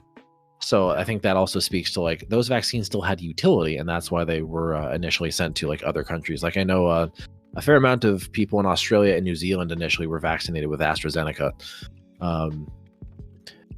Oh god. Oh yeah, that's right. At least in the U.S., people aren't used to thinking about either of those. Like it's either Johnson and Johnson or Pfizer or Moderna. Initially in the U.S., here's another fun capitalism bad story. There's a Yeah. vaccine production facility that the government paid to have on standby to make vaccines in case there was a pandemic. It's called Emergent Biosolutions. And it turns out they just like pulled an Elon and they just took the government contracts and didn't actually like properly upkeep their vaccine production facility. So when COVID started, they were literally mixing the lime and the coconut. Like there were lots of AstraZeneca and Johnson being made at that factory that were like cross-contaminated with each other's vaccine. So like the peanut butter was being mixed with the jelly and everyone was like, what the fuck is going on? The quality control here is awful. The vaccines are literally being cross-contaminated with each other. What is this? So that's why AstraZeneca never took off in the US. It's because that factory was supposed to be producing AstraZeneca and Johnson, and Johnson fronted the money to be like, okay, we're now going to pay to have all of this quality control fixed, and like we're going to staff this place with our people and use this factory for our vaccine. So that's just a fun fact. Capitalism allowed companies like that to just like eat government contracts, and jack off and do nothing, basically. Yeah. Oh, actually, that reminds me. I did see a while back, pretty recently actually, that there were I think it was Pfizer was planning to what do you call it when you patent the vaccine. Is there any like substantiality to that, or? So sorry, restate the question. I just want to make sure I saw a while back that Pfizer was planning to, I don't know if it's true or not, but that Pfizer was planning to patent the vaccine and sell so it. the patent situation. Okay. So we kind of have to like first we distinguish Pfizer and Moderna because Pfizer's COVID vaccine development was an entirely private effort. Technically, they used the information that a lot of American government scientists actually did. Kind of what I was alluding to, the whole inert spike protein thing. Pfizer, of course, based a decent amount of their vaccine design off of that. It was Moderna in particular that got a shit ton of money from the first Operation Warp Speed to make theirs. And on top of that, what they got was 50% ownership over the patent for the vaccine spike protein. And that patent is like a 50-50 split between Moderna and the government. But because the government are a bunch of capitalist cucks, they essentially let Moderna do whatever it wants with the patent. And so if we talk about like vaccine apartheid and vaccine diplomacy, I think we've perceived this much throughout the pandemic that America has hoarded the fuck out of all of its vaccines and hasn't donated nearly enough to various places that they need to. And the country of South Africa, they have a lot of scientific expertise there. They were actually the first country to warn the world about the first Omicron. And we thank them by banning travel and making it really hard for them to actually like spread information and disseminate things. So good job, America. But South Africa, they actually have a private institute there. Actually, no, it's a government institute, if I remember correctly, or at least it has some government funding. They've reverse engineered Moderna's vaccine and they can make their own. But Moderna is suing them in an international court of law to block that production. So really? Oh yeah, there's an entire like country in South Africa that is trying to vaccinate the continent, which has still like there's like it's like 80-something% of people in Africa haven't received a dose yet. Still, like it's wild. Like they're severely under vaccinated, and so that was one of the solutions was to just reverse engineer mRNA vaccines on the continent and then vaccinate people on the continent. And Moderna, to make money off of it, said actually no, fuck you. We're going to sue you in court to prevent you from doing that. If we talk about like the concept of waiving patents, there's a domestic and an international like mechanism to do this. There's a political act in the United States. It's an ancient one. It's the Bayh-Dole Act of 1980. It gives the government something called margin rights, where in the scenario where like a private company, like in the pharmaceutical or like biomedical industry, isn't making a reasonable effort to like produce something that's like affordable or manufactured in enough quantity so that like anybody who needs it can have it, such as a vaccine, then the government can just yoink the patent from them and mass produce it themselves to be like, okay, no, fuck you. You're clearly doing a shit job. We're going to make it instead. Eat my dick. So the government has the ability to do that. And with the COVID vaccines, they elected not to do that, even though Moderna's vaccine was essentially developed on a taxpayer-funded discovery with that vaccine spike protein. And the government actually, again, just because they're cucks, they gave Moderna the patent. And Moderna, despite saying we're not going to enforce it, they're suing South Africa and trying to enforce it globally. That's insane. The global way we talk about waiving patents, it's through the World Trade Organization. It's called a TRIPS waiver. and it's where you can essentially say like, we're not going to enforce any of these patents, and we're going to commit in an international trade to. We're just going to give this shit to you. We'll have you buy it at cost, and or maybe like reimburse the government a little bit, but we're not going to fucking price gouge you like Pfizer would. So we're just going to take all of our Pfizer vaccine and we're going to give it to you internationally, and we're not going to enforce the patent. And if anybody like South Africa happens to re-engineer their own version and make it, like we're not going to do that. But of course, Joe Brandon signaled, he was like, yeah, Jack, that sounds great. TRIPS waiver, yeah, awesome. And then it never happened. Yeah. And I remember actually telling that to fucking Hassan in chat when it was happening. I was like, dude, Joe Biden's not going to enforce this. He's just virtue signaling. And so I was like, oh no, he's doing it. He's totally doing it. And then of course, himbo being wrong, it never fucking happened. Yeah. So you say as I'm wearing my himbo fitness shirt right now.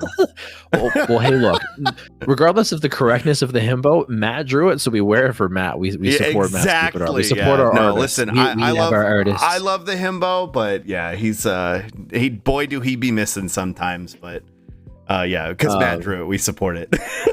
Exactly. That's kind of my approach. I mean, I sub to Matt anyway, so I give him money and make him laugh and stream. Yeah, exactly. That's support enough.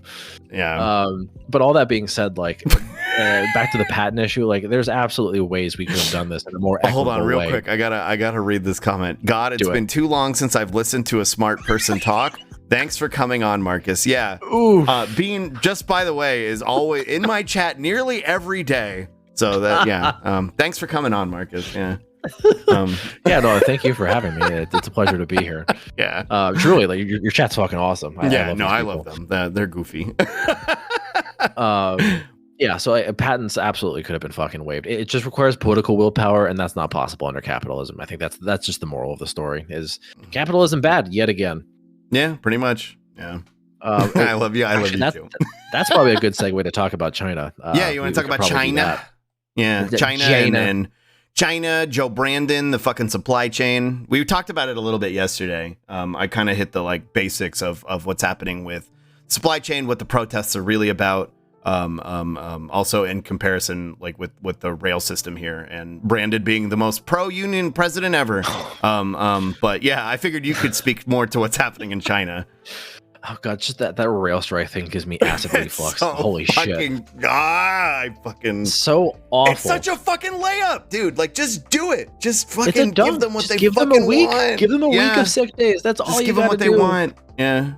Like, they deserve more, but at the very least, like, that's the floor, man. Just a week of sick days. Like, everybody deserves more PTO than just a week, but like, still, like, exactly. That's what they want in the bargaining. Don't fucking prevent. I think it's like when you tell people that that's the case. Like, I think a lot of people don't even realize. They're like, wait, they don't get sick days? I was like, yeah, that's all they're fucking asking for. They should be asking for more, but like, Dark Brandon, more like Light Reagan. True. That sounds like that sounds like the next two versions of Pokemon. You can either buy Dark Brandon or Light Reagan. And Light Reagan, yeah. But yeah, like with respect to China, it's a very complicated and nuanced situation, and I think one person who claims to be a former chatter of mine just had their fucking brain broken in twain right down the middle because of any notion of China just like doing something better than America. So broadly speaking, like, China has approached COVID in a very radical way, and in a way that is in opposition to the entirety of how the West handles it. They have a policy that ultimately is the brainchild of President Xi, and it's called Dynamic Zero COVID. And I very strongly argue it's much more in line with science than what the West is doing. Now, their Zero COVID policy does have scientific flaws in it that make their approach less sustainable, which is part of the problem right now with the protests. But generally speaking, like, there's two recent inciting incidents that one of them truly does stem from the Zero COVID policy, but there's some mitigating circumstances there. But I'll start with the policy, just kind of describing what it's about, and then I'll talk about these two incidents. So their policy, Dynamic Zero COVID, their policy is to try and keep COVID cases as low as possible. Right? It's in opposition to what America does, where they talk about we're only going to worry about hospitals and how full the hospitals are, and we don't give a shit about case counts. So that's kind of the difference in philosophy, because they actually have a better understanding of what coronaviruses can do, because they were the people who had to deal with SARS in 2003. And in the aftermath of that, they actually ratified an amendment to the Chinese constitution where they gave the state more power to, enact disease prevention measures than they otherwise had. So that's kind of the historical context that leads up to this. Like, they understand that like people who survived SARS in 2003 were fucked. They had disability, they couldn't work, their quality of life was fucking horrible. So in China's quest to become like the dominant economic superpower, of course they were trying to go out of their way to preserve the integrity of their workforce so people could work. And so there was kind of this like unwritten social contract where the populace of China, they were content with the government saying like, hey, we're going to do some pretty drastic shit in some cases to try and control the spread of COVID. We're doing this so you have your financial security, so you can go to work, you can earn money, you can take care of your parents, and you can go out and do the shit that you want to do. Let me interject here because we have a question, and I think this is relevant to it. Do you agree with the mass surveillance that has to go hand in hand with enforcing a zero COVID policy? And I think it's less about whether we agree with it, and it's more that the people of China kind of just sort of were on board with it, with the sentiment of like those sort of authoritarian measures, because of what Marcus is talking about right now. I think you would agree. Yeah. So I mean, in relation to that question, like you kind of have to define what surveillance means, because a lot of the measures they've implemented as part of the dynamic zero COVID policy, it's virus surveillance. Right? There's or at least were testing sites on every street corner. Requirements to test for you to like be in public. You had to have like a green QR code on your phone to be able to let into spaces, showing that you either like you had a negative test in the last like day or two. They had like testing requirements just to surveil whether or not people had COVID. Right. I think people kind of confound that with like CCTV and like camera surveillance. It's not like they're like watching the virus in like a big room with like a dozen monitors, with a security guard typing away at his computer, being like, all right, there he is. He's got COVID. Get him. And, they disappear somebody into a fucking van. It's not quite like that. There's just a lot of virus surveillance in terms of mass testing. That is unquestionably a good thing, I would say. Mass testing is something America fucked up on in the very beginning. The CDC rolled out a COVID test that didn't work right, and they made a mistake that an undergraduate in science wouldn't actually make. And that resulted in a bunch of academic universities having to make their own in defiance of the Trump CDC saying, no, you can't actually make your own. They all said, fuck you, we're doing it anyways. But all that to say, China's policy from the beginning has been a lot more robust, and it's because they had a history with SARS, right? They had the ability to surveil the virus itself, to make testing widely available, to require masking, and they have a big, they're the world's factory now because of capitalism. So supply chain with masks starts there. So they could get people masks for free easily. They could give people tests for free easily. The problems with the scientific aspects of their policies starts when we talk about the fact that they do not want Western vaccines. They made their own. Like at the very top of this discussion, we talked about their newer one in the Deng Sippy Cup. But right now, or like at the very beginning rather, they made their own vaccines, which were just like heat killed virus, essentially like microwaved virus particles made in the laboratory. And those didn't work really all that well. We're talking like 50% efficacy in the pre-variant era, which is not that great. They're lucky to have it. I know Fauci, when he was talking about our vaccine development here in America, he was saying, yeah, if we get 50% efficacy, we're lucky. And mRNA came out, and at the time it was like 95%. And everyone was just like, Pog, holy fuck, that's awesome. Yeah. So with respect to the Chinese vaccines, they never had that moment because they don't want to import Western ones. And their domestic ones that rolled out initially were like 50% at best in terms of preventing severe disease. So that's why they've focused a lot more on the other interventions, masking, mass testing, and then the more contentious measures with lockdowns and forcible quarantining of people. Now, the latter part I'll touch on first because they have like central quarantine centers. So for people who do test positive, they do get whisked away to like a central quarantine building. And then when they test negative, they can leave and then they get taken back home. But obviously people can't work while they're forcibly quarantined. But people were still okay with that because it meant that if someone was quarantined, they wouldn't super spread to everybody else and everybody else could get on with their lives and continue working and earning money. The lockdowns are perhaps the biggest issue because they physically trap people in their buildings, right? They weld apartment doors shut. They'll like take the door to your actual unit and like tie a wire around it so you cannot physically open it. And that combined with the lack of food being shipped to these people in the apartments that have been forcibly closed, there are people who are starving. Like they straight up starve people to death in those apartments sometimes.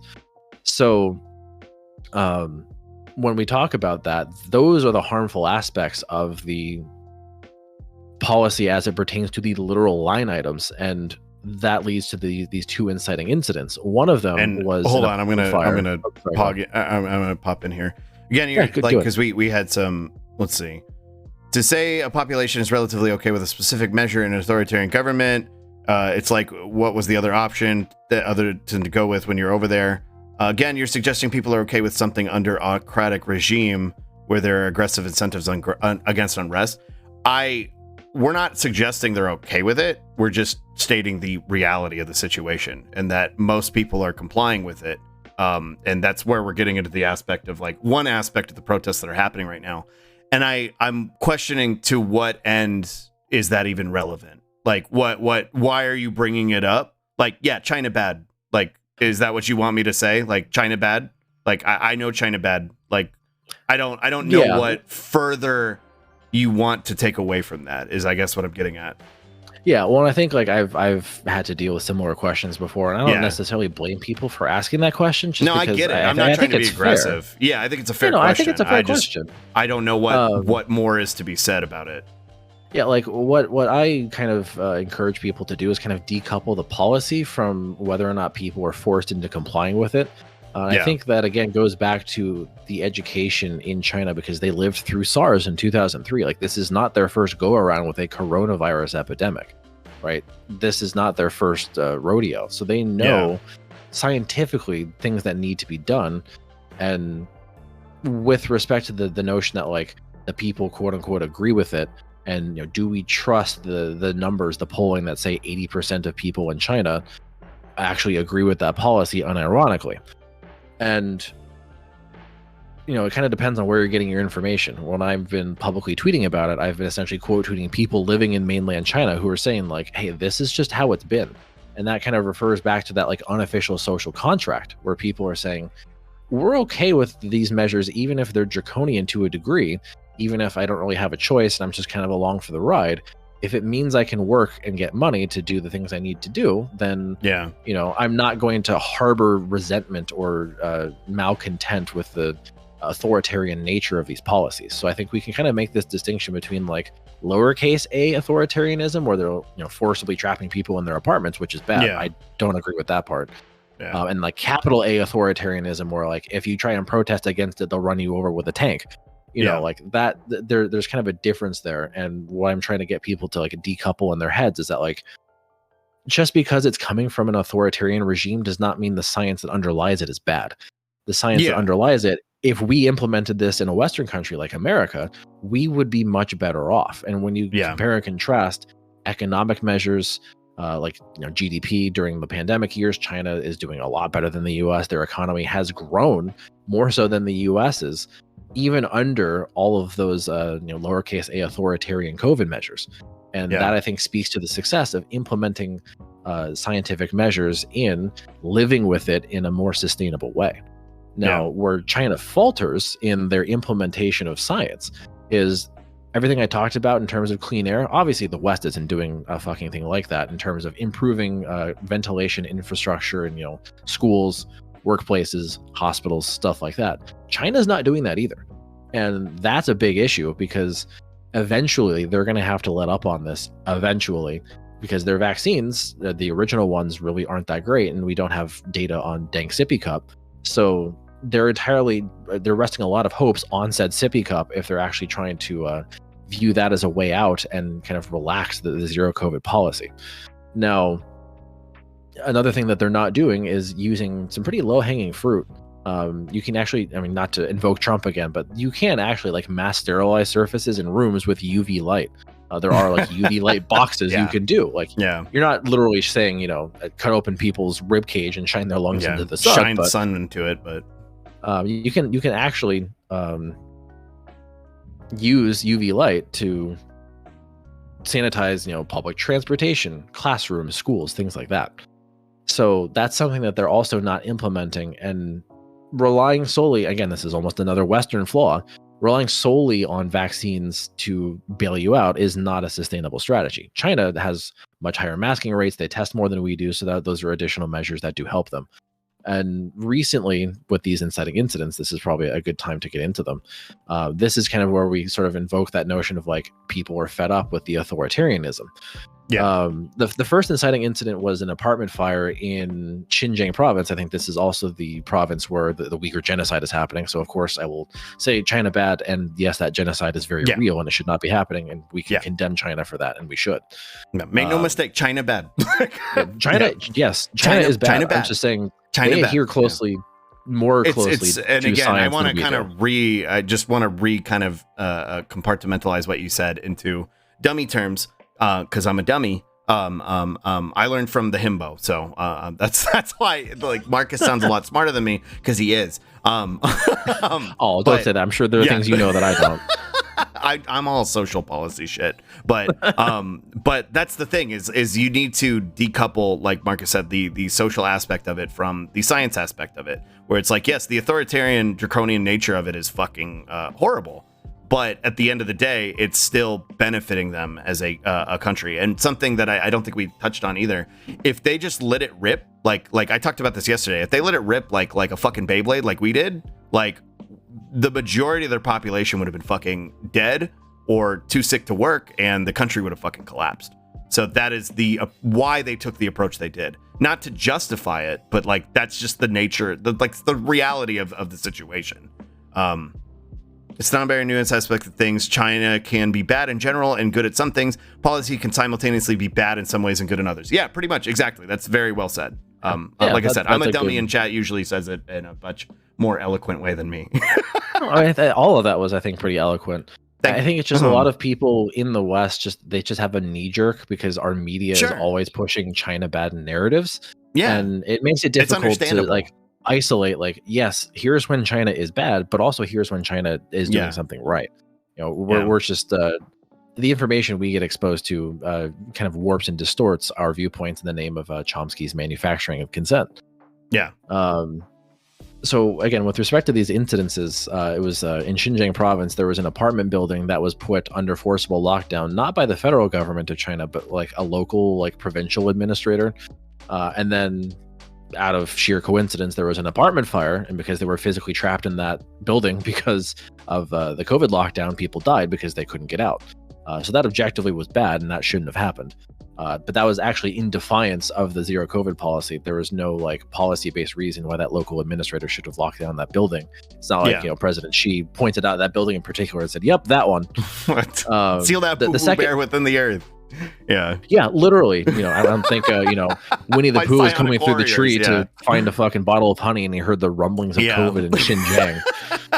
So, the second incident was.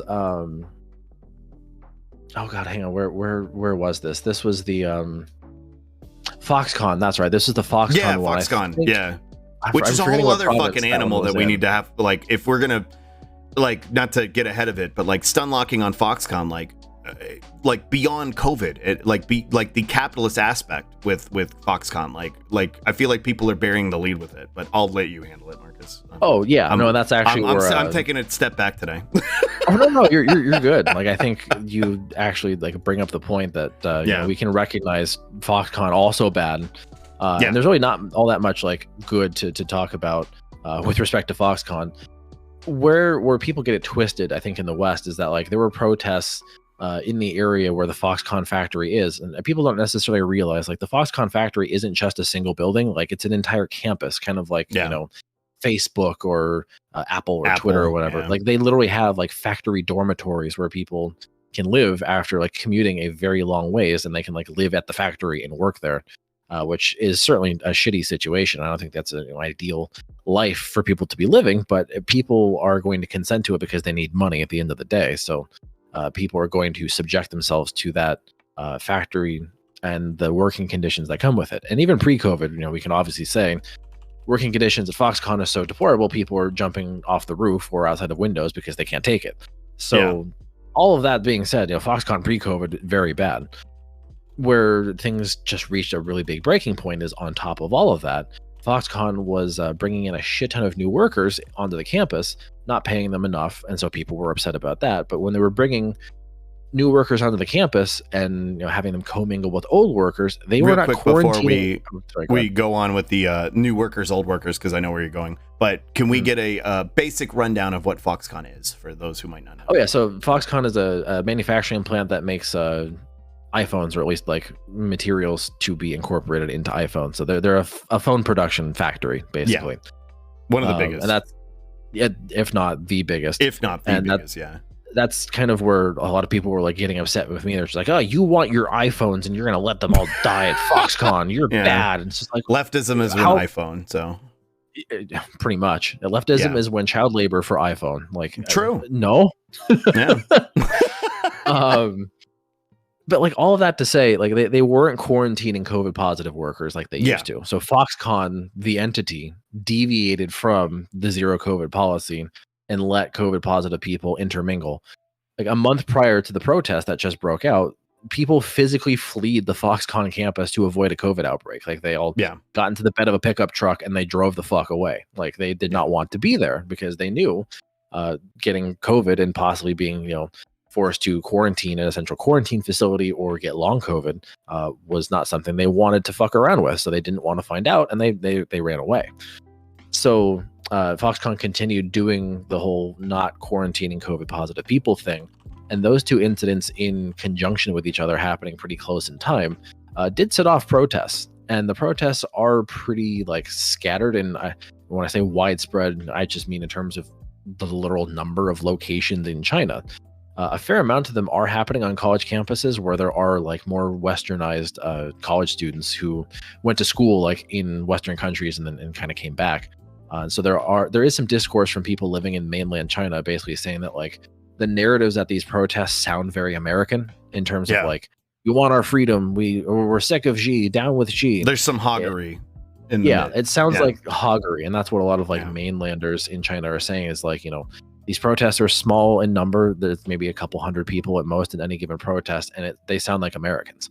They're not saying that like, the CIA is on their keyboards constantly putting information and beaming it into the brains of the Chinese in some sort of weird Havana syndrome style. Yeah, exactly. Yeah. They're not Havana syndrome sound waving the Chinese into protesting President Xi.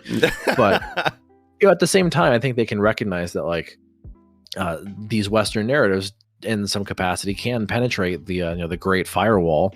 One, in terms of people who were educated in the West and returned to China, and two, VPN use among young people in China is a big consideration. So they do probably, in some capacity, have access to Western media, and they can see articles in the Washington Post and the New York Times who are basically telling them like, actually, you should be protesting. You should natural immunity to COVID is good, and you should get sick. Like the Washington Post literally said that. And it's like, China needs natural immunity. They should all let it rip. And I'm just like, holy fuck, that's insane. Well, in the way Western media is portraying what's happening with the protests, it's feeding itself, essentially.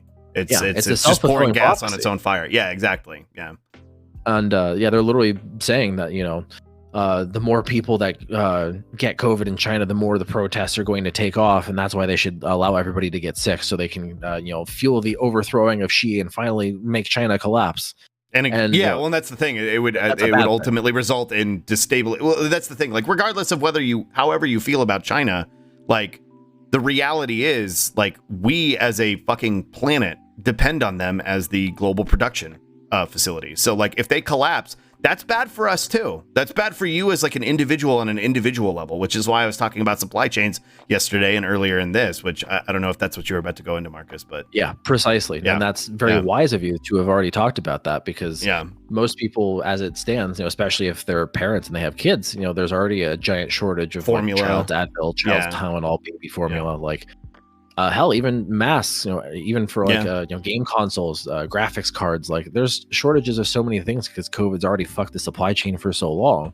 If China lets it rip like a Beyblade, there's going to be nothing. Even like your 1,700 flavors of Oreos for every holiday, you're gonna, that number is gonna go down from 1,700. You're gonna maybe have like 100 instead of 1,700 different kinds of Oreos. Like, China is the world's factory. Capitalism has turned China into the world's factory. And a lot of Chinese policy has kind of focused around that desire to outsource things and ultimately be a giant production hub to leverage that and lift their people out of abject poverty. Yeah. So that's kind of the globalized economic arrangement that we all live in.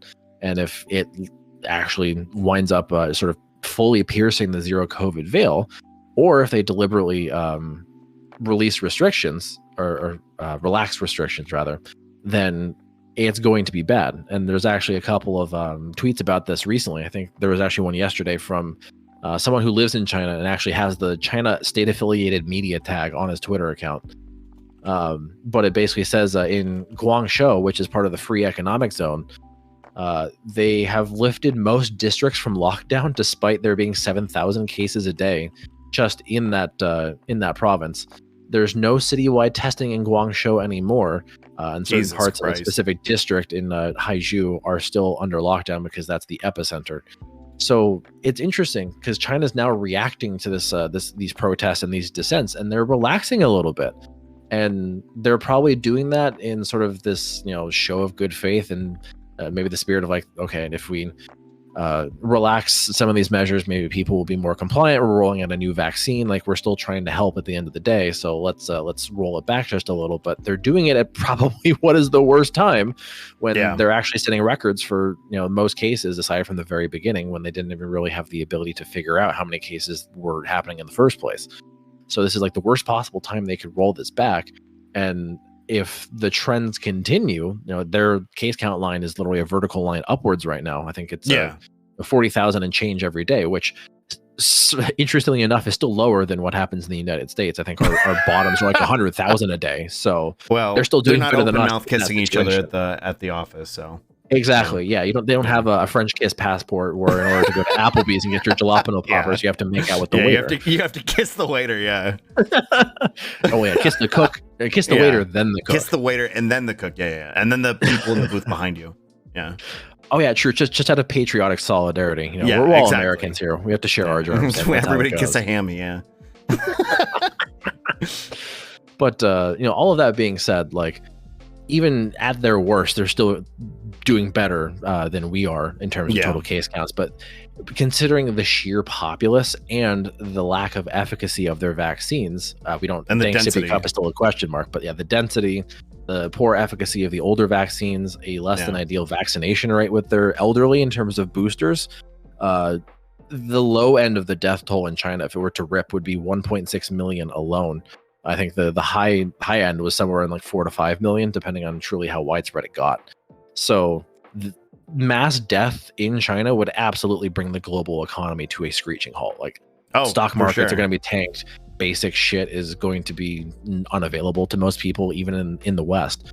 That's why I told people, I think I told Matt in particular, since he has a kid, and I was like, yeah, if you can actually find children medication, you should probably do that, because China might be letting it rip, or they might be I was telling Chat yesterday that now is the time to stock up, because they're between what's happening in China and also what's happening with the rail union, there's a good chance that, like, not just the US, but like on a global scale, the supply chain might break down. So if you can stock up on things, just anything, like I'm thinking, the way I'm looking at it is in those first couple of months of when we had a half-ass lockdown here. That's the way I'm looking at it, in terms of like a lack of availability to stuff. And also I want to read what Vaughn said, because Vaughn usually has some incredibly base takes in my chat. So extra note, one of the reasons Xi is being protested against is because of the real estate market in China. Because the real estate market in China is faltering.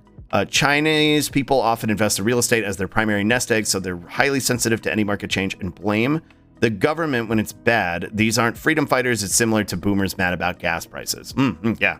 I mean, there's some salience in there. I think actually that kind of dovetails with a lot of what I've been reading from people in mainland China in terms of what they're saying about like the sentiment of the populace. Because ultimately they kind of, again, viewed the zero COVID policy as like a component of the social contract that allows them to have financial stability. Like, at the end of the day, they want financial stability. And that absolutely agrees with real estate investment. Obviously, if you don't get the ability to invest and create that nest egg because you can't work because you have COVID, then that's going to be a fucking issue. So I think there's definite overlap that agrees with everything Vaughn just said. Yeah. And again, that like the the short version is that it's a very nuanced situation, and it can't be just kind of boiled down to black and white terms. But unfortunately, when American media presents things, it's typically through a lens that lacks critical context for an important reason. I think there was also an issue of a lot of the investment value evaporating. Yeah, that sounds like what I've read as well. Totally. Also, hi Yoko, welcome. Yeah, it's the filters of manufacturing consent. The common enemy, China. Exactly. The filters, American investors and corporations and people who need China to produce things. Like, you can literally go down those 5 criteria, and I think I think the advertiser component really is the only one that's like kind of irrelevant, because this isn't like an advertisement platform based issue, so to speak. But the other 4 filters of manufacturing consent are absolutely in full force here for sure. Yeah. Yeah, that's kind of the summary of what's going on, and I think where do you think it goes from here? Yeah, I mean, it can go one of 2 ways, right? I think if the CPC actually goes in the direction of like, we're going to try and like engage in a crumb of appeasement to quell social unrest and like make people a little bit happier, I think that's going to come with pretty severe consequences in terms of COVID, because it arguably seems like it's in a state where it might escape the capacity for the dynamic zero COVID as it stands right now to actually properly contain it. And I think at that point, then you're going to get not quite a full let it rip, but you're going to get a big spike that will at least temporarily disrupt the global economy and supply chains. If they go on like the crackdown, then you'll probably see an uptick in dissent, and you'll probably see increased iterations of protests, and you might even see actual military members being rolled out in Tyvek suits to quell the protests, which is only going to invoke the West even more in terms of pressing the China bad button. Fucking war drum beaten. So Henge, what exactly is manufacturing consent? That's a beautiful question. I can actually link you a video slug on this that you could play like after we're done at some point. It's like a 4.5 minute thing. You might have even seen it before. I've really talked about manufacturing consent before too. But it's basically like how the media in America acts as a filter of information, and how like very powerful interests use the media as a way to push desired perspectives and pieces of information, while excluding other information and perspectives that are undesirable to whatever they're interested in. Mainly their interest is in profit, but oftentimes these media entities can also function to help out the government in pushing desired narratives and information, right? Noam Chomsky, an American linguist and philosopher, wrote a book all the way back in the 80s that kind of described this phenomenon in great detail. And he used the South American events, like American imperialism in Latin and South America, as a big example of like how Western media pushed different narratives to Americans, and how like we have wildly different memories of what the fuck actually happened, like America's role in destabilizing a lot of those countries. A capitalist media filtration to control public conscience. Yeah, that's a very good distillation of it. Obviously, there are like other additional aspects that are more modern, especially when it comes to advertisers. Access journalism is still a big deal. You don't get access to powerful people to interview them if you don't push the narratives they want you to push. That's a very big thing with politicians and governments in particular. So it's basically how the media is a big filter of what information is available to people. And that's why it's really difficult to rely solely on like Washington Post, New York Times, CNN, MSNBC, Fox. All of these entities have a vested corporate interest filtering their coverage and information that makes it to you. Like it's not a totally reliable source of information for more like politically nuanced issues, or like foreign policy, scientific matters. All right, if you're looking for like a bare bone shit of like this police chase happened on this day at this place, like all that media is probably fine. But when we're talking more like opinions or political views, or talking about elections and things like that, you're going to start running into issues because of manufacturing consent. And foreign policy with respect to China is a very, very clear-cut example. And it's been a very teachable moment for me and some of the people in my community to go over manufacturing consent in relation to China and zero COVID.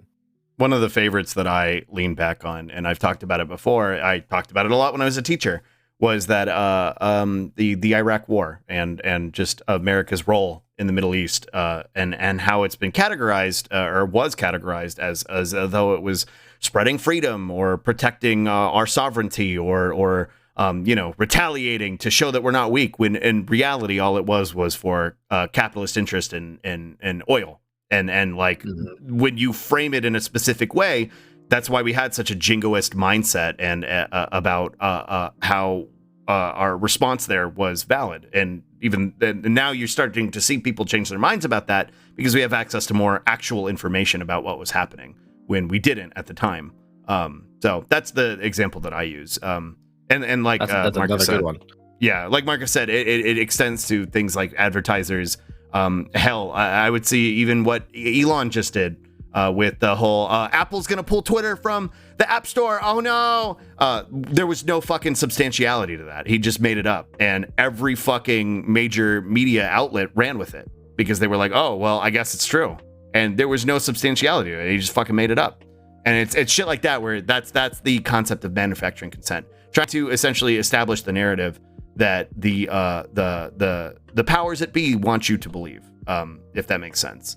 Also, I want to read what Vaughn said. This is why we harp on centrists so much here, because centrism is just along for the ride of whatever the media and corporations say, which is usually corporate-funded media as well. Say is the reasonable middle ground. It's not static. The middle ground moves the most of any position. Yeah, exactly. It shifts as the cultural mindset shifts too. So there's no real true fucking middle ground. So pretending like you're somehow above it all in establishing a centrist mindset is incredibly fucking dense. Like you're not actually committing to anything. You're just saying that you lack the information to engage critically with either aspect of it. So anyway, yeah, I'll pass it back. Exactly. And I think there are some issues too that don't even have a middle ground. Like this is kind of probably where I draw some flack too on the zero COVID thing. But like for me, keeping people alive and like preventing them from acquiring disabilities they never had before is probably a good thing. Like that only has the potential to help.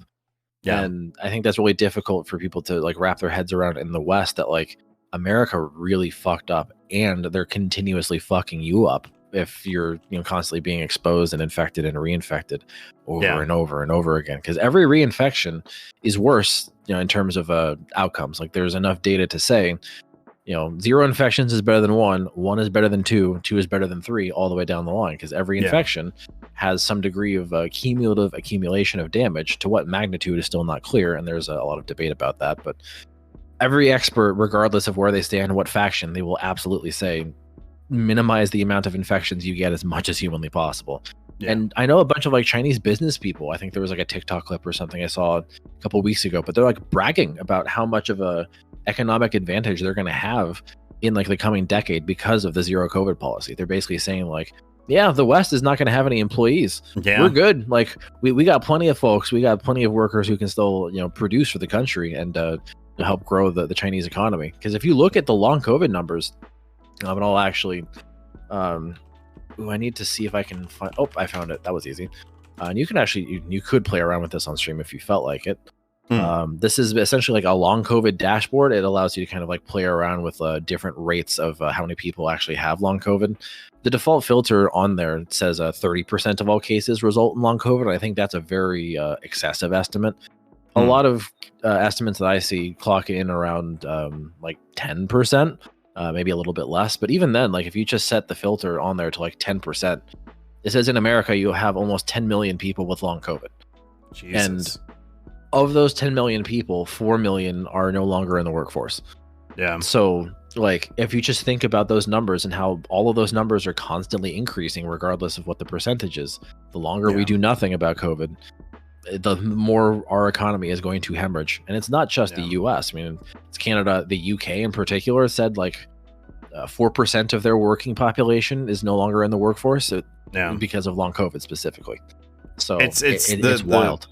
And again, it's why we need to look at healthcare. It's why lefties, little soy boy lefties like me, push the narrative that we need to change the way we look at healthcare from a perspective of a profit-based industry, where a lot of the world has already changed that mindset. But like here in America, like having it focused around profit incentive is what got us to this fucking point, where people are just kind of left to their own fucking devices to figure it out, and it's ultimately going to lead to our economic collapse, or at least economic to the degree that I've talked about it all the time, but I think the United States is going to balkanize eventually, and I think the economy will probably have a huge impact on that, especially with the consequences of COVID. Yeah, I think COVID definitely was gasoline on the fire in terms of how the U.S. is like balkanizing. I think like social policy, accelerated. especially when it pertains to Rome, that's going to be like the biggest like current balkanizing factor. I mean, ultimately, what it's going to result in is like nobody wants to go live in a fucking red state, and the question becomes like, do you like forcibly move en masse, kind of like what Democrats did to Arizona and like turn the state blue, or do you just like go full Hillary Clinton and say like, oh, they're deplorable flyover state people, fuck them, and you know that hurts people who are living in red states that don't agree with the policy there, and the liberal fuck Texas, they get what they deserve. Like, hey buddy, I live in Texas. I hate that shit so much. Like, they're good people in Texas, they're good people everywhere. Like, there's lots of fucking marginalized groups in all these states that don't want this shit. Will this lead to a second U.S. Civil War? Like I said, I don't think it'll actually be a war in like the capacity that we understand the original Civil War. I think it'll be a balkanization, and it'll be a lot. Like, I think there will be military conflicts, but they'll be on a much smaller scale, and they'll be more like based around random fascist groups trying to establish dominant control, especially in those red states or what were former red states. But that's getting into the way off. Hold on, let me read some of these comments. What is balkanization? What happened to the Soviet Union? Is very fragmented. The Soviet Union fragmented to a bunch of different countries and entities, and so no longer this unified concept of a single state. Right. There's a book that came out. Go ahead. Sorry. Go ahead. I mean, just like because of the balkanization, like they had a lot of differentials in terms of like the resources they had and like populaces, workforces. Like, as some former Soviet states were more economically and socially stable than others, so that like led to issues with certain Balkan states that were formerly part of the Soviet Union, like not being able to like self-determine and have like a functioning fucking country. So that's kind of like why it's harmful if the U.S. balkanizes, because there's an implication that certain states are not going to be able to like function and prop themselves up, and that's going to hurt the people in those states. Sorry, go ahead. There's a book that came out recently called Health Communism that you might like. It's a dense read, but it's one of those most thorough deconstructions of capitalist conception of healthcare I've ever seen. Yeah, I'll check it out. Here, let me make a note of that. Health Communism. Let me scroll up. I know we've discussed a lot of infrequently discussed symptoms, but are there aspects of long COVID that are important to consider and manage that people may not consider? Let's come back to that in just a second, if you don't mind, Marcus. Yeah, not at all. And let's see. Ideally, we wouldn't balkanize so much as because I want to ride this train of thought for now. Ideally, we wouldn't balkanize so much as cantonize and at least maintain some level of operative transparency between localities. Yeah, and there's a lot of nuance and different factors that could play into how that would play out. Balkanization can refer to literal states breaking apart into smaller states, and also a general concept of a greater whole breaking into smaller independent pieces. Yeah. Let's see. Supreme Court rules to recognize Connecticut as its own entity. Yeah. Right-wingers are actually too big of cowards to ever actually do any kind of breaking away. You say that, but I don't think that's a reality. I think the more the social divide builds, the more that faith in our federal institutions and our state institutions starts to fail. The more that the economy is able to support the people in this country, which again, the consequences of long COVID are going to show that that's going to be something we're going to struggle with as we go forward. We already don't have a reasonable minimum wage. You can't afford a single bedroom apartment with on the minimum wage in any fucking state in this country anymore. The more these things start to break down, the more the social infrastructure starts to break down, the more the government at a federal and state level are unable to maintain that sort of hegemony. You're going to have fascists try and seize power. Like, that's just what's going to happen. And we have historical precedent for it, and that's why leftists are so wary of what's happening. And it's why again, when I see people LARPing about like my revolution with their posing with their fucking AR-15 on Twitter, I'm very sus on those people, because it feels like they're trying to gear towards an accelerationist mindset, which ultimately just leads to fascist filling into that void. But yeah, we're getting a little out into the weeds with this. I do think so much of the stuff is intertwined. It'd be hard for the U.S. to fall apart into separate countries without the entire infrastructure falling apart too. I think enough of the American economy supports a lot of the global economy. But that said, like balkanization wouldn't necessarily take away from that, because there would be a remnant of our current U.S. federal government, if that makes sense, in whatever like mostly cohesive balkanized version of it would continue. And why this concerns me and why I speak to it is because, like Marcus said, the people in those red states, the people in the states that are most underserved are going to suffer the most. And like I'm in one of those states, you know what I mean? So like that's what scares me. And that's why I think this stuff needs to be called out. Authored by the people who run the Death Panel podcast, which is very good COVID information as it happens. Also other health issues in the United States. I see. Okay. Quick stun lock on the Death Panel podcast. Yeah, you want to chime in? Informationally, they're fine. Like there's nothing wrong with the information. The problem is like this is actually a giant stun lock on Med Twitter and COVID Twitter. Okay.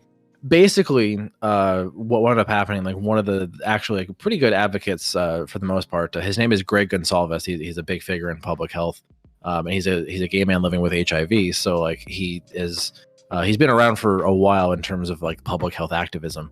The problem is, I don't know how long ago this is, like a couple of months ago at least. He wound up having like a big gathering of public health officials in like a restaurant. Nobody wore masks and nobody took rapid tests or anything. And so like all of the like immunocompromised / people living with disabilities were like, wait, what the fuck? You're like advocating for all of this shit, but you don't do it? Like what's wrong with you? Like what are you doing? And I kind of agree with that take. It's like all theory, no praxis. Like you can advocate for these things, but you have to do it. And if you're a public facing figure, you just showed everybody your ass when you did something like that. I think I saw you call this out actually. I think I saw you call this out actually when it happened. Yeah. I actually think I remember exactly what you're talking about. It was fucking ridiculous. Because it's like, it's very cringe. If people are trying to trust you and like believe you, then you kind of have to be consistent with what you're doing. You know, talk the talk and walk the walk. And some of the members of the Death Panel podcast were at that event, and they didn't mask and they didn't test. Yeah. So it's like, well, okay, cool. You can have a social media presence and you can position yourself as like anti-capitalist and anti-regulatory capture of the CDC. And those are philosophically valid positions, and I think the morally correct ones. But if you don't actually do the things that you're saying need to be done by the government, then you're just grifting at the end of the day. And like you're still on our side. I'm not going to say you're not a leftist, but I believe they doubled down on it too. On the sentiment in particular, he had a fucking Twitter fit. He like he basically said, what was it? Anybody who was like criticizing his lack of COVID precautions he took at that mass gathering of public health officials was an abstinence rooster, and he likened them to animals. Basically said, if you're asking me about masks, you're just some fucking dirty animal and you need to shut up. Like that was the sentiment. No, and then he deleted his Twitter for a while. Yeah, exactly. Like you have to have a consistent messaging, and that it comes in terms of optics as well. People really do be showing their whole asses on social media. They do. Yeah. And that's the thing. Like Greg Gonsalves eventually, like when he reactivated his Twitter, he was just like, okay, I've been doing some thinking, and a lot of you were actually right, and I'm sorry. Like we probably, things should have been different at this event, and like you're right, and it was wrong of me to tell you whether or not you should or shouldn't be angry. It's your right to be as angry as you want. So like eventually he came around, and we'll give him credit for that.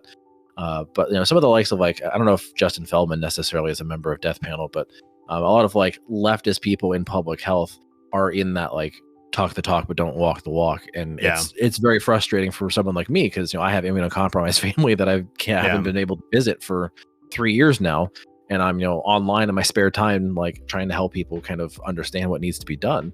And it's frustrating to see like other people who have more power institutionally than I do just run afoul of all of that. It's just like, and behave in a completely performative way for a grift. Yeah, like it's just fucking frustrating. It's virtue signaling science, and it's really weird to see people virtue signal science. Like, we love masks totally. Not us, Prim. You said it, not us.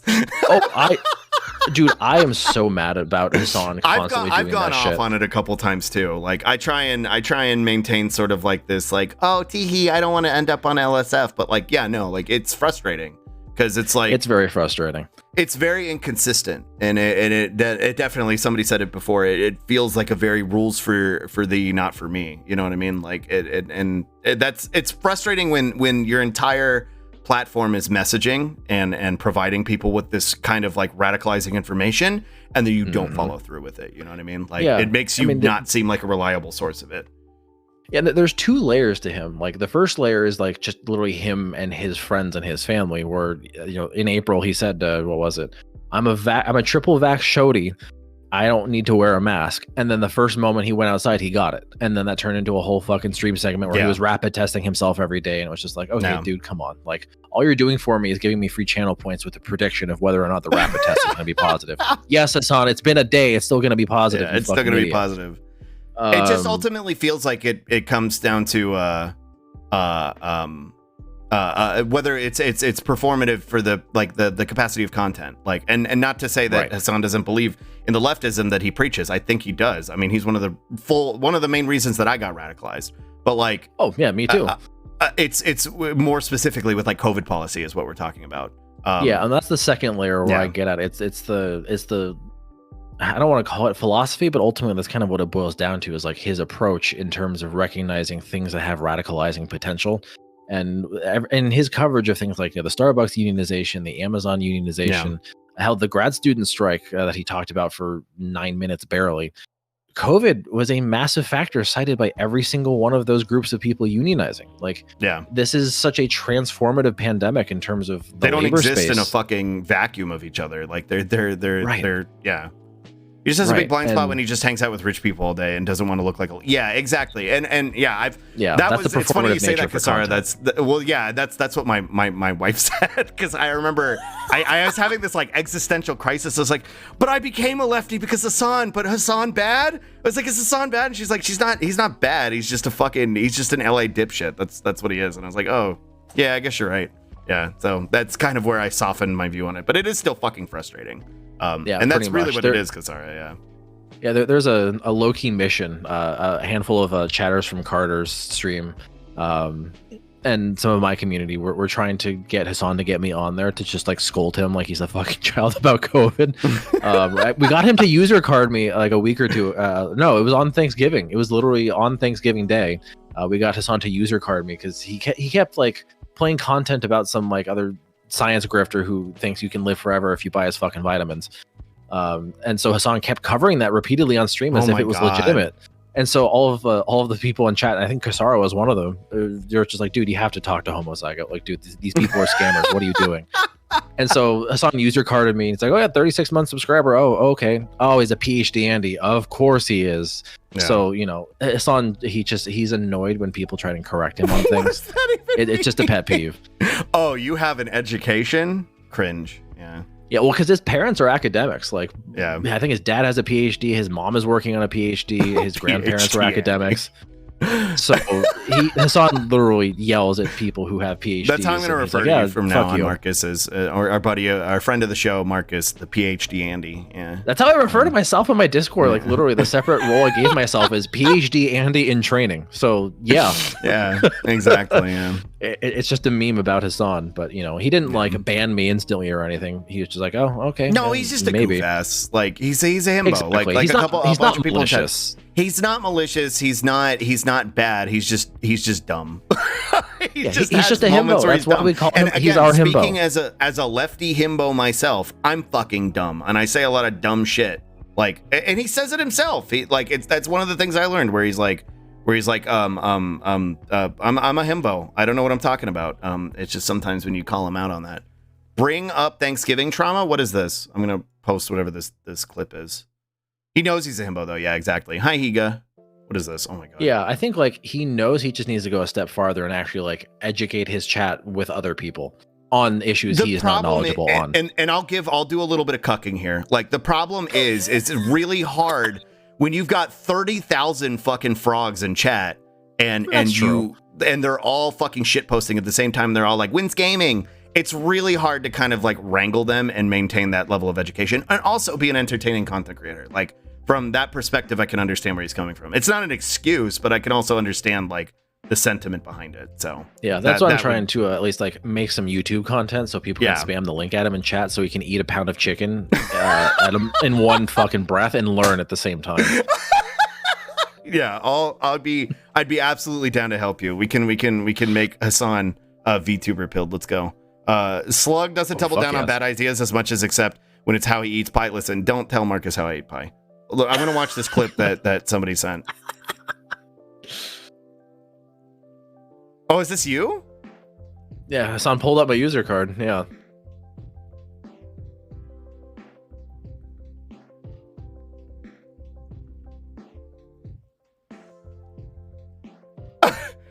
He's so mad.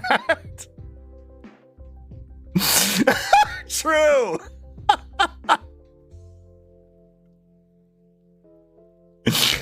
Okay, but true.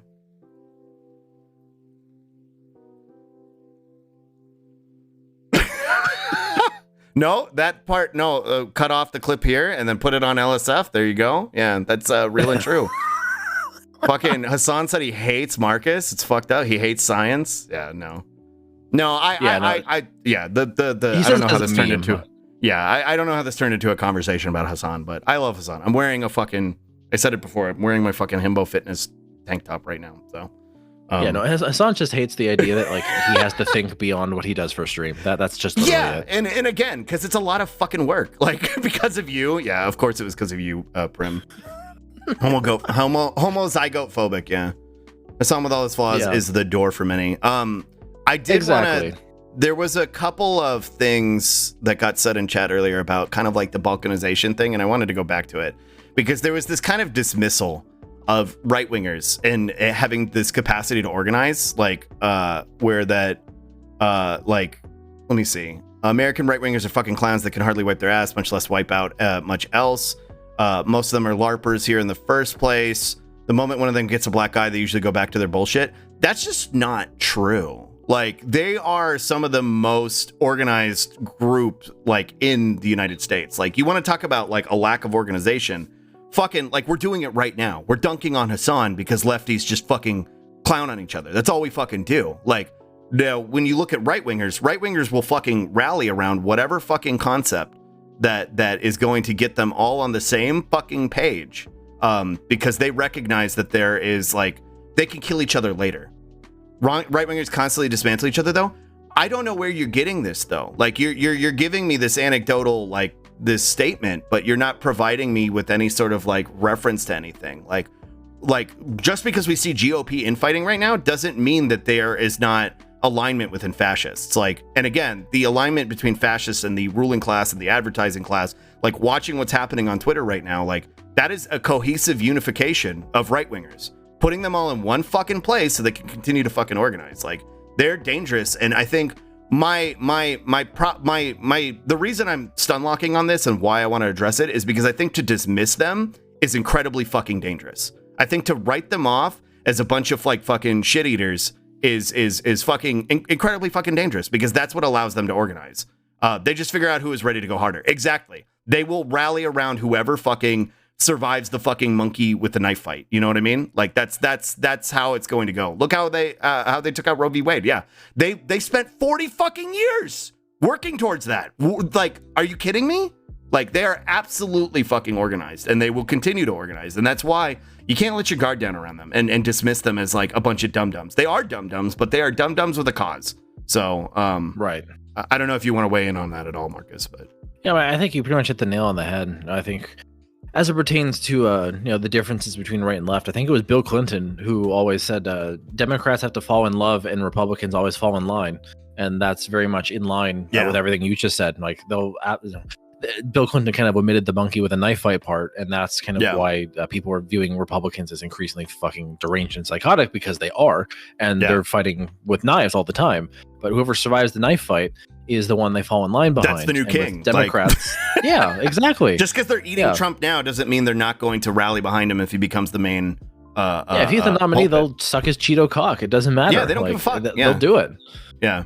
Whereas with with Democrats and the sub faction of Democrats that we kind of exist in as leftists, there's always the issue of, like, oh fuck, I don't want to go vote for Hillary. She's a corporate Democrat. She's a corporate piece of shit. But at least I held my nose and I said, all right, well, she's clearly better than the alternative, so let me do it. But And we're not Hillary the actually majority almost there. won Arizona, so Yeah. we're not Yeah. the majority for sure. And a No, lot because of, I did the same crusty thing. I was like, I don't want to fucking don't vote. for Hillary. Yeah, crusty leftists don't vote.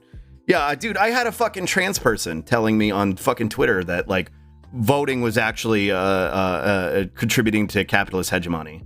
And I'm like, dude, like you're literally trans. What are you talking about? Like, no, I'm voting for fucking damage mitigation so that like the fucking trans people in my community are not fucking put in further danger. Like, and it's just voting such for a harm reduction selfish is a good mindset. reason. Yeah, exactly. Yeah. Not Well, to get that's too the thing. Like, stoned you can that, you but- can make both arguments at the same time. I think like you can absolutely Exactly. say I think you voting can for corporate acknowledge- pieces of shit Yeah. reinforces capitalism, but also they tend to be better on social policy in a certain group of them. They're called Democrats. I'd rather the one that's not advancing it further than like you know what I mean? Like they're not Yeah. doing anything obviously, but at least they're not fucking advancing it further and banging the minimize fucking the rate of genocide decay. drum. Yeah, exactly. Like it just to pretend like it like, oh, actually I'm doing something progressive by not voting. Like, okay, dude, like no. Either you're a fucking CIA plant or you're fucking or you're just an idiot. Like I don't know what to tell you. Right wingers are a True, yeah. unified Is this a psyop? mob of Fred Flintstones, just literal fucking cavemen. Yeah, exactly. And again, they give them a thing to rally around, and they will rally around whatever the cause ends up being, to the point where they will destroy themselves. Make no mistake, like fascism is self-destructive. Like if they get their way, if they get their little white ethno state they want, it'll collapse in on itself because eventually you run out of people to ostracize, and then it'll fucking collapse. But like we'll all be dead by the time they get there. You know what I mean? Like that's the reality. And Bean, I think you said it really well. Let me go back up. I said it before and I'll repeat it. I think it's okay to be cynical of the threat they represent, but to be outright dismissive is dangerous. Yeah, I agree. 100%. I think it's really dangerous to just write them off as incompetent, because they're not. They're absolutely fucking not. A group of incompetent dipshits would not have fucking overturned Roe. You know what I mean? Like that's just not how this works. Speaking of right wing, Kanye West back on his bullshit. Oh, good. Love to see it. Yeah, he was on Alex Jones with Booger Nick today. I don't know what the fuck happened, but that happened. I don't saw know, him what the storm content off was. on Tin Pool. I didn't know he was on Alex Jones today, but Yeah, God, that was dude, apparently like an hour or two ago. I was talking about it before, where it's like like nothing fucking absolves Kanye of the things he's said and done. Hold on. I'll be honest, time me out and junk because I'll deserve it, but the talk is shrinking some. It's just me shirking some thought because my options otherwise this right winger bullshit feels like I'm on the road to either or okay, I'm gonna time you out because that's valid, as you said. What I will say, Sixth House, is that that you're loved, you are valid. I don't mean to dogpile you, and maybe that's on me. But if you need somebody to talk to, we're here. Like you can reach out to me. You can reach out to Vaughn. I'm volunteering you.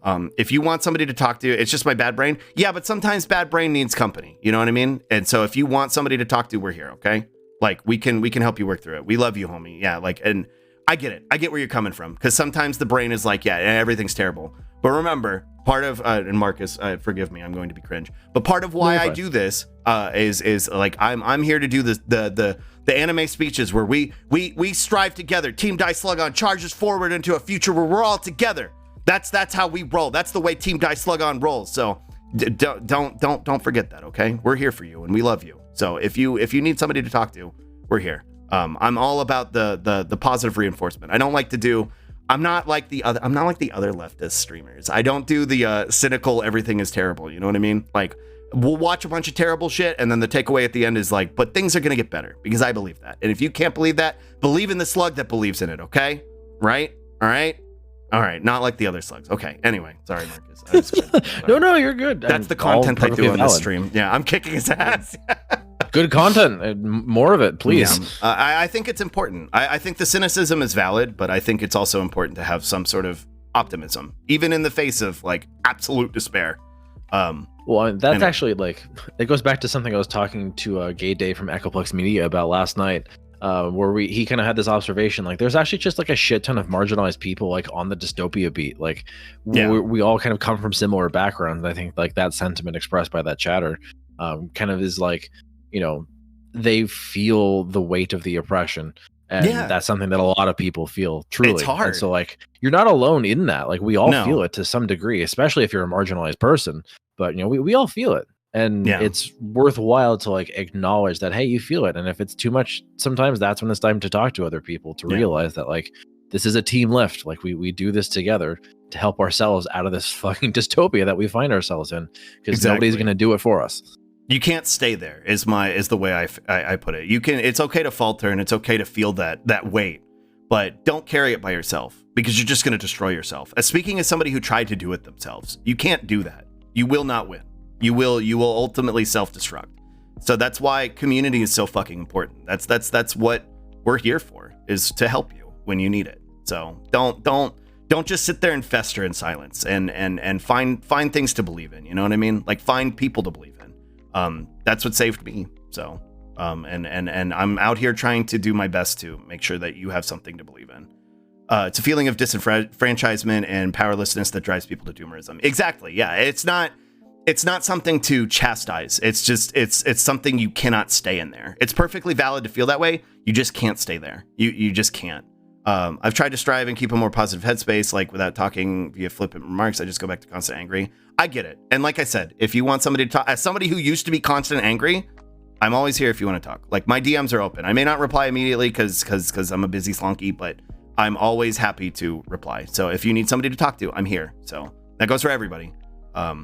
Anyway, I know we had a actual COVID related question, Marcus. I don't know if you want to go over that one. Oh, it was actually from John Walrus the Third. Yeah, yeah. That was a whole lineage of walruses, so that's poggers. Are there aspects of long COVID that are important to consider and manage that people may not consider? So this kind of gets into the discussion about, like, what subtypes of long COVID actually exist, of which there's been, like, at least 4 that are documented, and there's some degree of overlap between them.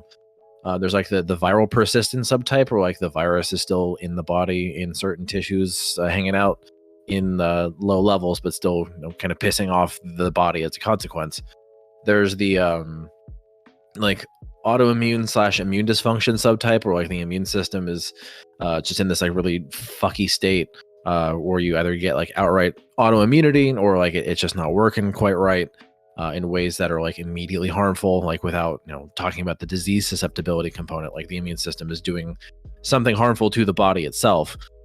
There's the blood clotting subgroup, where it's like these people have what they're essentially calling microclots, or, like, their blood is always in a state of forming blood clots, and that's why there's a lot of stories about people who, like, got COVID, and then, like, a month or two later after they recover, they wind up, like, having a stroke or a heart attack or a DVT or a pulmonary embolism, because, you know, their blood was so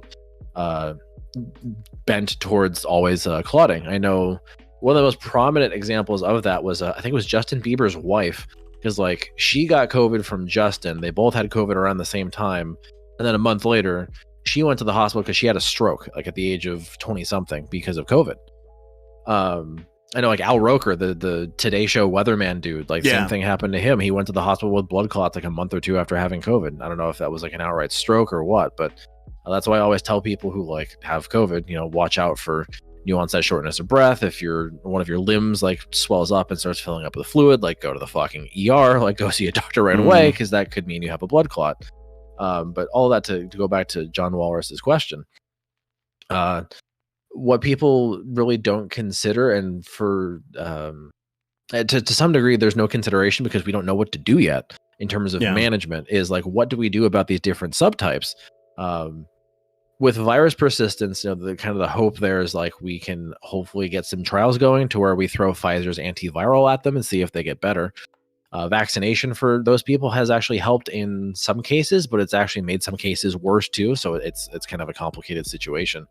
The theory is that, like, if you have virus still hanging around and you vaccinate, the immune system will, like, finish the job and finally get rid of it. But for some people, that actually makes their symptoms worse and not better. For the blood clotting people, there's been a bunch of anecdotal reports I've seen recently for people taking, like, purchased online pills and supplements that break down blood clots. and a lot of people are reporting like a shit ton of success with it. Oh, And that there have been some people who have been reporting like they've actually through the medical system, they've been taking like a bunch of prescribed medications from their doctor to they call it antiplatelet therapy. So essentially like prescribed mainstay treatment to get rid of blood clots and prevent the blood from clotting, and that's also seen some success. So it seems like one out of the subtypes is like really seeing some success. Another one of them has potential for success with Pfizer's antiviral. Beyond that, there's not that much to do. Like from a clinician's perspective. This is why for people who have long COVID, I always link this resource, and I'll DM this to you, Slug, as well, just so you have it. okay. I'll put it in chat there. Oh, This is a Survivor Core. Yeah, I'm familiar with this. Yeah. Survivor Core is essentially like an aggregate of Yeah.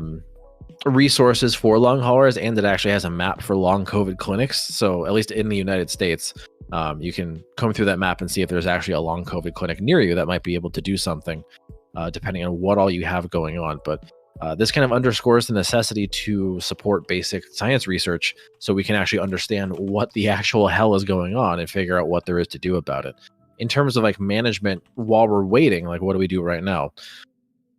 You kind of have to use some of the material at Survivor Core, but basically what it's going to come down to is like knowing what your limits are going to be, if you like need to get on SSI, like doing what you need to do to actually make that happen, getting doctor's notes and medical documentation for it. And if you're actually still able to work, like trying to, I guess, I don't know if negotiate's the right word, but trying to, let your employers know what the situation is and try and, work out any compromises or accommodations that are possible. It would be really nice if we could actually get like a very concrete legal definition by like a case ruling to call long COVID like a formal disability that like invokes For the real. ADA. So people Do you think can we're actually, headed to that direction? I think we need have to be, right? Yeah. They already did so in the UK because somebody Yeah. actually sued their former employer for a wrongful they should. termination because they had long Yeah. COVID. yeah. And in that legal proceeding in the UK, they said, yeah, long COVID's a disability. You fired this person over a disability, and you can't do that. Yeah. So we need that to happen in the United States to actually begin any sort of like societal recovery in terms of allowing these people to like live a life again and return Yeah. to work if they're able-bodied enough to do that. Management's tricky. I saw another question. I need to feed my cats. I do have a question. If you have not had symptoms of COVID by now, are you still at risk of long COVID, or is that only who had symptoms of COVID? Because to my knowledge, I've not had COVID. I wonder. Yeah, okay. I think you can be. Okay, while you answer this, I'm going to go feed my cats. I'll be right back. Do it. Sounds good. So there's two things to unpack here. One, you can say, hey, if I've never had COVID, is it possible to get long COVID? By definition, you have to have had COVID to get long COVID.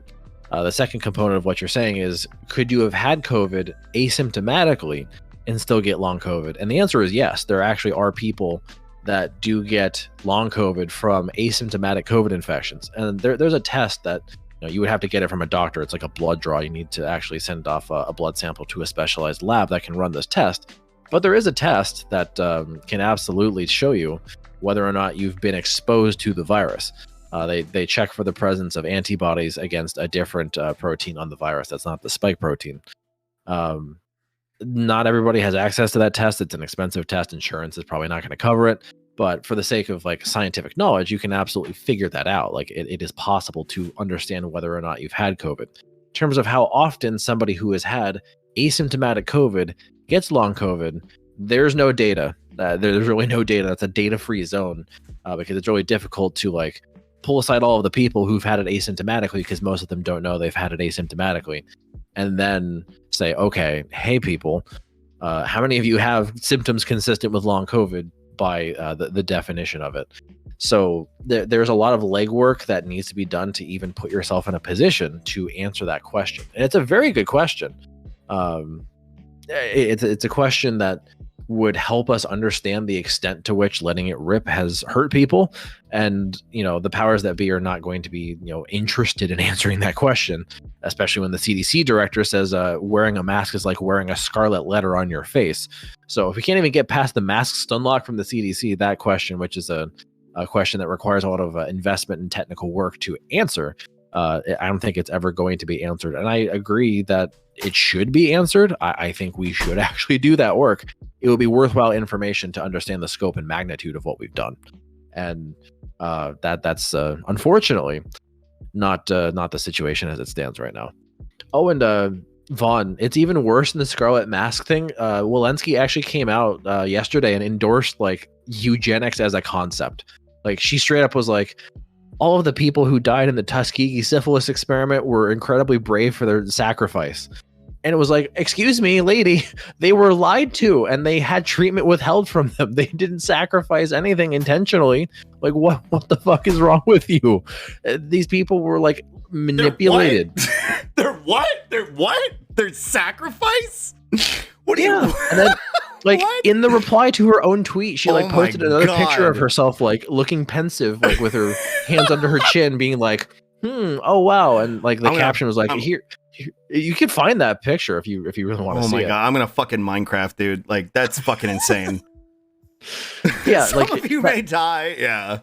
Jesus well, Christ. not even that. Like some of you may die. It's like, I'm going to kill you and I'm willing to sacrifice you. Like I'm it's killing one step you, beyond yeah, some of you yeah. may die. I personally am going to I'm kill holding you. the gun. Yeah. Is it possible that there are people who are immune to COVID in general? I've never gotten it, even when I had one vaccine. Multiple family members had it around me, but I still didn't get it. Got 2 more vaccines since then. I just have never gotten it. Yeah, I think it we is. have enough It's data, very but- possible. There are still, people weirdly refer to them as COVID virgins, and I've never liked that terminology because that implies like eventually they're going to get fucked, and I don't like the futility and argumentation behind like everybody's gonna get it eventually. Yeah. Yeah, you might as well be ready for it. Like I really Yeah. hate that line of thinking. It's too fatalistic. That's why I advocate for prevention and using the tools to fight as much as possible. But with that being said, like there are some people who have certain aspects of their immune system working in such a fashion that they are able to stop infection before it starts. That requires an exposure. I mean, there's going to be a non-zero amount of people who've never been exposed. There's going to be a non-zero amount of people who have been exposed but have never had an infection. And that's kind of where the intrigue lies, is in that group. Exposed but not infected. Is it because of prior vaccinations? Was there something intrinsic to that person's biology that we could use to like develop a new vaccine or a different modification of the current vaccines to make them more effective? You know, what's going on there? And I think a lot of that discussion, while it's like academically really cool, it ultimately invokes like weird biological essentialism takes that like, everything's genetic. You're the way you are because of your genes. And all we need to do is, do DNA sequencing on all of these people who've never had COVID, and surely we can figure something out. But it's like, is that going to translate into something we get right here, right Meaningful. now? Like, Yeah. that's not going to help us right here, right now. That's just like you're making a textbook bigger. You can do that shit after we're actually done with it, but we're not done Yeah. fighting it. Like this is not the time and place for that. You can be intrigued in an academic setting. Like I'm fine with a bunch of STEM lords sitting around a conference table going, okay, that's a kind of interesting. And then like moving on and like not actually hyper focusing on it like a bunch of weirdos. But they have a tendency to do that. So all that to say, yes, there are people who might have something going on with their biology, but they're few in number, and the biology that might actually give them some sort of protection is not understood. Like there are like genetic risk factors that have been identified in some people for sure, but the population and public health can't operate on like, all right, let me get your DNA, see if you have this particular genetic risk factor, and then we'll decide whether or not you get to wear a mask because of it. Like that's just a really weird way to go about And that public was health. what I was gonna say. Is regardless of whether you're just built different, like maybe you are, you should still be masking up. You should still be vaccinating, etc. And even if you're built differently, you still need a mask. Yeah, exactly. Yeah. Let me. Ben had a good question. Sure. I'm not sure if this has been answered, but are there good resources for people who do have long COVID to volunteer for medical testing and further research? Ooh, so that would probably be the handful of long COVID labs. I would probably follow Akiko Iwasaki on Twitter. I know the Putrina lab as well. I can dig up their Twitter accounts, but like oftentimes you'll see scientists actually making solicitation on social media for people to like volunteer for shit.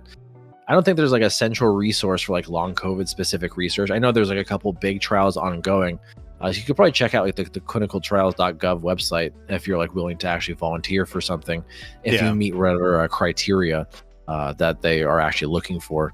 So like that's like the main hub for that is like clinicaltrials.gov. But beyond that, certain laboratories will ask like, hey, we could use some samples from people who like fit these specific criteria. So like if you're in the area, let us know. I know the CDC employee dude I mentioned earlier, Dr. Neuro, he actually gave Kiko Iwasaki some blood samples of his own at some point because he lived in New York, and Kiko Iwasaki's lab is at Yale, so kind of in the area, so to speak. So he drove on down. I was like, "Here's my blood, and take as much as you need."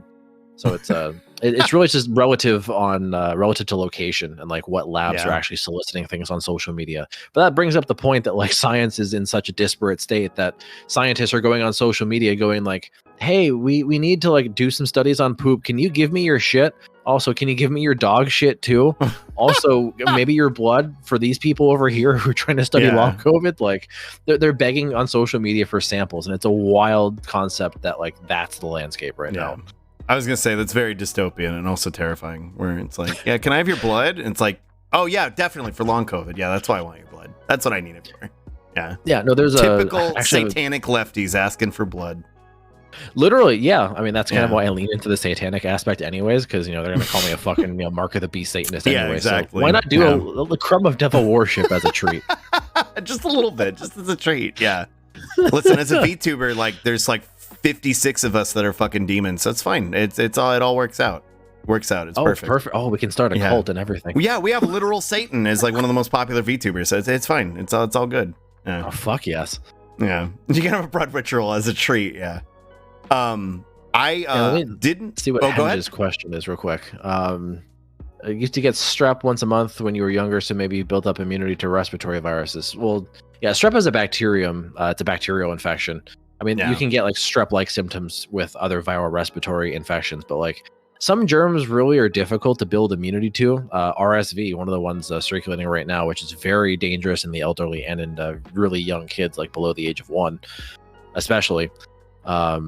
Those germs take repeated infections to actually formally build immunity to. Like RSV usually takes like 2 or 3 infections until you get immune memory, and then it's a cold equivalent for the rest of your life, without COVID kind of entering the picture in terms of that. So you probably got sick with a handful of different stuff, and you probably built immunity to all of that because of like if it fell off at one point, if the germs fell off and took an L because your immune system kept fighting things off, well, that's because you have immunity now. Like if you stopped getting sick all the fucking time, then there you go. Your immune system, got its shit together.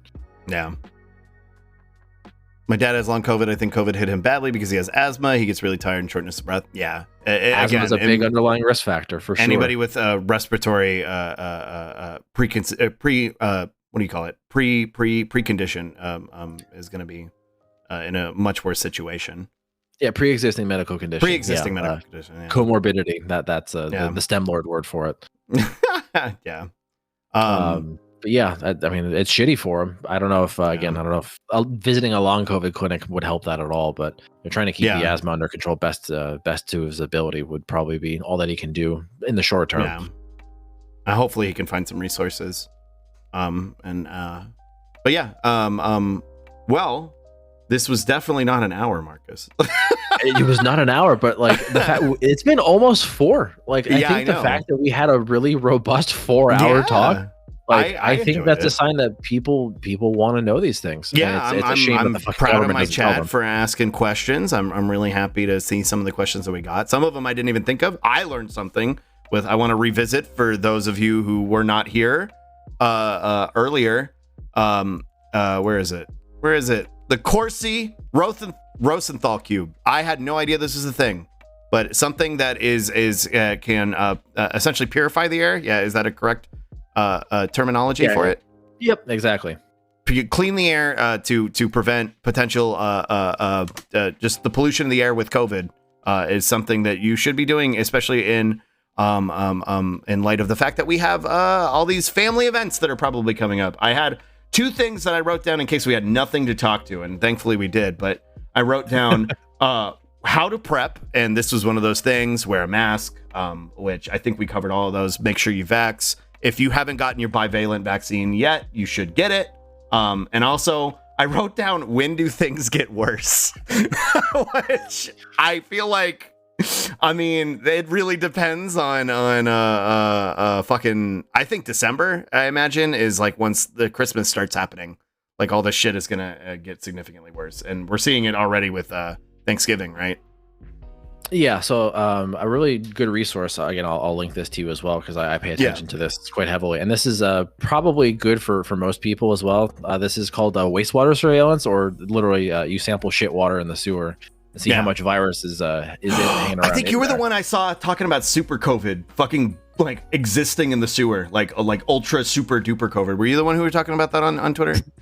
Oh yeah, probably. There's the only other people talking about that are the people literally doing the science in their labs. So I'm probably the only one actually talking about that. But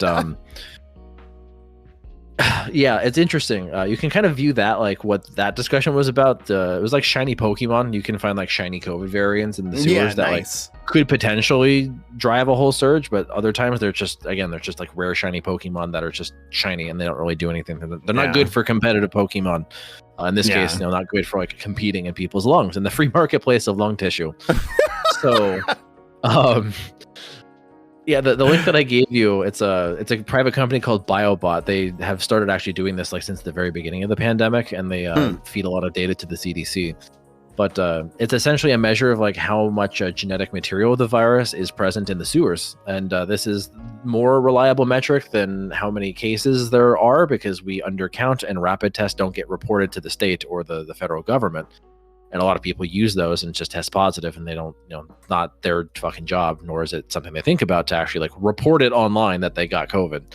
So you kind of see in that link, you have two lines, like the dark blue one is wastewater, and then the other line, the green one, that's reported case counts.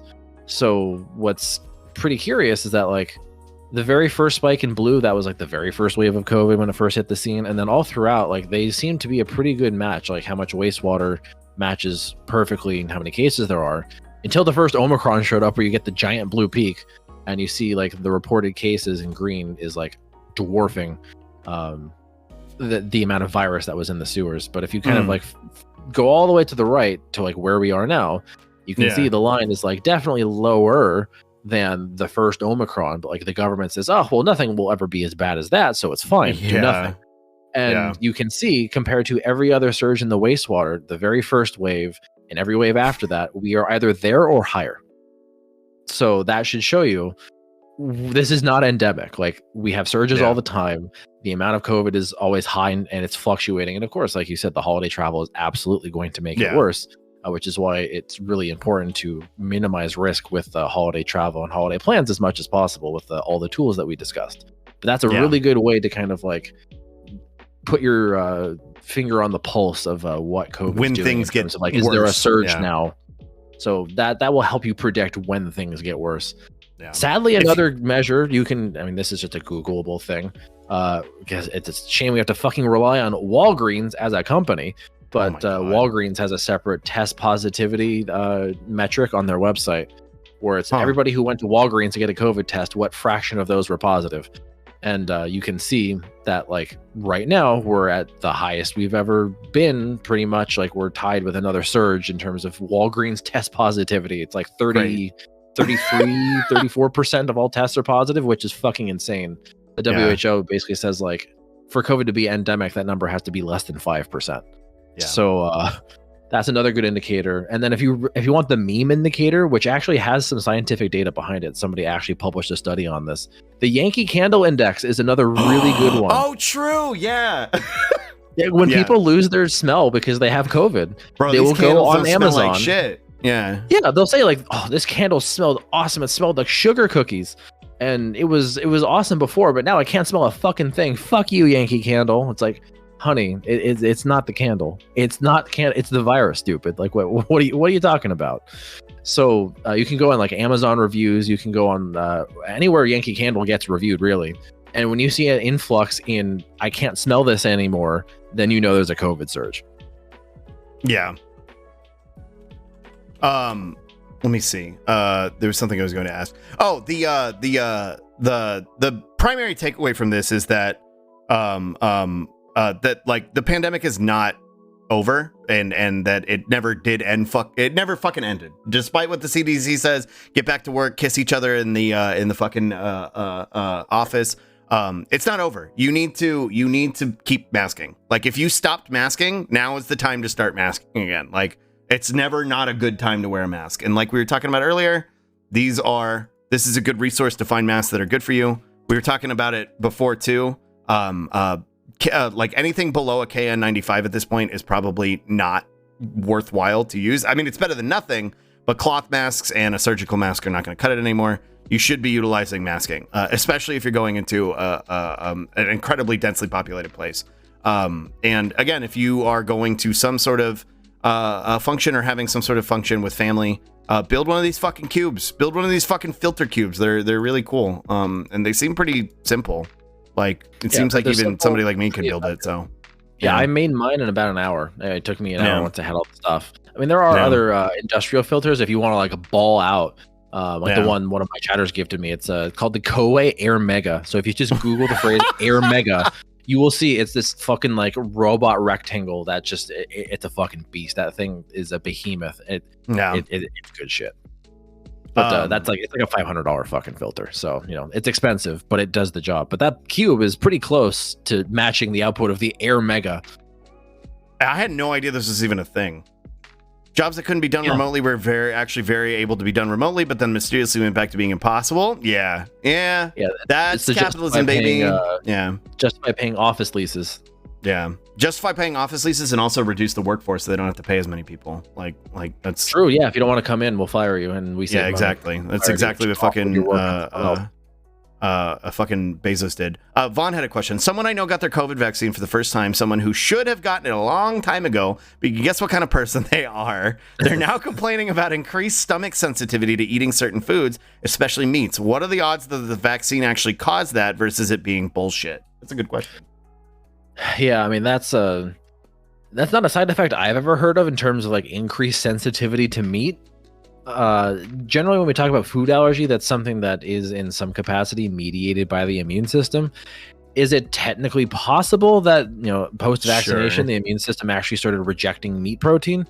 I think that's technically possible. How likely is that? I think that's unlikely just because this is the first time I've ever heard of this, and I'm not sure there's any literature actually talking about it. Lone Star tick disease. Yeah, no, literally, I was about to say, like, I'm not sure the vaccine can do what the Lone Star tick can fucking do to you. Yeah. Because, like, that's a very well-defined process where it's like the Lone Star tick literally causes an allergy to a specific molecule present on red meat. Yeah. Like, the vaccine does not replicate that process in any way, shape, or form. It requires an entirely different germ to happen. So, plausible, technically possible, sure. Likely, no. Yeah. That would probably require some consultation with like a doctor in particular, an allergist, to see like what else is going on. Because I think it's still possible for people to become intolerant of foods as they age. That's absolutely possible. I mean, not everybody who has celiac actually was born with it.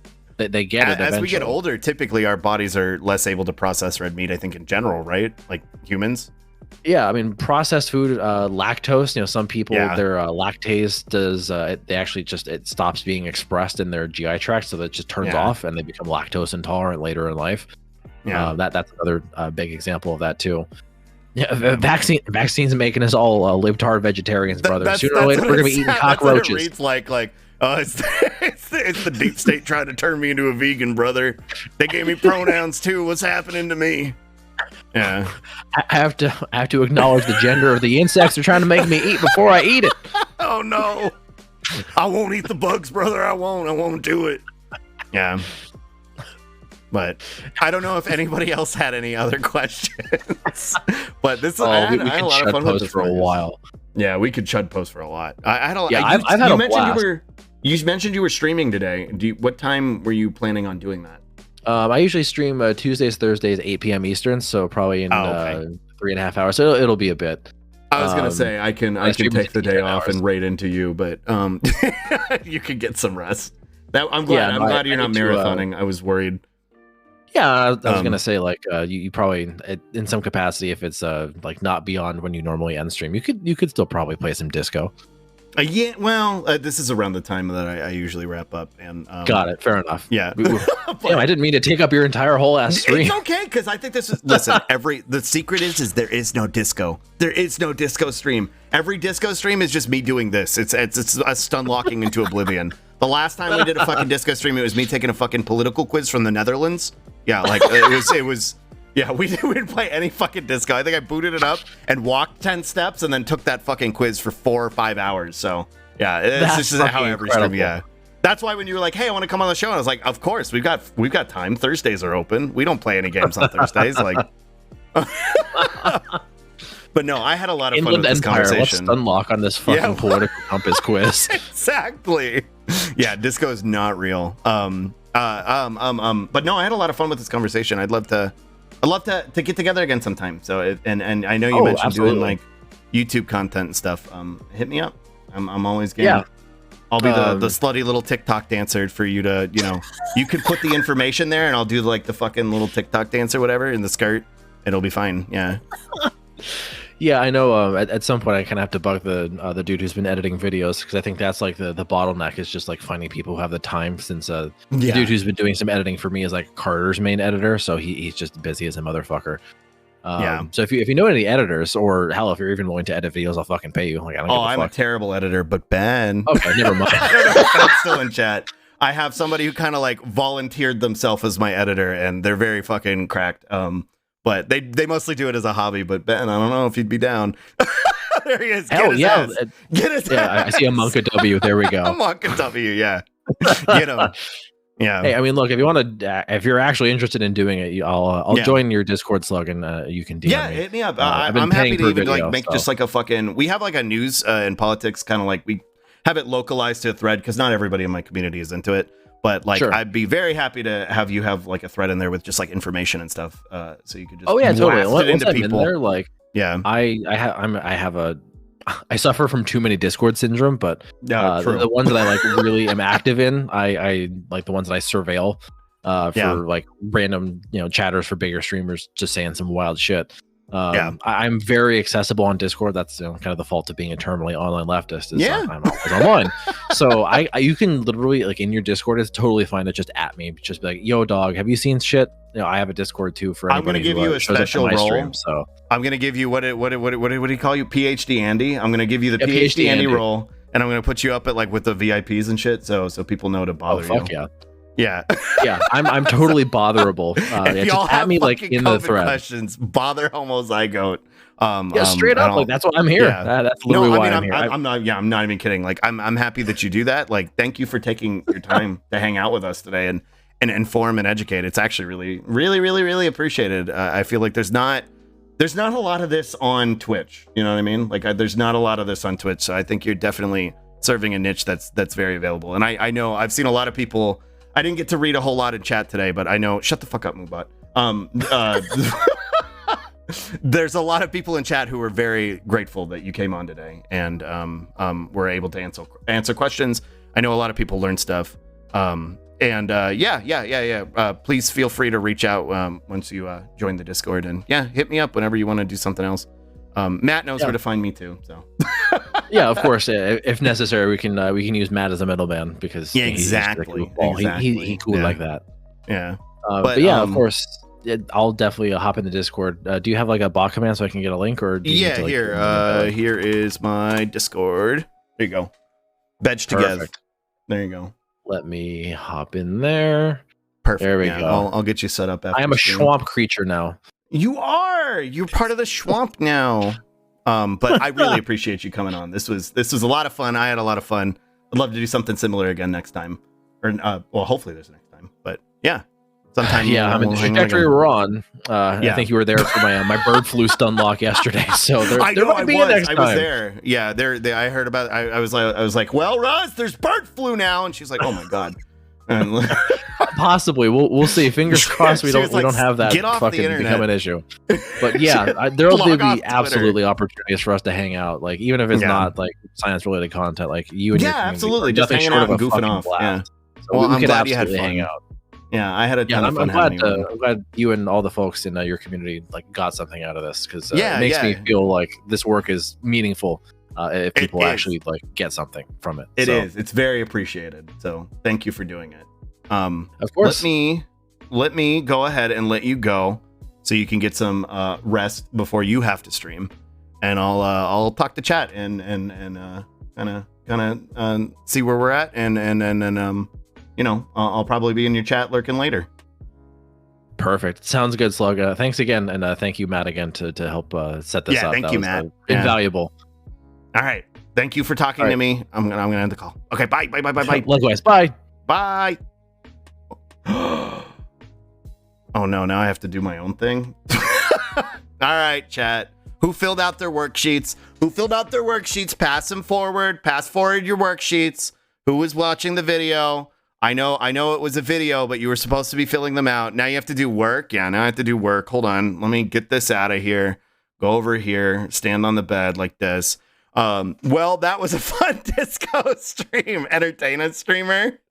Listen, I know I said we were going to play disco today, and I know it's a little earlier than you normally end, but I did kind of stay up super late getting this set up, and I didn't expect this to go as long as it did. I was very happy to have it go as long as it did, but I do think I might call it a day if that's okay with y'all, because I'm a little worn out. I'm kind of eepy.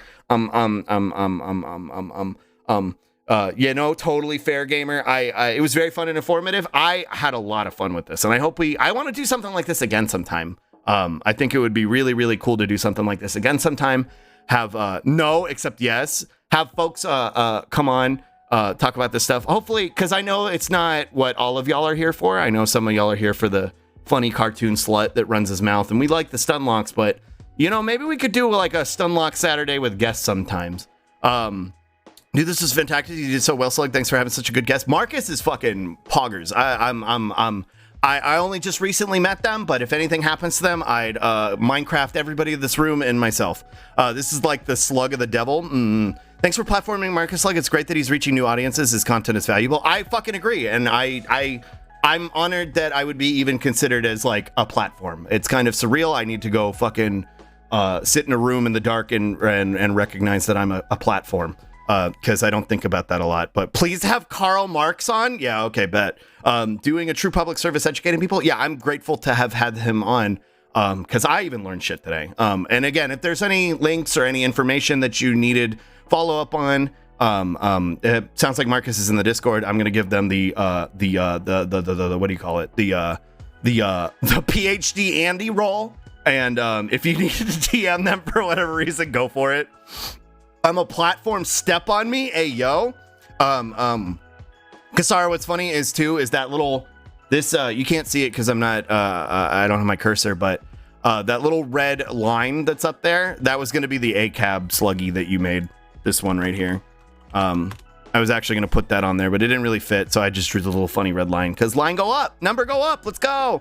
That would actually be awesome. But thank you all for stopping by and coming to support. And having questions to ask. And if I didn't get to say hi to you directly, I love you all a ton. I'm sorry. And I will be back tomorrow. I think I'm just going to take the day to go rest and then probably get a little bit of work done after stream. What is tomorrow? Friday? Tomorrow is Friday. We're going to do Beacon Pines. I think we'll finish Beacon Pines tomorrow. So we'll actually play a game. And then Saturday, I got to tweet it out. Saturday, we're doing a... charity stream. Me and Puddles, who nuked the chat. She's still here. She's gonna get mad at me for calling her out.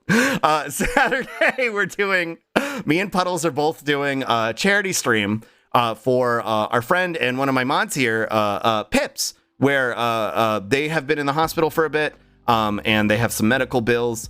And we want to help them out. We want to raise some. Don't put her on blast. I know she's gonna fucking send a pipe bomb to my house. She has my address, so.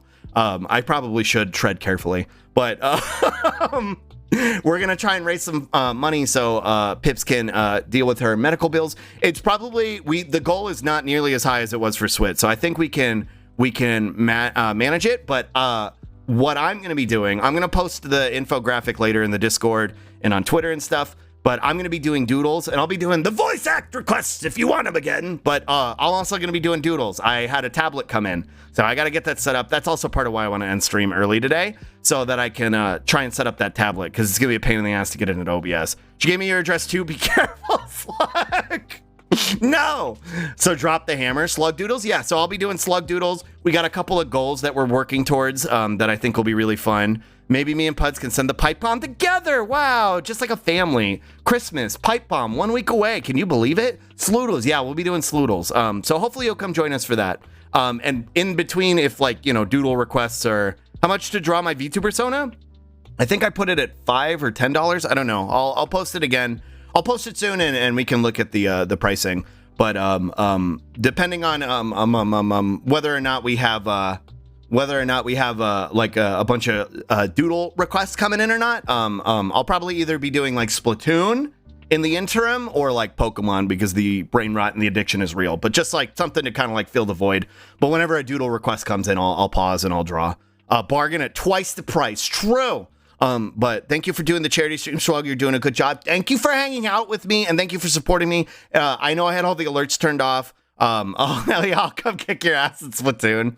How much to draw me blank and then redacted and then blank? I'd buy that for $1. What was I gonna say? I forgot. What was I gonna say? Oh, thank you for. I had all the notifications and stuff turned off. Thank you for all the Bitolies and the resubs and the subbies today. All the gift subs. Y'all are very, very sweet. I know they didn't play on screen, but I definitely saw them, and I appreciate you all a super ton. I love you all so much for coming out and supporting me. And again, kind of relevant to what we were talking about earlier, even if it's not COVID related, if you need somebody to talk to, if you are in a place where you are, you know, you've got some mental darkness going on, we're here. Okay. Like there are people who are, including myself, who are ready to talk to you if you need somebody to talk to. Okay. Because the last thing I want y'all to do is to suffer in silence, especially when we're here. We're here. That's the whole reason we're here. It's to talk to you. Like, I don't want you suffering in silence when there's no reason for you to, okay? You don't need to do this alone. None of us are in this alone. We're all in this together, because that's the way Team Die Slugon rolls after all. Okay, enough cringe. I love you all so much. Let me see who's live right now and where I can send y'all. Maybe we can get a friend that I don't get to raid often, because let me see. Whoa. Oh, I hit it. Okay, gotcha. I come here to suffer loudly. Maybe we can raid a friend I don't get to raid often, because I normally don't end this early. Also, I didn't eat lunch today, so I'm gonna eat lunch after I end stream. Hey, I heard your depression is strong. Let me fight it. Yeah, exactly. Yeah, that's the way we roll. That's how we're all a bunch of Gokus here. Let me see. We got Dolly. We got Roxy. We got Kita. Have taco bites. Well, I got a sandwich to eat. Hey, it's me, Goku. Oh my god, I'm ending when Kit Boga's live. That's wild. Roxy. Let's see. We alternate between being Gokus and Vegetas. Yes, but even Vegeta wouldn't want you to fight on your own. Vegeta knows that there's strength in numbers. Yeah. Your pride is never too high to reach out to somebody. I think I want to raid Kita. We've never, ever raided Kita before, I think. Correct me if I'm wrong, but I don't think I've ever gotten a chance to raid Kita before. And Kita used to stop by here sometimes. I think they're a lot busier these days, but they're very, very cute. And they're one of the VTubers I followed right back when like VTubers were popping off. So I've always kind of watched them. I don't know what it is, so you probably haven't. They are a dog person. They're non-binary. They're a dog person. They're non-binary. They are black and green. They're very cute. I think we'll raid Kita. Today. Sometimes you're a Goku and sometimes you're a Vegeta, because I was gonna raid a lefty, but I don't see any lefties. Actually, you know what? We could. I don't want to be a nuisance to these chats. Yeah, we'll go with Kita. We'll lean towards like none of my lefty friends. All my lefty friends stream at like fuck o'clock at night. So none of them are online right now. All the other ones are like I'm not raiding y'all into like fucking Hassan's chat or something. I'm not a Goku or Vegeta. I'm a Broly, incredibly strong, but a total baby. Kakarot! But yeah, Kita's really cute. And so I think we'll introduce any of the lefties who hung out for the raid to go meet some new VTubers. Send you down the VTuber pipeline, potentially. Let's see. What do we want our raid to be? We'll just do Slug Raid. We'll do Slug Raid because I don't think I've ever raided them before, and I think they know who I am. They've hung out here a couple times, but you know, we'll keep it chill. We'll keep it low key today. Slug Raid. If you don't have my emotes, you can use the bug emoji /raid Kita Kupo. There we go.